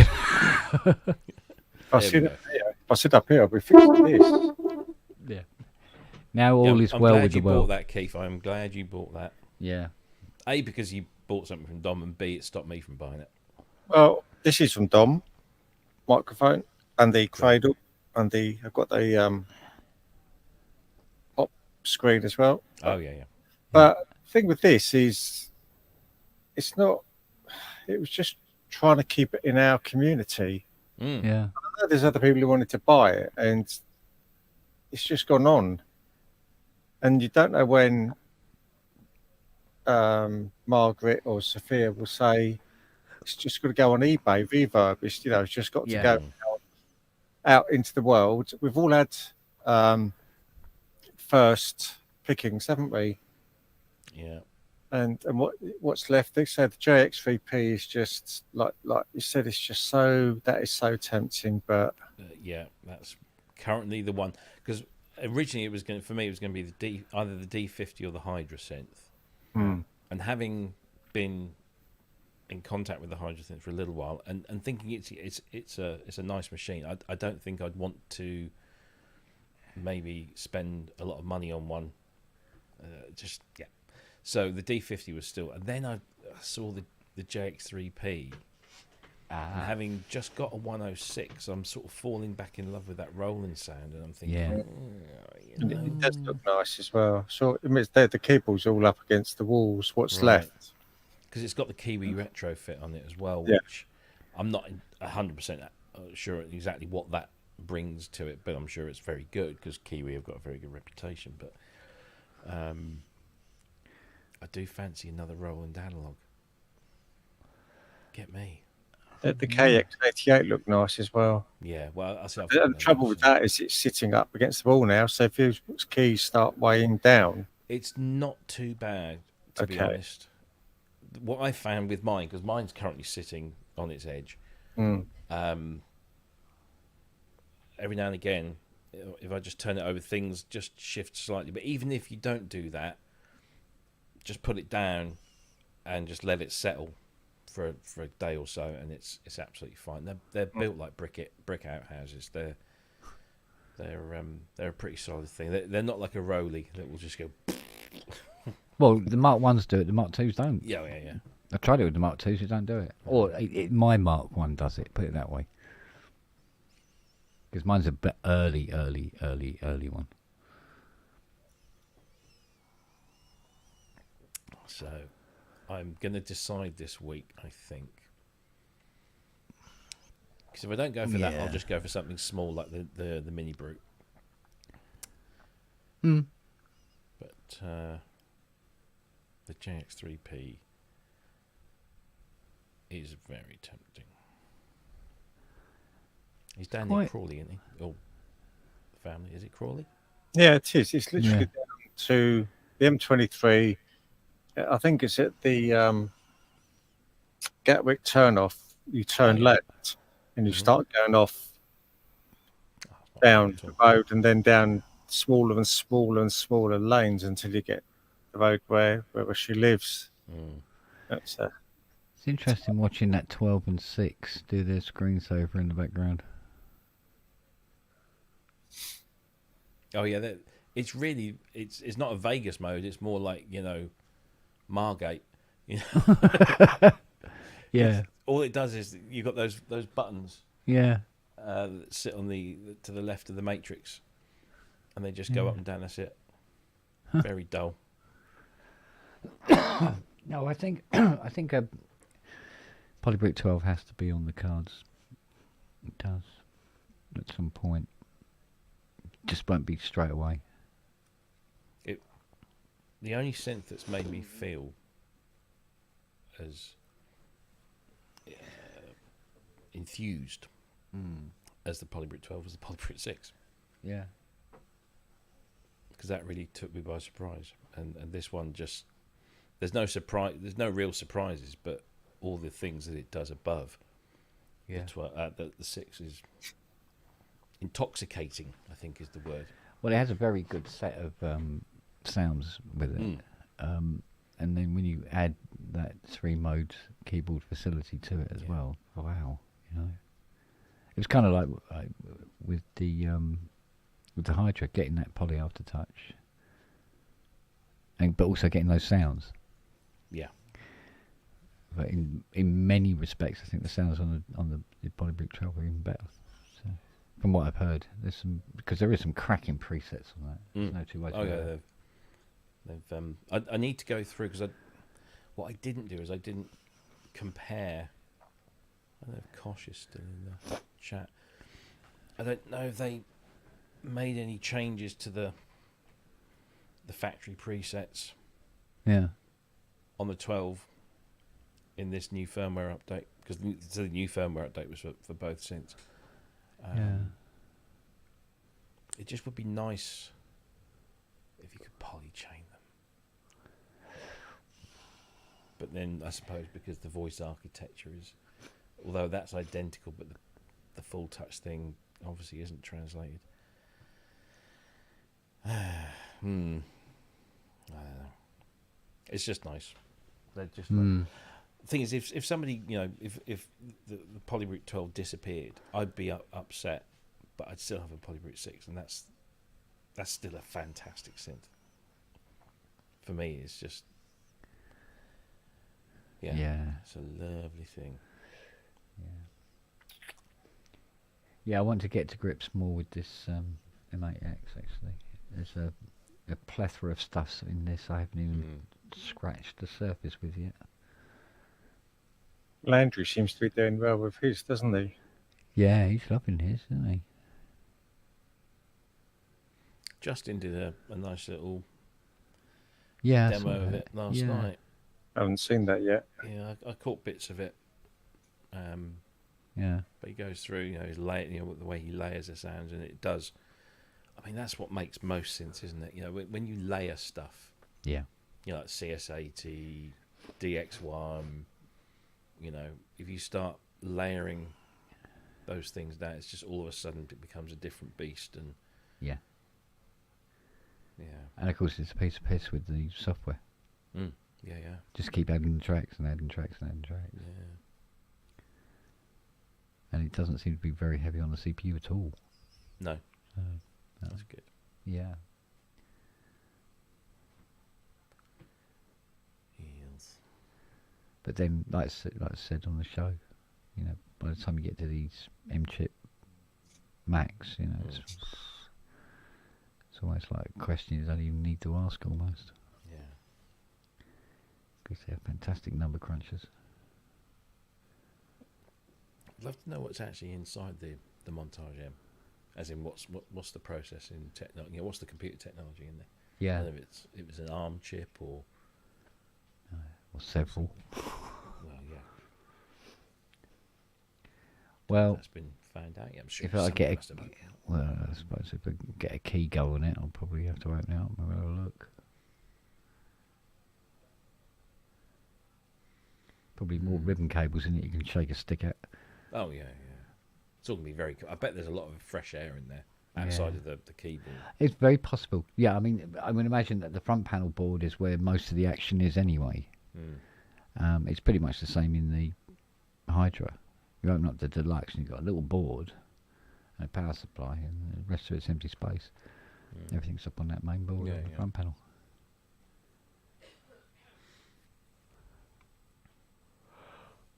It's funny, I was at this school thing on Saturday. Yeah. And I met this guy who we hung around as kids at primary school, and Lee, who's an very old friend, said, "Oh yeah, Steve, Robbie's into his keyboards." Oh yeah, he says, "Yeah, I've just got back into it." He says, I said, "I've just started to sort of learn to play again." I said, "Oh," because I remember we used to go around his, and his dad had a Technics home organ, double manual thing. Yeah. And we always used to love playing on that. And he used to, he learned to play on that. He said, "Yeah, I've just been getting back. I've just got myself a Yamaha Montage." And I said, "Oh, really?" He said, "Yes, it's really good." I said, "Well, is it Montage M?" He says, "No, I don't think so." I said, "Oh, you should get yourself a Montage M. It's more lovely." But Yeah, no, sell the car. Yeah. He showed me some pictures of his gaff. Yeah. Let's just say he wouldn't need to sell anything. He's okay. I don't know whether he inherited the stuff or whether he's done very well for himself. We didn't really have much time to catch up, but yeah, bugger me. You know, it's one of those places where you stand out at the back of the house, and the edge of where the sky meets the land is like you're still not quite sure if that's the border of his property. Oh, okay. Yeah. All right, he's doing all right then. He's doing. It's funny. It's like him. I wouldn't have expected it. There's another guy that I went to school with, who lived 2 doors up from me, and he was a gobby fucker. He was a right gobshite. You know, that a likable, but not at all bright or intelligent at school. Yeah. Always getting into trouble. Wasn't worried about throwing his fists around if he needed to. Mm-hmm. Family were quite a nice family, but like a tough family. Yeah. They looked after themselves, shall we say? Yeah. His dad had a fruit machine in his garage, and we just thought that was the coolest fucking thing in the world because it was on free play all the time, so we used to go in and play. Yeah. Anyway, years later, I think it was before Facebook. It might have been around Friends Reunited era, so sort of, I don't know when that was, in the 2000s. Yeah. He gets back in touch through this. He says, "Oh, hello, Rob. I haven't seen you in years." "Oh, hello, Steve. How you doing?" And he said, "I'm doing, I've got my own little business and stuff." And he didn't really go into much detail. And then I went to a shop to buy some speakers for my car. It was a proper car audio, Norfolk car audio. Yeah. And he pulls up in a jet black Audi TT with black wheels, black paint job, black windows. I mean, it's just black. Everything was black. And he gets out. I was like, "Fucking hell, mate, how are you?" I was talking. I said, "Oh, nice motor." He says, "Yeah, it's I've got a good business, van hire business." "Oh right, how's that going?" He said, "Oh yeah, it's really well. Really well." So I do, basically companies come to me and they'll lease vans for a couple of years, and then they send them back, and I lease them some more, and so on and so forth. It's just, oh, right. He says, yeah, if you ever need any, if you want to hire a van for anything, just give me a bell. I'll sort you out. I said, oh, lovely.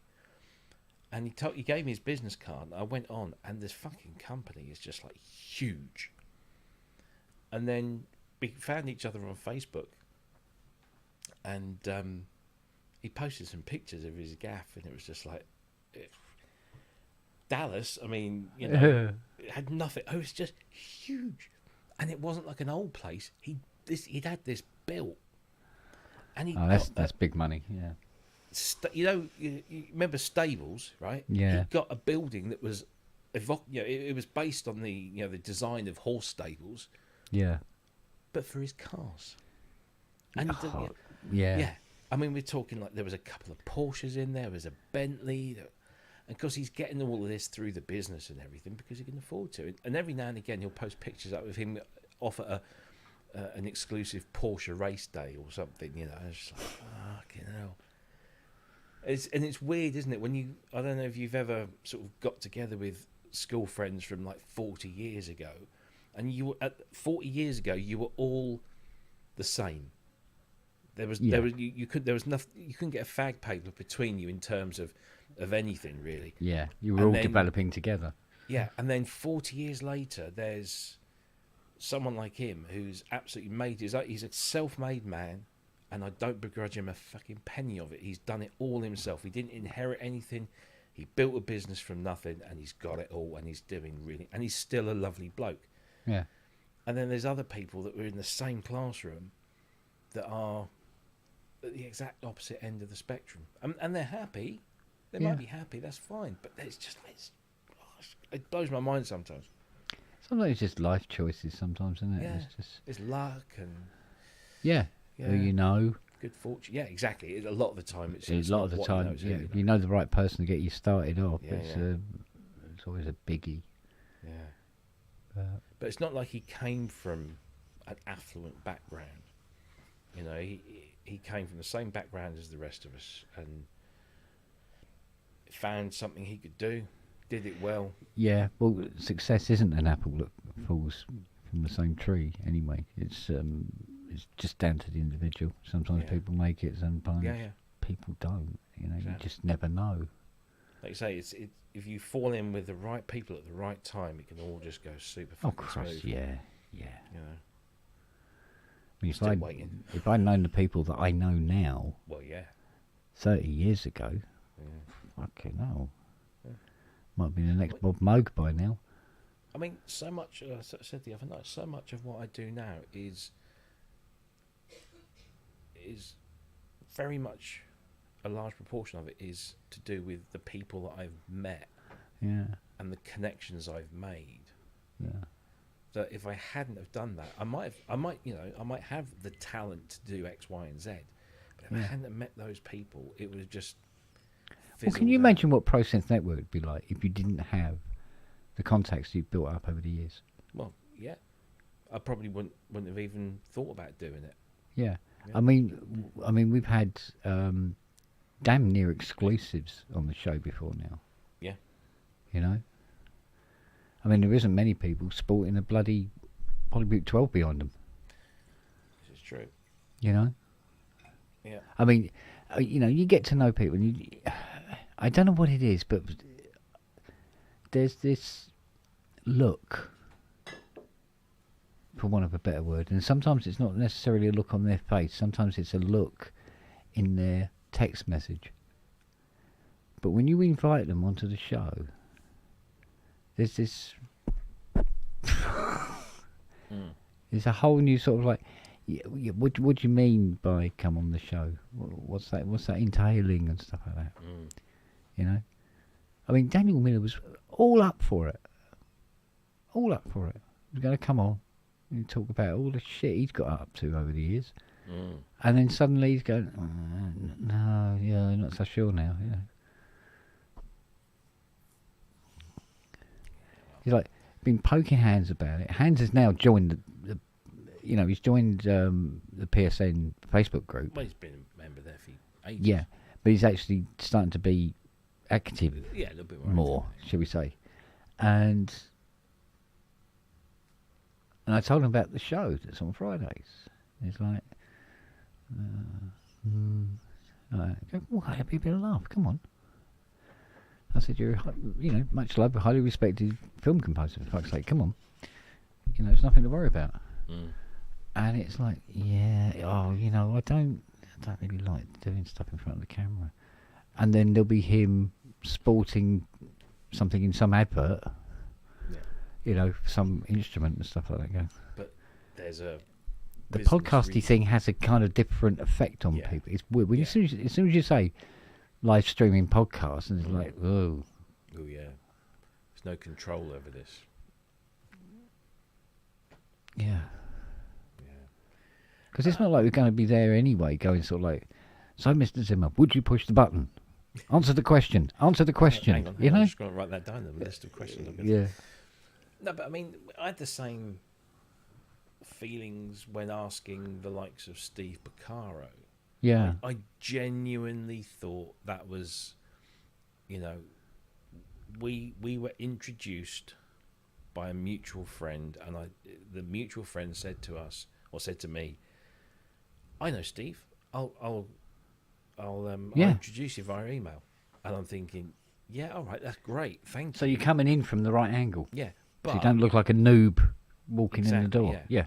But I just thought, yeah, thank you, and that'll be great. And I'll send an email, and I'll be as cordial and as polite as possible in the hope. But I am absolutely certain that he won't respond, or he will respond, but in a negative way. And it was exactly the opposite. I mean, I didn't even have to persuade him. He said, "Yeah, sure, let's do that." Yeah, I know. Sometimes you just get this sort of like "thank you" kind of response. We go, "Oh, for God's sake, you get it." Yeah. But yeah, no, seriously, I think Hans is probably a little worried about coming on the show. About doing out of live. his comfort zone, that's fine. If some people will do, will happily appear on a recorded this or because if they fluff, they can say, "Can you do that again?" Well, although pre-recorded is good, you can't beat it live streaming. No. It's the bollocks if you can pull that off. I mean, it's the same with the podcasts that I do. I know that what eventually reaches the listener is something that's been recorded and has been to some degree or another edited, whether it's just to take the ums and the ahs or a coughing fit or just to trim bits of information that just weren't pertinent. But the conversations happen in a live environment. Yeah. And there's very little back and forth.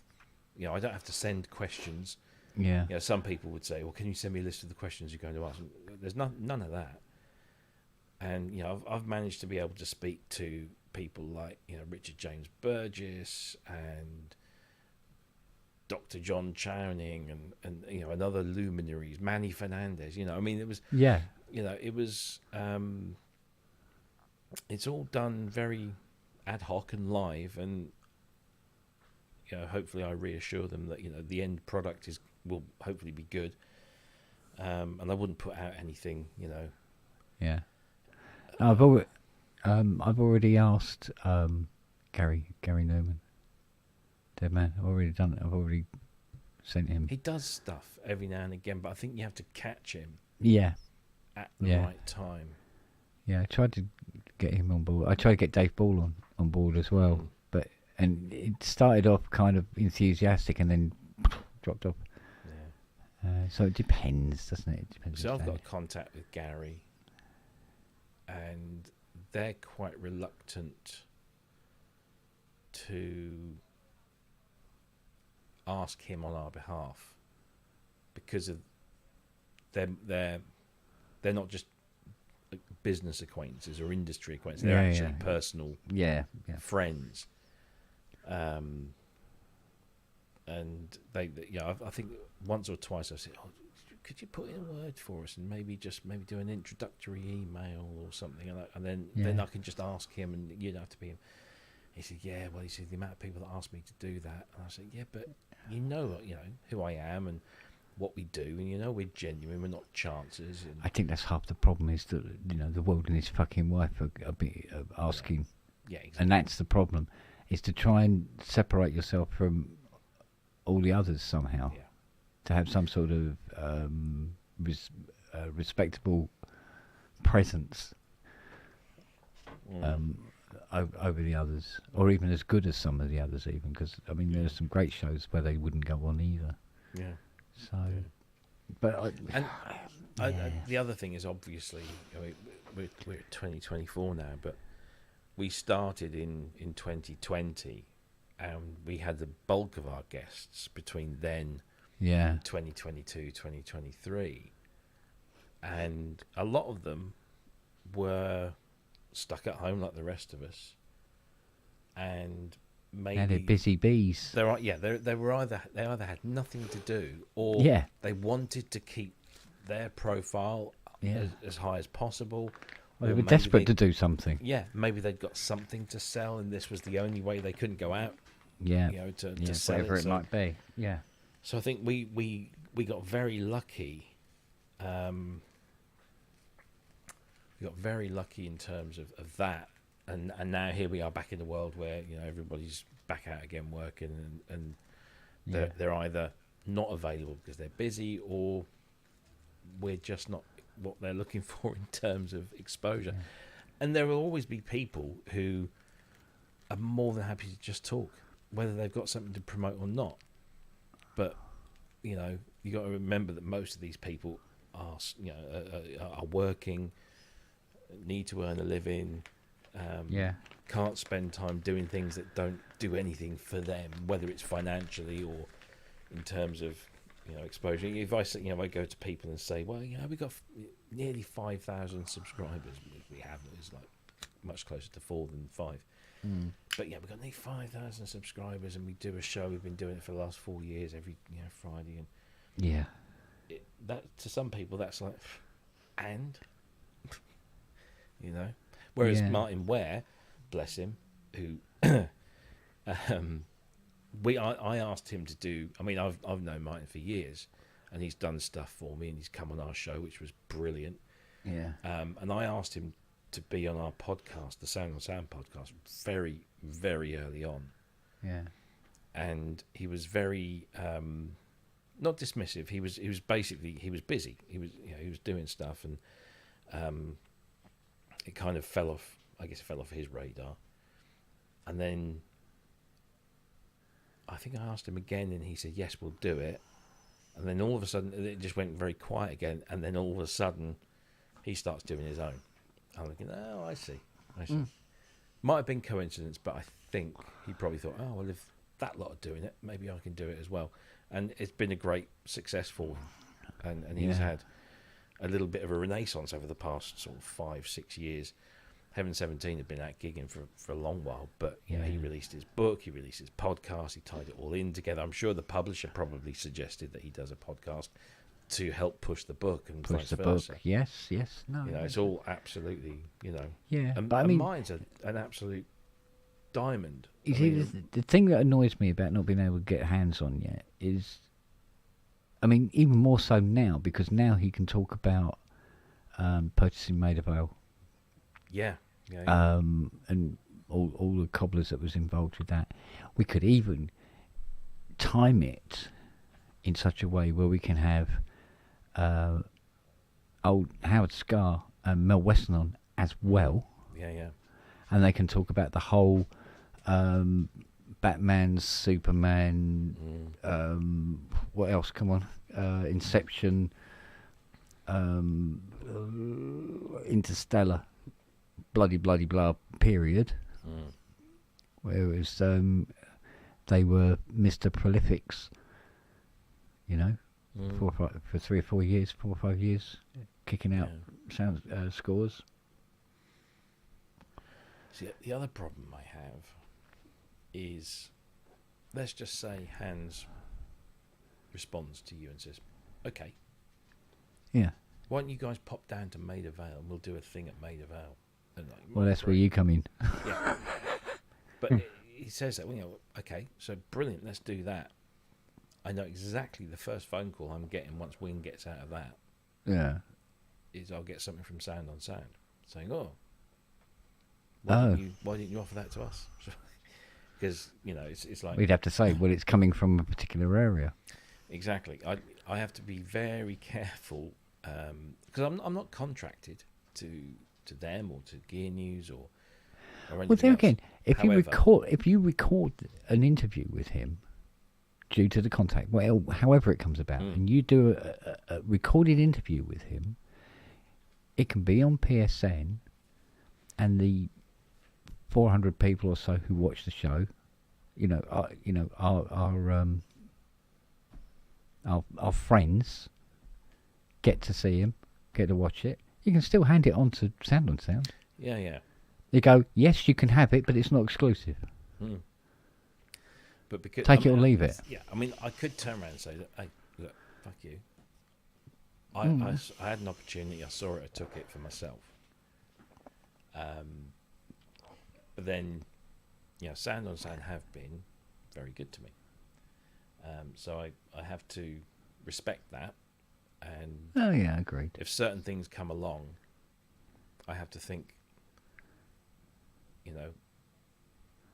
It's thankfully it's not a common occurrence, but there have been times when I've thought I've had a contact with someone and thought, right, okay. Yeah, but you've got to be, Sound on Sound have been good to you, and they are essentially a mainstay. So, I get it. Yeah, it's as I said before, the reason I am where I am has a lot to do with good fortune and connections and good fortune. It's mostly good fortune, and the fact that Sound on Sound approached me initially and got me this seminar gig, and from that the podcasting gig came from. Everything else happened. And then because I can go to people and say, in my email signature, I've got, writer, podcaster, and so in a way, I guess I'm trading off of that platform. Yeah. It's great to be able to go to people and say, I do podcasts for Sound on Sound. Yeah. Because that, if I said, I do podcasts for my own channel, nobody would go, yeah. Put it this way. Let's try putting it through the wash, right? If it happened, right? Hans goes, yeah, I'd love to do an interview. Sound on Sound are going to go, as you say, yeah, we would love a lump of that, please. And then they turn around and say, but we want it exclusive. You do the interview, you give them the interview exclusively to Sound on Sound. Done deal. However, you've now interviewed Hans. Right? It all goes well. It's a pleasurable experience. I say to Hans, hey, Hans, do you fancy doing it again? But we're talking about some other stuff. Yeah. We'll talk about the time you got really, really, really pissed in the studio that night, and the guys dressed you up as a giant tin of Tenant's Extra, and took a photograph of you fucking fast asleep, comatose in this chair, dressed up as a tin of Tenant's Extra, for instance. Yeah. And talk about fun stuff. And have that, and then that's our exclusive. Yeah. Sound are happy. They got their exclusive. But we've already done. I mean, we've done that in some respects. Because I think I had. Did I have Martin as a podcast first, and then he came on ours? I think it was that way round. But I've also done it the other way, where I've had somebody on here. And it's led to a Sound on Sound. So it all feeds off each other. And my part of my job is to think, okay, where would this go first? Because the thing is, with, say, for example, with Sound on Sound, and I'm speculating completely here, but this is my understanding is that if say you got me in touch with Hans, and Hans says, yes, I'd like to do an interview, and I made the decision that actually this is something that would be best served by a sound on sound thing, whatever it might be. Yeah. I'm pretty certain that sound on sound would say, actually, Rob, yeah, that's great, thanks for the contact, but this is a big studio thing and we have people, equipment, blah blah blah. This will be a massive piece for us in print, plus maybe a podcast on top of it. But and quite rightly, they would take that and do their thing with it, because that's what they do. Fine. Yeah, which is, again, is fine, because it would hopefully get me. You got some brownie points out of it. Yeah, exactly. Yeah. Well, I'm not trying to make it. No. I set up the contact. Run with it. You do what you have to do, babe. I can't say who it was. Not it's nobody of huge significance, but I pitched an idea to Sound on Sound, and was told that they'd already agreed stuff with this person based on a whole bunch of other things. So that was all kind of taken care of. So they were going to do the interview. They were going to tie it in with the release of their next big thing or whatever it was. Yeah. And so they've got lots of stuff going on, and because a lot of it's in for the print magazine, it has to be done way in advance as well. Yeah. So everything has to be done at least 2 to 3 months in advance of publication. So I can come along and say, oh, how about this? And they say, oh, well, we've already got an arrangement to speak to that person, and it's going to tie in with the launch. So it just kind of fizzles out. So then I go, well, okay, that's fair game. If I want to get them on PSN, that's fine, because they've already got in touch. Sorry, my cat's doing some weird shit over there. What are you doing? Well, I mean, it's not going to happen soon anyway, because at the moment he's up to his eyeballs with this Maid of Vale thing. Yeah. But either way, get there one way or the other. See, unfortunately, the people who watch PSN are not morons, so I can't use the cardboard cutout and go, hello, my name is Hans Zimmer. Otherwise, we'd be fine. But penultimately, what I actually want is I want to get him on a fucking pub. Yes. I want him regular on the pub coming in. That's not going to happen. Although you can dress up as a schoolgirl and pretend to be Hatsune Miku. Yeah, well, if it gets him in, I will. I will. No two ways about it. But I mean, it was like getting Dave Arnold. When I said to Dave, I said, "Oh, you want to come on the PSN and talk about what you do?" And he went, "Yeah, all right." Just like that. It was just no work whatsoever. Great. Unfortunately, not everyone is that easy to deal with. For whatever reason. I think Brian, sorry, just reading a comment about Brian Hodgson. I think Hans has a slightly higher public profile and persona that... Of course he does. That's maybe certain people within his team or organisation might say, maybe you shouldn't be chatting so freely and carefree on a random sort of thing. I don't know. Yeah, do you know what? In fairness, I would say, from what I do know about him, that isn't a thing. No, he's very much in charge of what he does. End of. He does do a lot of interviews. I heard him talk about his Dune work recently, talking all kinds of stuff. That was but it's just about a specific thing. It's to do with work, and it's a respected outlet. Yeah, fine. But when it's just a bunch of random fuckwits. No, see, with Hans, I think it's going to be more a case of well, it has been with other guests as well that I've tried to pull in. There's a certain degree of favours going on. Oh yeah. It's not so much greased palms, but it's like, oh, you want me to do your modular? Okay. Well, the thing is, there may be a little caveat involved. pray Plus, tell Hans more. might have his own version of the frog of fuck it he can bring on. Yeah, the show. exactly. Well, I wouldn't put anything past him. He's fucking hilarious when he lets himself go. But you know, I mean, he wants me to do these modulars for him soon, so you know, we will be thrown together either way. And to be honest with you, I'd rather say it, ask him to his face in my front room over a cup of coffee. Yeah. Than, because you know what it's like. It's very text and stuff. It's messenger and stuff. It's distant, isn't it? Disposable, isn't it? Yeah. I mean, I'll send him a message on Facebook Messenger. And then we'll just have a little chat. Sometimes at 2 o'clock in the morning. Well, when we was in the LA, it'll be about 2, 3 o'clock in the morning sometimes. Or I'm listening to my audio book, half asleep, and it goes bing like that, and you go, "Hi Ken, blah blah blah this, blah blah blah that, or whatever." So cool,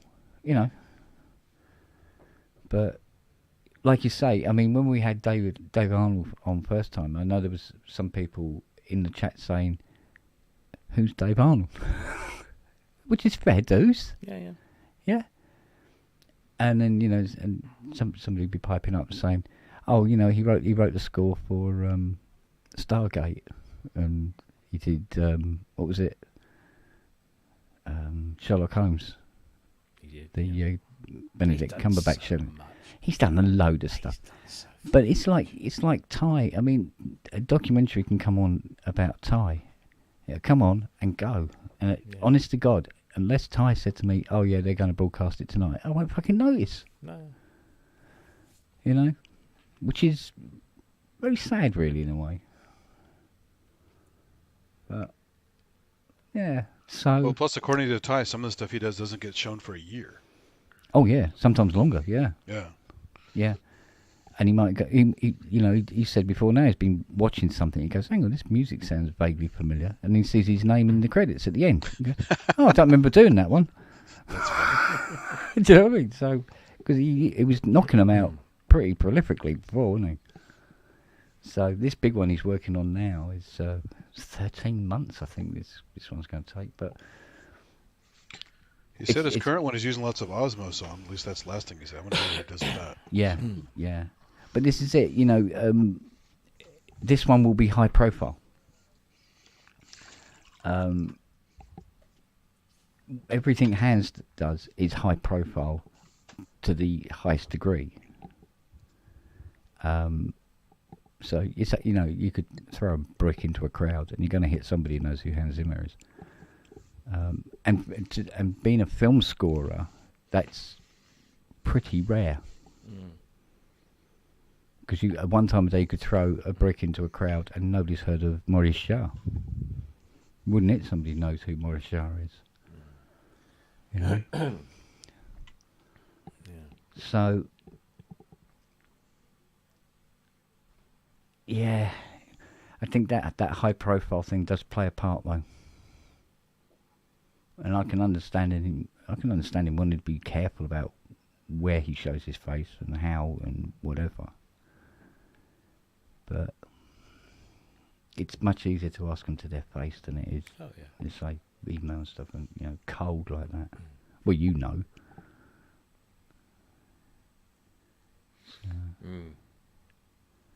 Because somebody asked, I can't remember who the bloody hell it was now.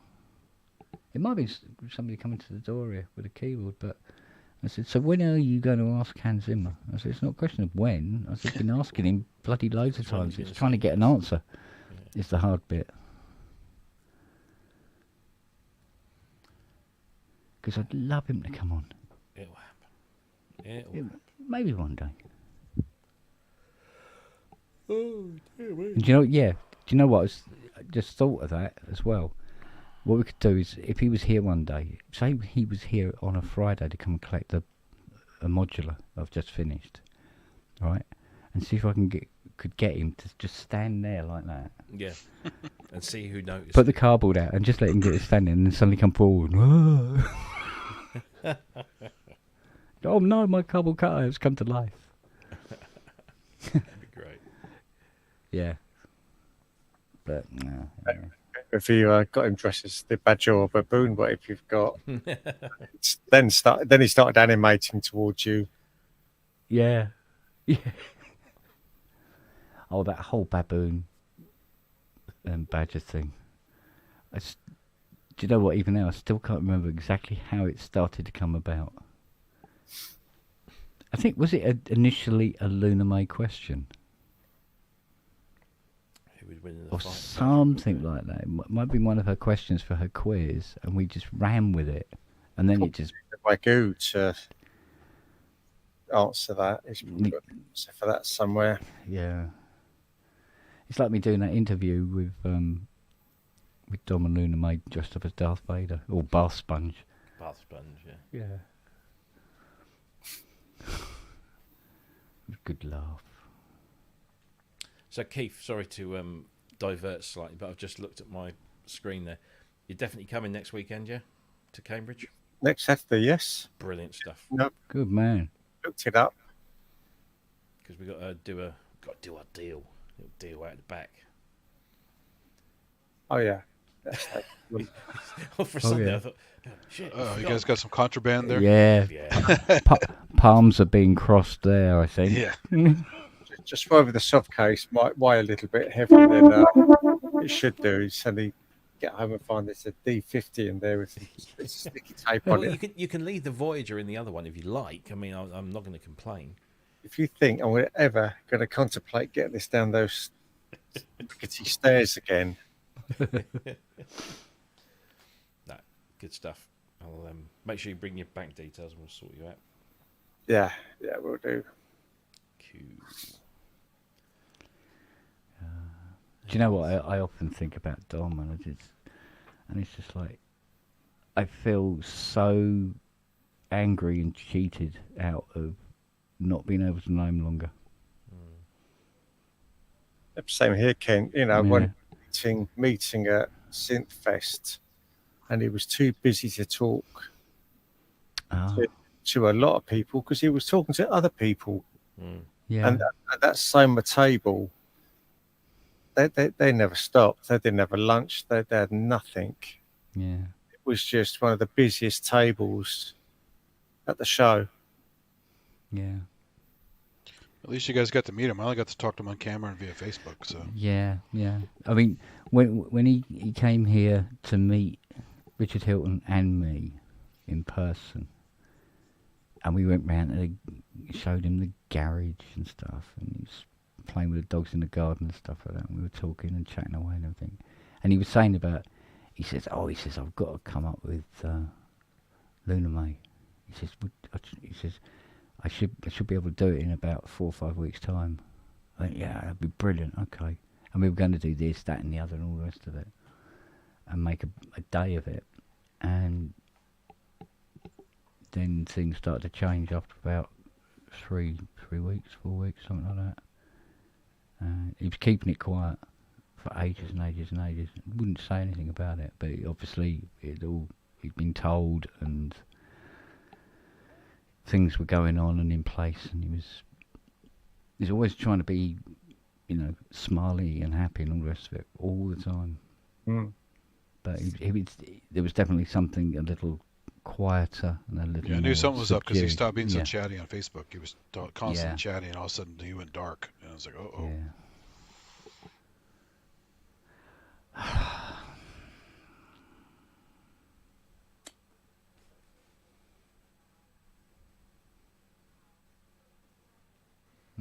Life's a bitch, and then you marry one. But you can always be thankful for the time you did have with him, because some people never got. Oh to God, meet him or yeah, talk to him or absolutely, anything, so absolutely, yeah, absolutely. it could always be so much worse if you never. But got it's to kind know of a him at all. double-edged sword. It's because of that I Yeah. so like I wanted more. Yeah. Oh well.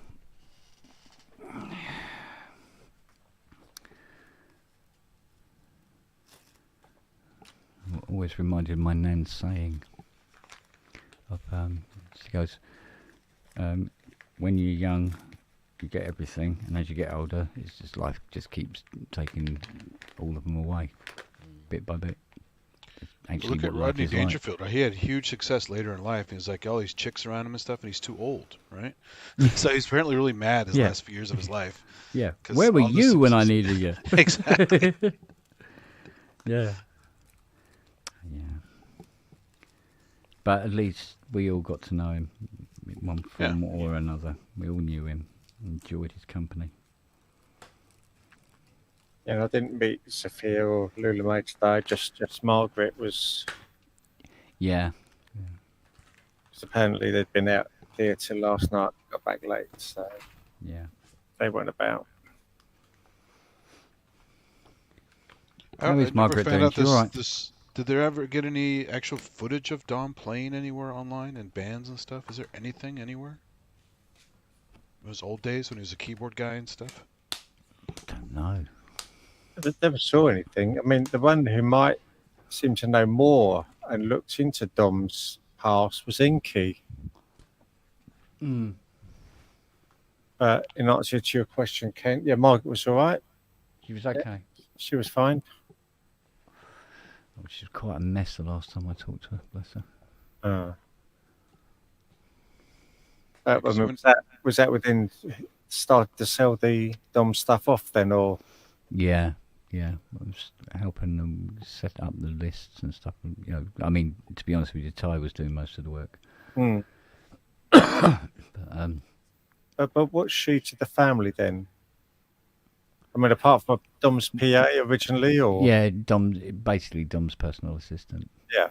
But she was almost like, just another member of the family, essentially. So she really felt it as well.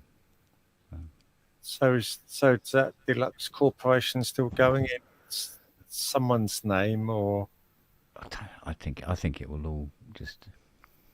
Because I thought that was international. I don't know. Because she was. I know that they were having terrible problems with passwords on the computer, gaining access to any documentation for staff, and it was all a bit of a nightmare, essentially. Yeah, we had the same with Steve Howell when he went. Yeah. I remember at his wake, his wife took me to one side and she said, "Have you got any idea what his passwords are?" I said, "Why the hell would I know that?" Yeah. And I said, other than the obvious, things like, because he absolutely doted on Alice's daughter. I said, "Have you tried Alice's date of birth?" Or, "Yeah, we tried that." Oh, it could be fucking anything. Could be anything. I think eventually, they figured it out and got into the system. Mm-hmm. But yeah, we had similar sort. I mean, it's when somebody goes like that, especially when it's sudden and you haven't had a chance to prepare everything. Yeah, you can't think of everything. Yeah, it's just especially with all that on your mind anyway in the first place. Yeah. Well, I keep thinking, what if I went yesterday, tomorrow even, there's all my stuff's on here, all my finance, all my accounting and all this kind of stuff, and I keep it secure because I have a password that only I know,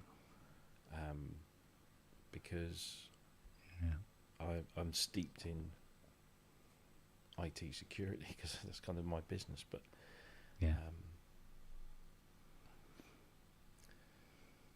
I got knocked down by a bus tomorrow, that wouldn't have a chance to pass that information on. Yeah. Although saying that, I think all my accounting stuff and stuff, I'm sure my accountant can get into all that stuff and everything else get taken care of. Yeah. But I don't want to think about it. No. I mean, it's not something you want to dwell on, for God's sake. It's like we're dealing with mother-in-law at the moment. It's all. I mean, we had to see it yesterday. She's happy as a pig in the proverbial. Good. When you worry about something, especially something like that. Yeah. She. Well, it could have gone one of two ways. Oh yeah, and thankfully it's gone the positive way. Yeah. What do you think about it? I mean, fucking 5 weeks ago, I don't want to leave my house. Yeah. Yeah. And now she's in there. She's got friends. Yeah. She's doing stuff. She's good on her. Away. She's still, still the cognitive decline is there, and all this sort of stuff. But it's like yesterday, I almost had a bit of a moment because we went to see her, and we sat just chatting and stuff, and then Jackie had to go and have a chat with the pharmacist at the home because she said that she wasn't getting something or other. Turns out she was. But we knew that. We just wanted to double check. Yeah. So anyway, they finished that, and then we started to say our goodbyes, and so I give her a hug and get a little kiss on the cheek, and then Jackie said, "Are you going to come and see us out?" So she gets a stick and she walks out to the the main exit, and she gives Jackie another hug, and she looks at me, and I'm not sure if she's ever said it before, and she just said, "Oh, come on, I need another hug," and she just gave me a hug. It was just like, I was just like, "Oh, that's ow," that's because I mean she's really happy. She seems to be really happy, and we're now going through, we're shutting all the things down at the house, and cancelling the phone and the internet, and we've already started putting furniture up for sale that other people within the family don't want and stuff, and that bit's really weird because you're selling somebody's belongings but they're still here. It's almost like you're going through that motion of doing what you would do if they had passed, Yeah. which is a weird thing because she's still around, and I still sort of get a pang of guilt almost that we didn't force her down this road. We everything was done with her consent. Yeah, but you see, even if you had, it would have been the right thing to do. Oh, absolutely, yeah. Either way. But I know what you mean about it's flogging stuff. It's not yours. It's like we're shutting a part of her life down, and she's now moved on to another stage, which is absolutely the best for her. It's the best for everybody involved. She seems to be really happy, and she's got friends, and the place is brilliant. Well, she wants for nothing. No, exactly. Good. I mean, it's the most you could hope for, really. Yeah. She gets fed, watered, everything. She has a company. Company. She has a clothes. Company whenever she needs it. Yeah. As well. Exactly. On her doorstep. I mean, it's literally, yeah. I mean, it's amazing. Ideal. It's a lovely place, and it's in a really nice little area. It's 5 minutes down the road. Yeah. She'll see a member of her family every day, as she always has done. Yeah. Probably more now because last year we moved here and we left her back in the village, which is only 10 minutes away. But now we can just walk. If we're walking down into town, we can just nip over there and say hello, and then and she can come here. She's not a prisoner in there. She can move. Well, around, and in many respects, it takes a lot off of Jackie's shoulders. That was very important, especially I mean, I don't want to go into huge amounts of details, but Jackie's dealing with her own issues that a women in the mid-50s, deals with. Yeah. No, enough said. Yeah, exactly. I mean, I don't need to go into. No, I know. So that on top of that was just making things hellish for her. And you can only do so much. So yes, it's it's a transition period as well because but it is kind of the best possible outcome. Yeah, absolutely. Yeah. I don't think anybody will have any regrets about doing this. It's it's absolutely done for the absolute right reasons, and I'm hoping that however much time Sheila has left, and I hope it's a lot, that it's improved immeasurably, which I think it has, and it's not. It's a travesty that it costs as much as it does, but that's as I said to Sheila, but it does come with the quality. It's not like Yeah. it's £1,300 a week, and it's it's a slop bucket and an old iron bed. Do you know what I mean? Yeah, You no, really. I mean, she's really living it up down there. Oh mate, yeah, let's face it. absolutely. Yeah. So And I said and to- as I- more power to her. Yeah, I said to her, look, she worked for the Ministry of Defence.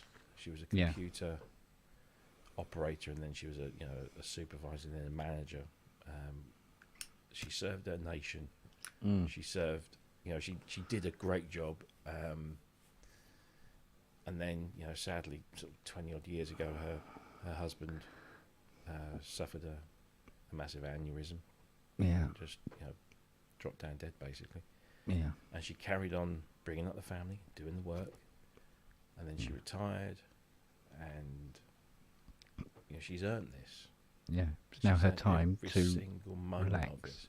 And that's, I said to her, you've got a load of cash tied up in a property and in savings. Fucking just sit back and relax and let somebody fucking take care of you 24/7. You've got your independence. You've got your family around you.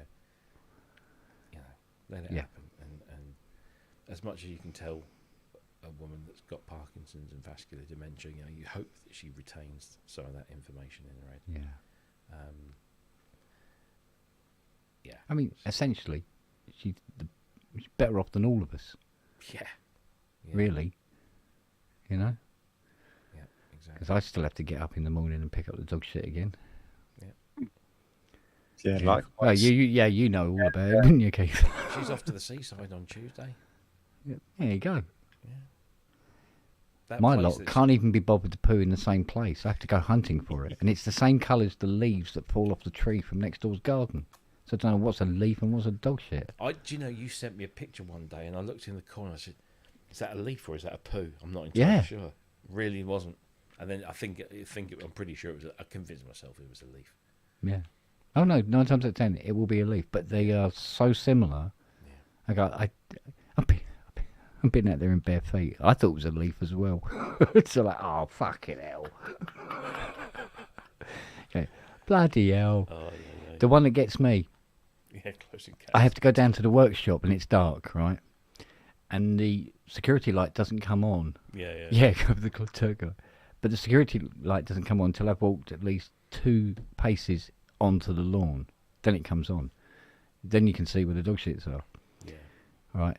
Well, I think it was probably Noah, because it was probably a cold night, and he just barely put his arse over the edge of the decking, and done a crap on the first step, and I found it. And it was like, oh dear. Because normally he does these little dry pellets. He's like, he's like a hamster. They come out like little marbles, and then other times he just like, nah.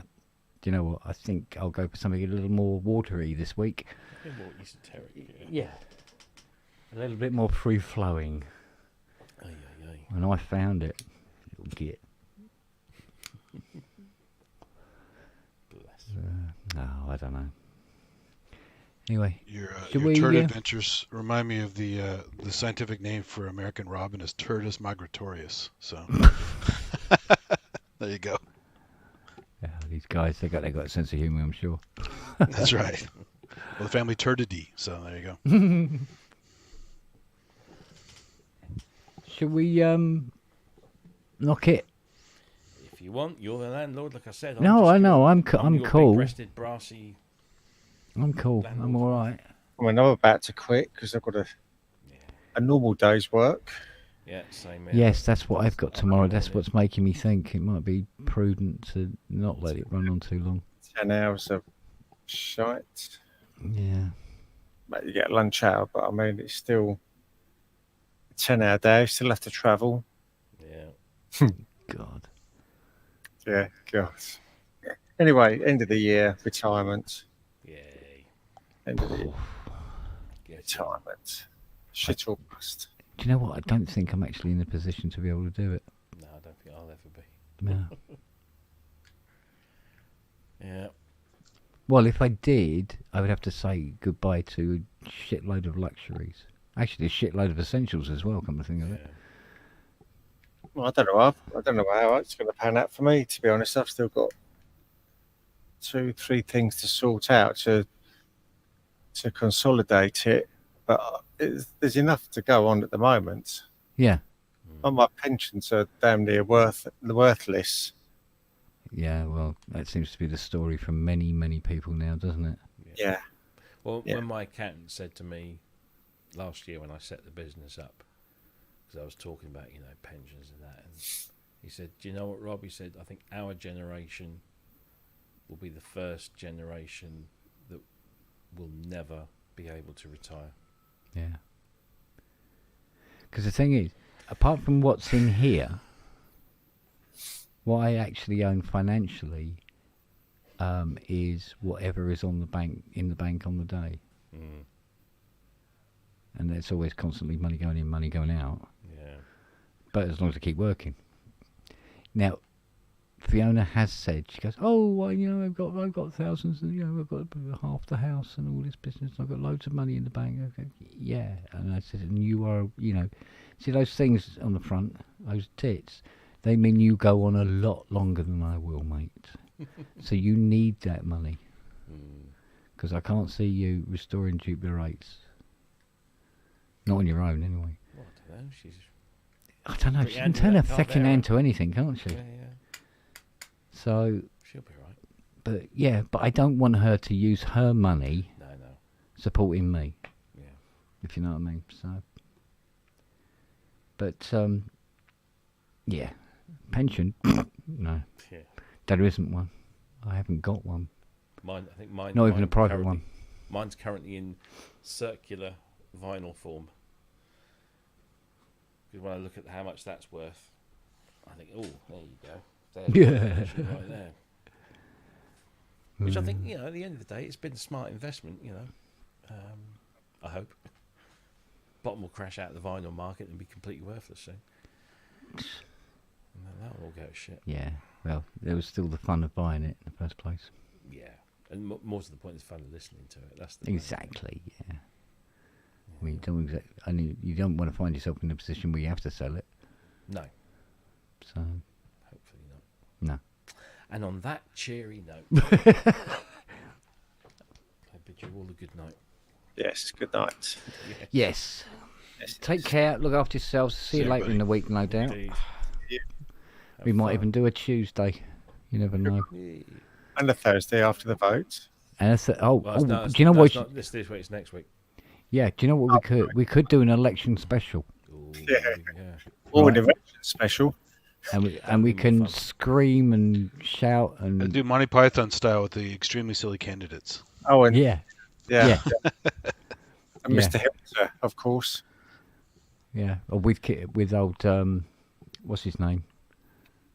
I forgot his name. That's a You good need to stuff. get inside a big white box and have your feet hanging out of it. So that, Who is our current Prime Minister again? What's his name? Rishi Rishi Sunak. Rishi Sunak and his 4 Yorkshiremen.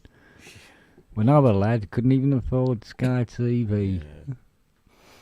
Fucking hell. Talk about All not right, knowing your mate. born. All right, gentlemen. Right, take it easy. Take care. Everybody See look you, after buddy. yourselves. Take later. care. Bye. Oh, yes, Sky Sunak. See ya. See ya.